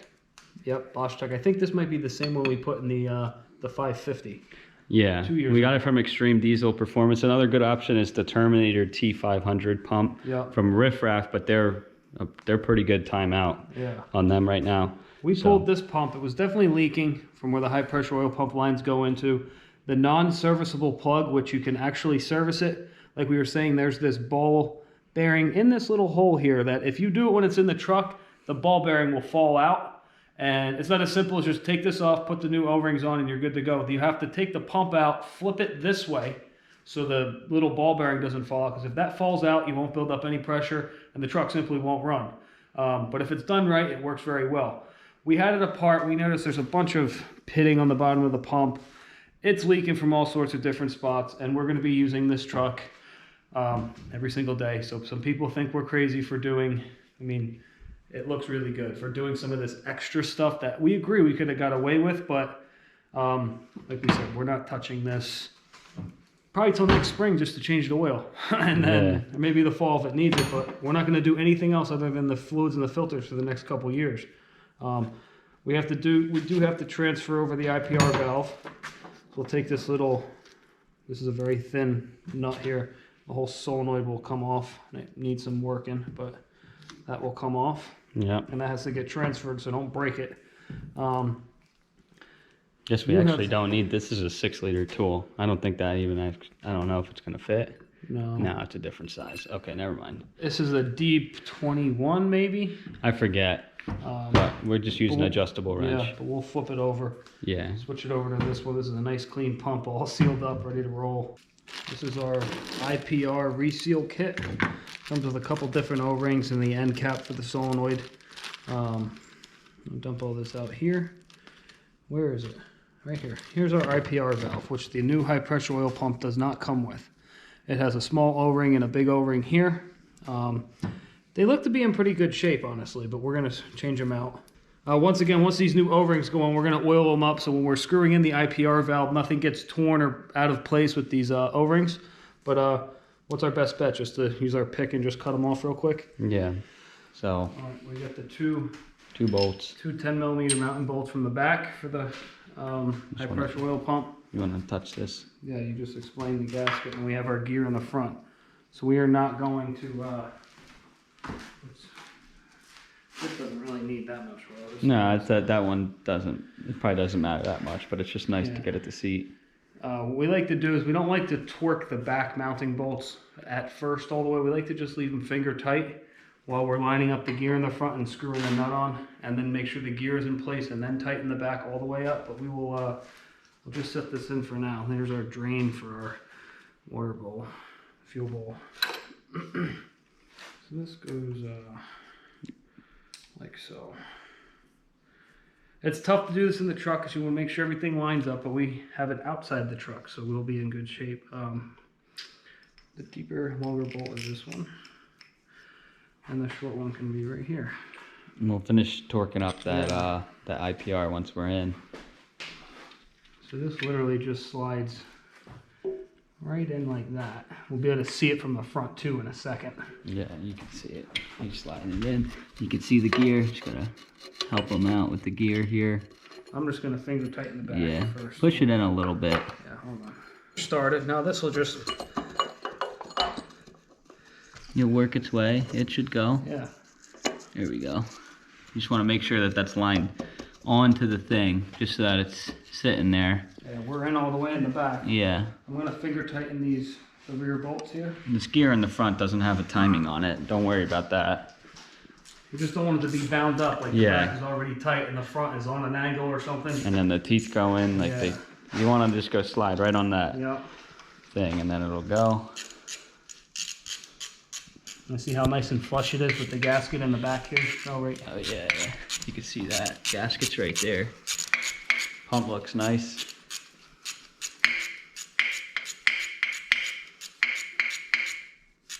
We'll just almost tighten it. Be nice for the little ratchet, automatic ratchet in here, but where is it? Over there, charging? Yeah.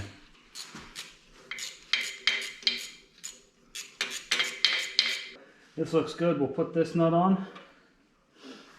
This has a torque spec too. I do not know. We'll look it up real quick. We usually we have a good feel for it, so we usually don't go crazy. It's tough to torque it too because the whole motor will spin. Yeah. Let's just look up that torque spec real quick. All right, so we got this plate. This one actually takes glue to go back on, so it's just just a little bit international, or the Motorcraft glue. We're gonna show you. Oh, look, that's bolted in now. Obviously, I'm gonna show you the fuel bowl. What's gonna be done there? We have the O-ring kit somewhere in this box. Let me try to see if I can find it real quick. And it's this one. There's a lot of little O-rings. This one's from Riffraff's website. So here's the fuel bowl. We should have popped this lid free while it was still mounted. We could just throw it in real quick. Yeah, just to hold it. Just wait, hold it real quick. There shouldn't be any diesel in it, right? So we got your two ports. These ones go to the heads. You got, this one's your regulated return with the spring. This one is your inlet that comes from your fuel pump. Here. We got, this is a plug for your element heater, and I believe that's also for the water and fuel. And then you have your drain right here. It looks like we got a plug right here. This is the big one. Yeah, that one leaks all the time. Absolute big one. So if you're looking another plug right there in the valley, and you think oil on the back of your motor or oil pan, we were talking about this earlier in the video. It's going to be these seals where the turbo pedestal go. Yeah. A little bit higher up where the actual turbo goes. Those seals. most of the time it's this. The O-rings will go, the diesel will drain through the valley, mix with the grease, and come out and look like oil, but it could really be diesel. So you really have to... You got to smell it for sure. Yeah, and those have, people put eBay ones and Amazon ones that are aftermarket, and the plastic warps on those, and then they don't seal. Right, so we're going to just bolt this in for 2 seconds. Yeah, we just want to pop this cap off. Here's the old lid. Sure, we could get it to work again with the new fuel filter, but we have the OEM Ford lids that I bought a bunch of them a couple years ago that are reusable. This one's reusable, but some of them, they get brittle and they crack over time, and sometimes these tabs break and you can't get them ever off again. We've seen some people, you literally take like a screwdriver and pound them with a hammer. That's how tight some of these people put these on. We're gonna take the old filter out, clean this really good. We've shown this in our other tune-up videos, but people don't take into consideration, I mean, there is so much crap in the bottom of that. Yeah. They just throw a new filter in and they don't do anything about the bottom. And we'll show you what you need to do. Bring this over in the light here. I'll be able to see it.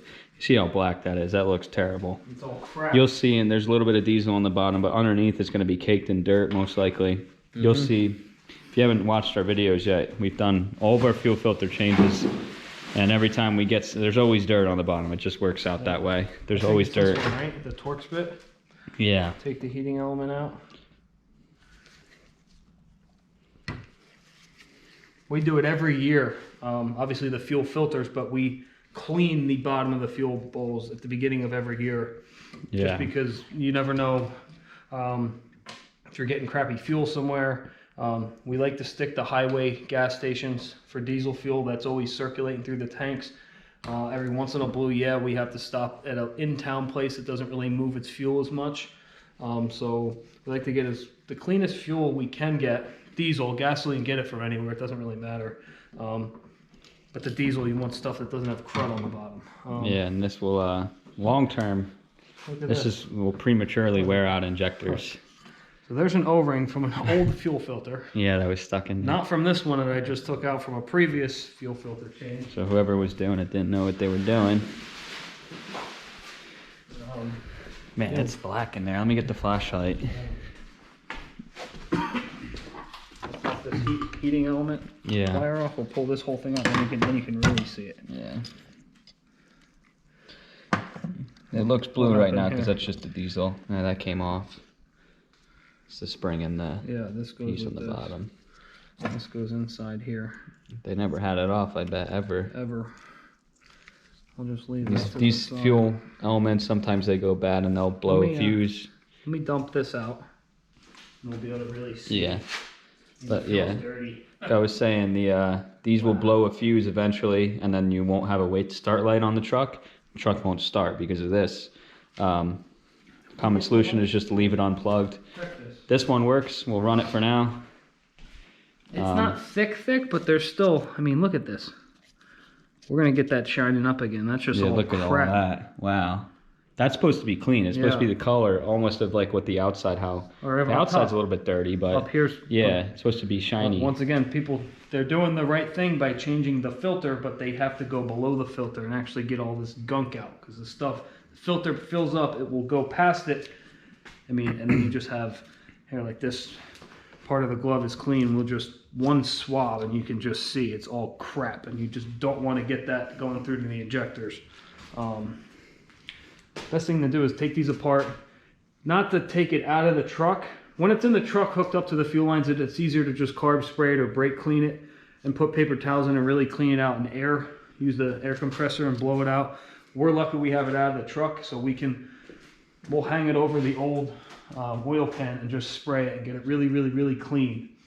We'll take these fittings off and replace the O-rings that are definitely here. There's an O-ring in here, right? I believe there is, yeah. And just reseal this whole thing. We're going to send it in with its new fuel lines. Boy, does that high pressure oil pump look pretty. Yeah, it looks nice. Nice and shiny. But the motor's coming along really well. The oil pan's on. We got our workspace a little bit more cleaned up. It's just coming along. Yeah. It's going to be a good one. Reasoning for this is probably the tank's probably a mess. Yeah. The screens in there, I guarantee, are probably clogged solid, which we're gonna put brand new screens inside the sending unit in the tank. But it'll be later on. I don't think that'll It be gets worse if you don't keep up with your filters. It gets worse and worse and worse. Yeah. So It's better when you take them out and you change them every so often whenever they're due. take it over in the light. Yeah, this is what it should look like. This is as close to clean as we can get this 20-year-old. You can see that. Look at that. It looks way better. Way better. All that Yeah. crap came out. Yeah. I might have mentioned this earlier in the video about deleting the fuel bowl. That is an option, but that gets expensive compared to doing just an O-ring kit in the bowl.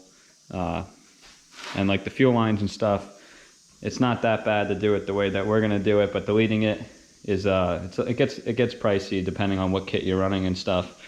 But this way works perfectly fine, and like it's proven it worked for the first 20-something years, so it'll almost work for another 20 years. All right, so Riffraff does a really nice job here with these O-rings. They have them printed out on paper, and you can literally line them right up by size of what goes where, and there's all the description of where everything goes. So it's fairly simple and straightforward to replace these. You got to pop off like this is your water separator, your drain valve. You got to pop that off. You got to pop off this connector, this electrical connector. It's crazy. These are gone. Yeah, look at them. There's nothing. They're supposed to be these two blue ones. Yeah, and this is just a stained yellow. This is the color. That's just the flat. stain. So yeah, There's nothing here. yeah. You can buy this also as a whole assembly, but you Yeah. can also get away with redoing it as long as There's it's nothing been there. That's just a quality one. That's crazy. Yeah. So we're gonna just go chug away at this. This will get done, and then with this fuel bowl will be all sealed up and ready to go. Yep. Oh, we got the fuel bowl mounted, Yeah, that's all done, all sealed. re-sealed up, ready to go. Inside looks very good. Brand new OEM Ford fuel filter. You can get away with aftermarket fuel filters, but it's cheaper to buy, I think, like a dozen of these at once.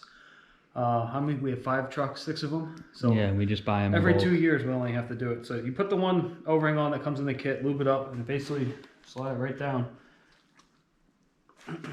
You'll feel it bottom out. Yep. You have the cap. Cap is right here. Yeah. This is going to be the. Oh no, this might not be. This is not an OEM cap, but it's a reusable cap with a ton of reviews.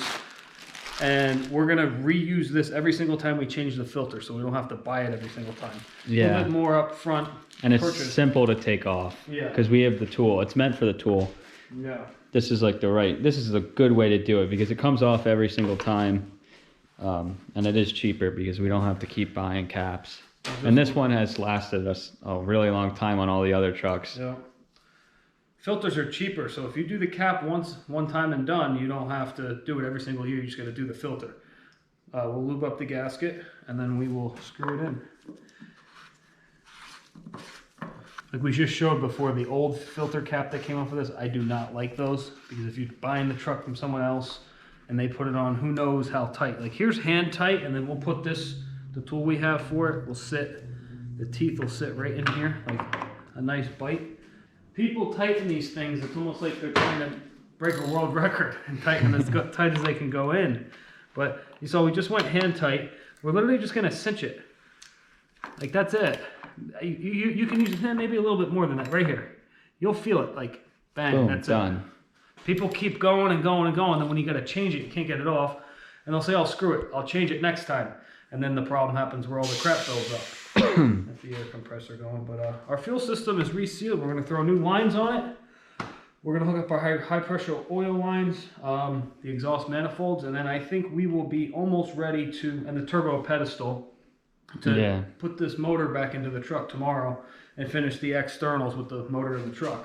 Did you say the exhaust manifolds? Are we doing them tonight? We're gonna put those on. Yeah. But yeah, we're gonna keep the water pump off until the whole thing's in the truck. We're going to do the low pressure oil pump when it's sitting there. Sensor. We're gonna keep the ICP sensor off because that likes to break when you're grabbing the pickup points for the motor. We don't want to break our brand new water pump putting the motor in the truck, so we'll put that on later. But other than that, we're really happy with how this is coming along. Start to stop, I mean, we've been working, we've been traveling. I really don't know what if we did this from start to stop, every single thing here, we would have the motor out 2 hours, 3 hours at most. All this work could be done at the end of the same day, glue drying and everything, back in the truck the following day, hooked up. 2 full days to do this whole thing the right way, every single thing we've done, and turnkey ready to go. Of course, we're spreading this out over a few different videos, well, one big video, but a few different days. But what's next? We want to do the, yeah, let's do the fuel lines right here. And then we'll put the pedestal, because that goes on top of the fuel line. Yeah. Like we stated before in the video, you got 2 different lines. This one. I'm assuming it goes, yeah, it's like this. This one goes to the passenger head. It's this way, sorry. Does it come with the bracket? No, the bracket's on the old one, which we saved. Okay, we'll get that. This one sits like so. Goes to the side of the fuel bowl, back to the back of the cylinder head. Like we've been stating all along, whether the motor has 600,000 miles or 20,000 miles, it's 20 years old, it hasn't been replaced yet. These grommets either have nothing left to them, like we showed that earlier in the video, we did. right? Yeah. I mean, here's the line right here. We gotta steal the mounting bracket. Here's the old line. Look at that. Nothing. There's no grommet left, or there's just little, like here, there's little fragments. Yeah, and the rest of it might be pinched up against the back, but there's like nothing left. It's supposed to look like this. Yeah, let's see that. Look at that. Side. That's incredible. So, you can use, these lines are just dirty. We could have cleaned the lines up and just put the gasket, little grommets on the end and sent it. It would have been fine, but we had these already from a previous order. Yeah, and it is recommended, like we said, this line, if you're going to be to this point, you should replace that one, because if the motor has a lot of miles on it, the vibration will end up splitting that metal in the back. So there's just a little mount thing, it kind of stabilizes it. But once again, this one's garbage. We're going to use our old oil pen for like a little scrap bin. Yeah. It goes. And these are fairly inexpensive. They're not terrible to do. And you want to make sure you're screwing it on straight, because you do not want to strip out these the side of the fuel bowl. Yeah. Easy enough. Just get them started. I mean, you can see right there why the grommet is so important. Yeah. It seals literally the whole fuel system off. And I believe these run about 60 or 70 PSI, somewhere in between there, I think is what it is. So that's the fuel pressure rating. You got a stud right here on your plenum, which will hold this support. And this will just go in and just stabilize it somewhat. Yeah. Who knows how much it actually does, but it's there. These are 1/2 inch, I believe, 13. Yeah, 13. All right, I'm going to cinch this one down first, and then we'll send the other one in. Yeah. And I feel like we keep rubbing it at everyone's faces about doing it while the motor's out and how much easier it is. This back fitting is very tough in the truck to get at, but right here you can literally stand here, no transmission in the way, and you can tighten it down. But getting at it, you're going to be on your stomach, ripping up your stomach, and it's going to take you twice as long as if you just and this is very nice to do it right here. Once again, you don't have to tighten it. You don't have to break it. Yeah. Tighten it. You want to get it to cinch itself, and then just go a little bit farther. So there's about cinch. We'll just cinch it just a smidge more. You don't want to go anything too crazy. And this one's also nice because, did you say, there's the solenoids aren't in the way. The glow plug relay and that other solenoid and the wires are out of the way. And I just want to point out one thing. I think I said it already in the video, but there's tiny screens in these fittings. It's worth giving them a quick look, because if there's something clogging up those screens majorly, you'll lose fuel to those injectors. Your injectors will die prematurely from losing that fuel. All right, that one's good. Yep. Time to put this pedestal on. Once again, this is the deleted version. The old one, like we said, has that arm. This is a kind of a better setup, because then it's leak proof from that happening. Pop off the old O-rings. Yeah. You want to drop them down in the motor. You got 2 O-rings on the bottom. They seal here. Yeah, we'll throw these. And 2 O-rings on the top. That seat there. These will dry out very easily. That's why most of the oil leaks, like we said, it's all up here. It's not really back or on the bottom. We'll lube up these new O-rings. Yeah. We'll literally just set them in place after they're lubed up and they're ready to roll. So now this thing can just get set right on top. Yep. And see how it's important, because it goes right over top of the fuel line. Yep. You can get it through and everything, but it's just where we're at now. I would recommend right now to not put those top ones in until you're ready to put the turbo in once it's in the truck, because you don't want them to fall out and you lose them. Peace out, right? Yeah, that thing's scrap. We will just cinch these down. Yeah, there's torque specs for literally everything. But something like the pedestal, just tighten it. Don't over tighten it, don't under tighten it. Like the IPR valve, we torque to the right thing. The high pressure oil pump, we torque to the right thing. I mean, of course, if we were rebuilding the internals of the motor, we would torque everything the right way. But stuff like this, just don't have a good feel for it. Don't kill it. Don't break it. Don't underdo it. Okay, that's in. Yeah. The whole wire harness will drop right in. We just got to slot it on its front mounting plate here. Yeah, if you remember those couple studs. Now's a good time to do this tube for the exhaust manifolds, because we're going to be doing that. We just got the up pipes officially disconnected. Unfortunately, like we said, we couldn't reuse them because they were worn out so bad. So we're gonna do the bellowed up pipes, which is a really common solution to these up pipes because they tend to leak, and these fix the problem. So we're gonna do that. I just want to show you real quick while Steve's setting up the gaskets. Yeah, I showed him it. The original way we were gonna do it was to run a different gasket, which I have it somewhere. Anyways, it's somewhere here. And Molly makes these really good gaskets to redo your up pipes so that when they go into the donut part up top, the gasket's a little bit thicker and it seems to seal pretty good, better than what the OEM ones did. That's a really cheap solution if your up pipes are in good condition to redo this, because doing it the bellowed style is pretty expensive. It can get expensive depending on which ones you buy. But let's see these gaskets. Just metal. Yeah. Metal gasket. I mean, we could get this machined and get both sides of these machined and go right metal to metal again, but this gasket will suffice, and that's why they made it. They didn't make it with a gasket from the factory, but this will fill all the pits and voids or whatever you want to call it. I mean, it's pretty smooth to me. Our leak was up top by the turbo, so we should be in really good shape with these. All right, this is where we're at. Our up pipes are all in, the bellowed part. We leave them loose on the bottom because it helps us get the turbo in up top. And then once the motor's in the truck, we can go underneath and finish tightening these up pipes. But the exhaust manifolds are tightened in with the new bolts. Gaskets. This thing's looking nice. Looks like an engine again. Yeah. All right, good morning, following day here. Just want to show you the low pressure oil pump, like with the front seal cover, this piece. There's a new seal right there that has to get punched in.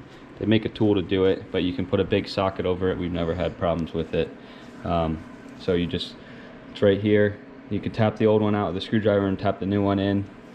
And then on the back side of that, there's a sleeve, a wear sleeve that also can go in. This is the gasket. Yeah, that's it. The orange gasket for right here that seals it up against the front cover. Yep. So we're gonna put this on real quick. I emphasized this before, make sure that whenever you take this off, you make sure it goes back the same way, because we've had a time, I think, where we put it backwards and we weren't getting any oil up to our reservoir up here and the truck wouldn't start. So this is directional. I think there's an offset on the back. The front seal also comes with instructions for doing it if you don't know how to do it. That's it. You just press it in. It's got a little dowel pin here. Just make sure it that doesn't lines up. break when you're punching the seal out. Yeah. Or when you're punching the seal in. There's actually another one. Yeah. It's stuck Here. in there. Yeah. No, it's reversed. That one stays with the block. This one stays with the cap. So this one will go right in that little hole, and this one will go right into that hole. We already put this right back on, like Jim said, so it only goes on one way.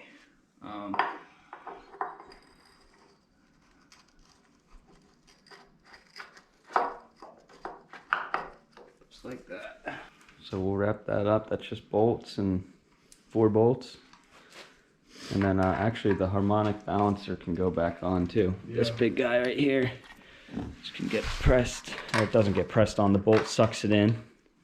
And there's a keyway, so make sure you line it up the right way. All right, just 2 more things. 2 more things until this thing's ready to be picked up. It's a side note too. We used a little clear container. I think we already showed that. Yeah, but we filled this with about a half a quart. Oh yeah. Of motor oil for lubing up our parts and our O-rings and everything. It's almost gone. Yeah. So it just shows that how much actual oil you're going to use when you're assembling this stuff. Coming down to the last things here is the cam sensor. OEM, brand new, because this will make the truck not run.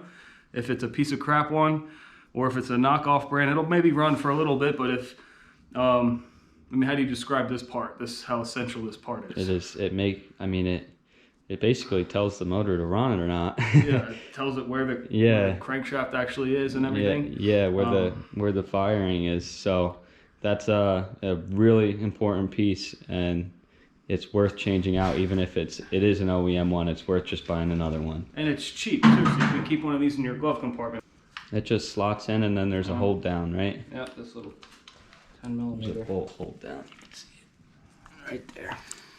Here we got our wire harness coming from the top, which we'll finish plugging that in once it's in. This will be for this, and then the water pump stuff. Right here. Yeah, I think so. So that's that there. Just snug it up. And then the last piece is the dipstick tube, which is in this package. We got a brand new one.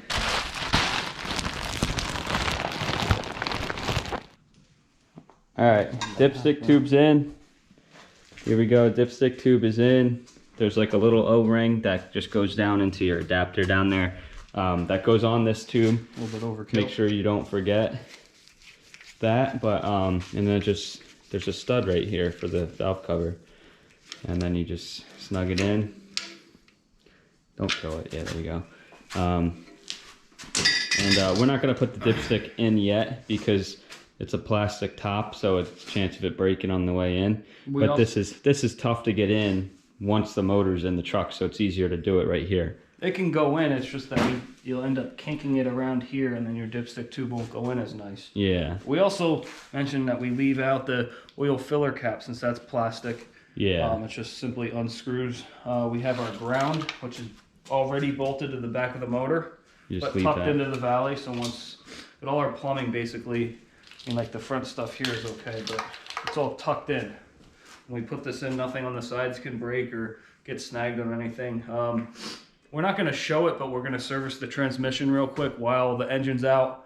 We got to replace one of the lines, I think, right? Yeah. The main one that runs down the side of the motor here. That might not be the case for your engine though, if you're working on your truck. That's just that one needed to be done. Right. And then once we're done servicing the transmission with the lines and the fluid, we're going to do the filter also, I believe, and clean the magnet in the bottom of the pan. But we can do that from the front. And then we'll drop the motor right in, and we'll start hooking up all the accessories and the plumbing and everything. We'll show you once we get the motor set in the frame, and then we'll kind of we're going to run through it really quick because it's the reverse of what you've done to get it out. And if you're at this point in the video, you'll probably want to see the truck back together. Running. It's been a while. It's been probably over an hour at least in this video. This too, right? How we keep those loose. Yeah, we'll show you the turbo hookup and stuff like that. But then everything else, such as wires and clips and stuff, it's the same thing as we took it out. So we're gonna fast forward through all that. All right, now we've reached the point of where we're ready to throw this engine back in the truck. It's a fairly straightforward concept to line this torque converter up with this flex plate. You got all of your 6 studs down there. Try to have them somewhat lined up to begin with. You know, if we got one on the top, we got one on the top over there. We want it to be close as possible. To make sure that the torque converter is fully seated still in the transmission and that they didn't move, it didn't fall out a little bit forwards because it takes a couple turns to get it to actually fully sit. So once that's fully in, like Jim said, you just want to make sure the bolt holes are somewhat lined up when you go in.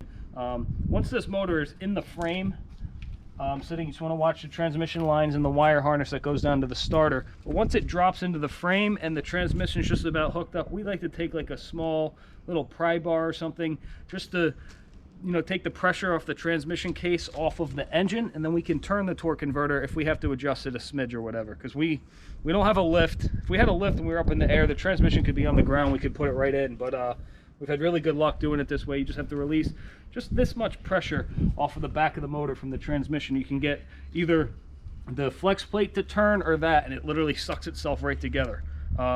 and the motor will drop right into its spot. Yeah, and then also we have the jack underneath there if we have to go up or down. We picked where we think it's going to be, close enough. And if you don't have to take the hood off to get it back in, it's just a little bit easier for visual here. And we are using the excavator to put it back in, which an engine hoist is a lot easier. We just got rid of the old one when we moved, but this will work just fine. All right, let's get after it. All right, we're ready to go in with this thing. You guys probably have been wondering why this plate's been on the other way. We did it like that because when we had it on the stands in the garage, we didn't want the forks to hit the oil core, so we actually flipped the plate down. And now we're gonna flip it back and then we go in real quick. Now we can put it in, because your starter sits right here. But like I said, this oil cooler over here is fragile. So when we were going up with the jack stands in the garage, we just flipped it around. We had the flywheel holding it in so it wouldn't fall out. All right, let's check this out. We got the motor in. The mounts, we did the mounts underneath, the torque converters lined up, the transmission's bolted up. We got the 2 bolts up from the top. Like we said, we're gonna kind of run through this reassembly faster because it's quite simple based on how we took it apart.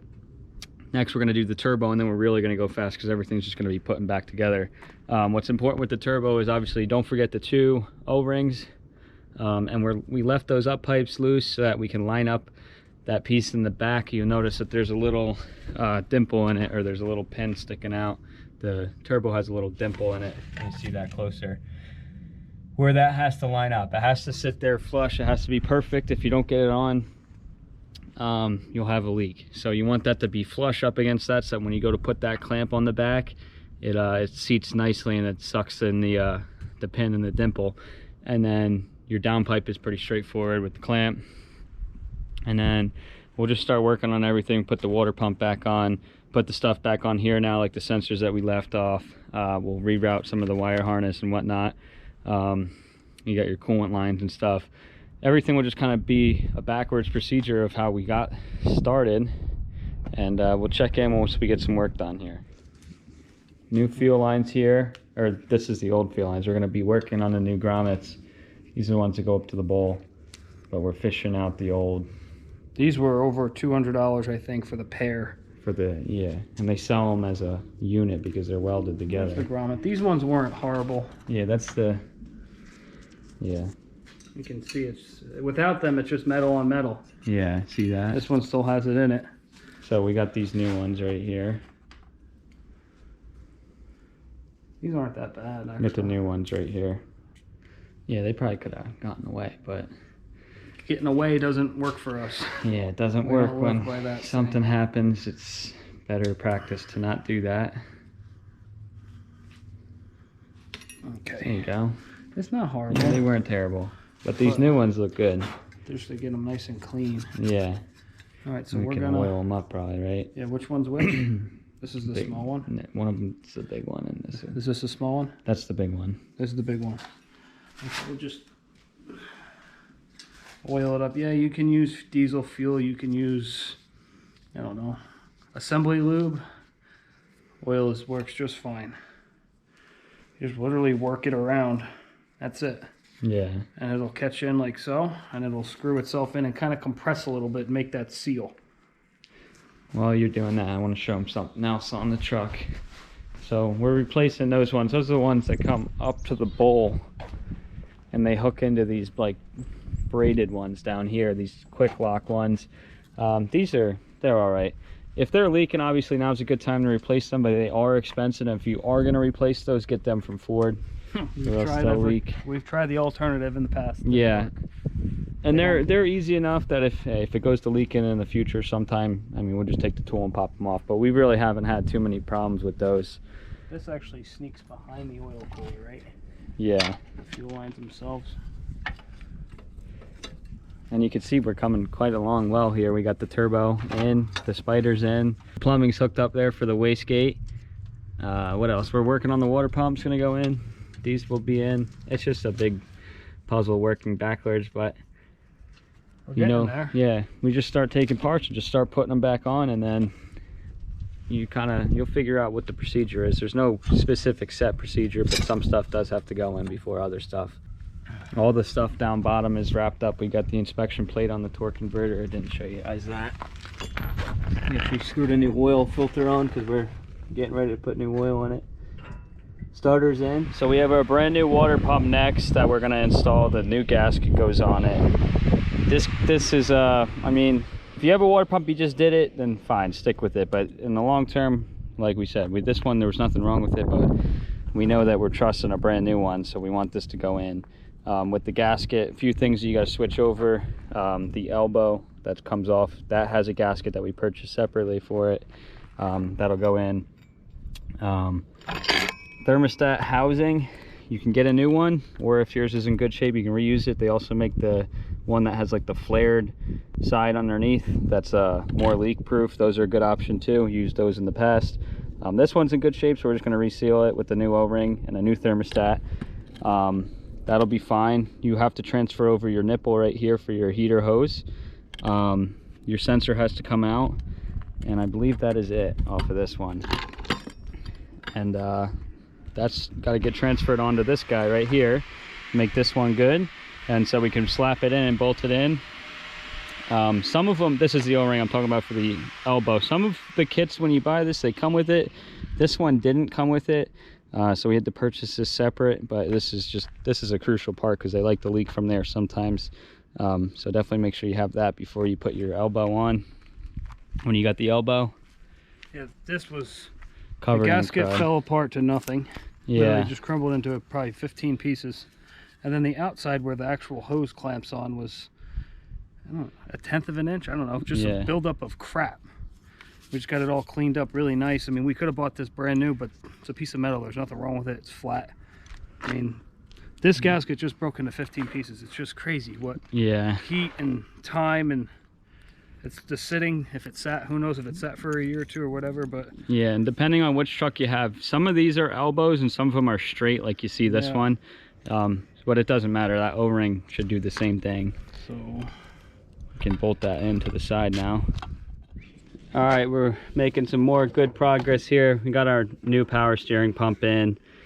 This bracket can go back on with your alternator with these wires, and we were doing hoses here for the pressure for the hydro boost. Steve is heater core lines. Doing the heater core lines. Let's check them out real quick. We got this other tower on for the compressor, and the tensioner is on. And then this, there's a heater core line down there. Yep. So one each, and then they the brackets sit on the valve cover, if you saw before. The little holders for them. Around. Yeah. Sun's really bright out here today, but so we are switching out this compressor actually for another one. But if you're at this stage, you can put that. Yeah, for this one, we have a whole parts one that we're going to take some parts off of. But this can go on there. If you want to, now you can put your intercore pipes back so that they're just sitting there. You can snake them in before you keep going with all this stuff. Trying to think of what else. Yeah, we're gonna just keep rebuilding the front of it, and it's really, we're starting to run out of parts to put back on, which you're getting close. The ground can go on. Yeah, the ground. Don't forget that. That's the 8mm up here. You got the 8? I'm gonna get the wheels back. All right. Okay, your ground hook's in right here. That's an 8mm. You can put this back on. Your oil filler. What else? We're getting really close. Starting to look like a real truck again. We got all of our coolers up, and so we left off like here, and now we got all these coolers up front, so it's really not that much. You might be like thinking, oh my god, there's so much crap to put back, but there's not. Once you get past here, it's just all easy work. Of course, we got our battery trays and stuff. There was the AC lines on that side. You got your inner core pipes and whatnot, but it's pretty much almost back together, so we could turn the key. This thing's gonna run good. We're gonna try and start it tonight without putting the headlights or the bumper on. Just knowing peace of mind when we go to sleep and go to work tomorrow that this thing will be ready to go. Basically Tuesday, I guess.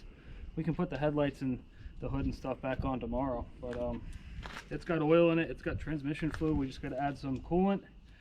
Power steering fluid's already in there. We got to work the air out of those lines, but I think it's gonna take a while to start because we did the high pressure oil pump, we did the injector O-rings, the cups. All the oil was completely drained out of the system, so it's going to take a while for the low pressure pump, and we did the low pressure pump seal, so it's going to take a while for that to send the oil up to the top of this motor, because these things won't run without oil. If you don't put oil in it, it literally won't start. The injectors only run with oil, so we'll see what happens. All right, we're at a point now where we can start this thing. We'll be ready to crank it over. It's going to take a little bit of cranking. The best advice I can give you is right off the bat to cycle the key, let the fuel flow through it a few times. It's got to come all the way up into that bowl since we drained it. It's going to take a little bit of cranking to get oil pressure. You got anything else? No, I mean, the fuel lines are new. The oil rails on the cylinder heads were drained. The whole front cover was drained out. It's going to take a while. We've got brand new batteries, really good starter. Hear it? Yeah. You can hear it coming up. Yeah. You hear all that air purging out. We left the headlights and stuff off and grill just to get it started, at least for tonight, because we gotta go to work tomorrow, so we're probably gonna call it a day. Get a little tired. All right, guys, 7.3 liter startup, first startup after having the engine out and replacing everything necessary to make it leak free.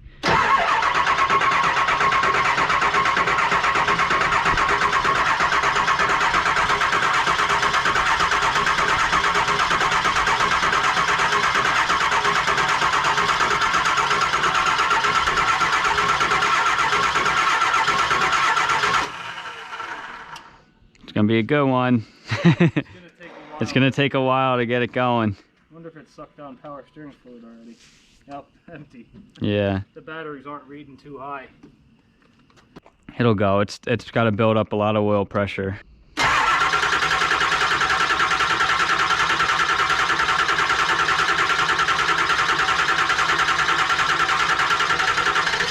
There it goes.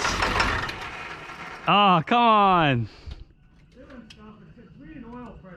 Yeah, it's just got air in the lines. It's gonna smoke.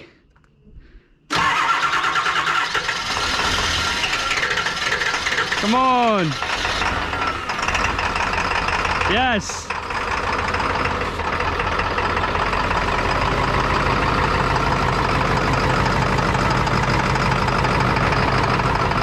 It runs.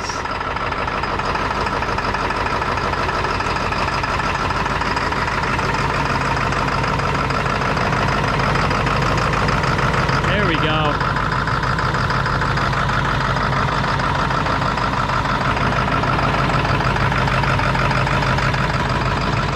Take this off.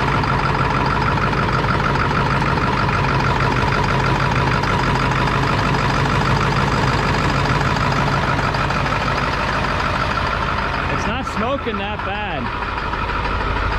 It's not terrible. Usually it smokes really bad. If we took it for a test drive, it probably would smoke. Yeah, from all the oil Yeah. leaking down with the injectors coming out and everything. It's smoking a little bit, but it's not terrible. It's not yeah, it's catching up on all the cylinders.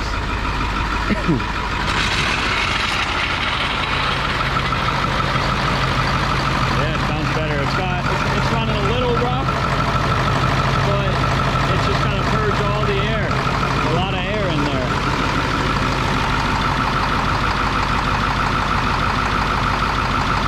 Sounds good. Yeah, it does. You guys ready? Look at that. It's all put back together.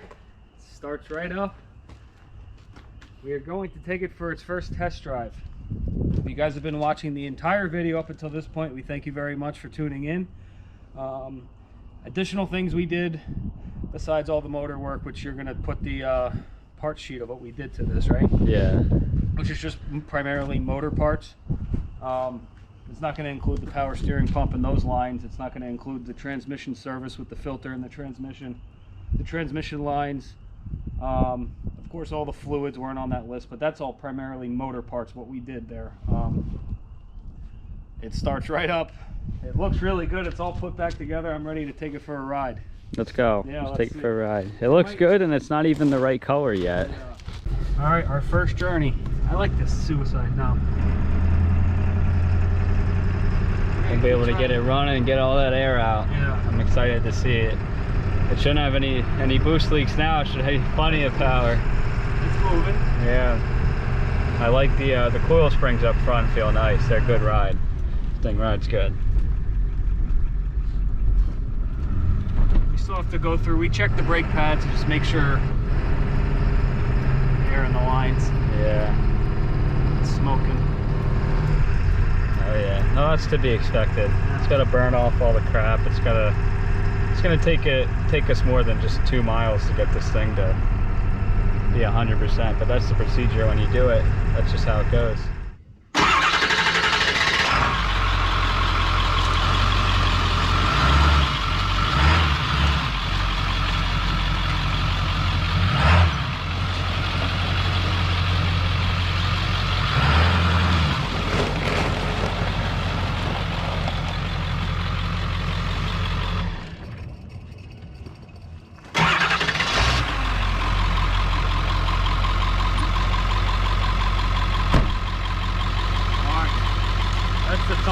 Thumbs up for success there. That'll wrap this video up. I don't know, we covered a lot in this video. We came and went, it was all different days and stuff. We were obviously dressed in, you guys could tell it wasn't all on the same day. But if you're here still watching, we really appreciate you. This is video, I don't even know how long this is going to be when you put this together. Yeah. But let's just say that we opened up a shop tomorrow for 7.3s to reseal it and do every single thing that we just did in this video. Would you guys send your truck to us? Would you be interested? We're of course not doing this yet. Probably next winter we might think about getting a spot to do something like this. Open up another business in the winter time because we don't snow plow. But we'd just like to hear your feedback, what you guys thought of the video, and would you send your truck to us if you had to. We have a lot of people from New Jersey, from the area around here that we're meeting on YouTube, but I keep babbling on. But just to wrap it up, what you guys think of the video? Anything you would do differently?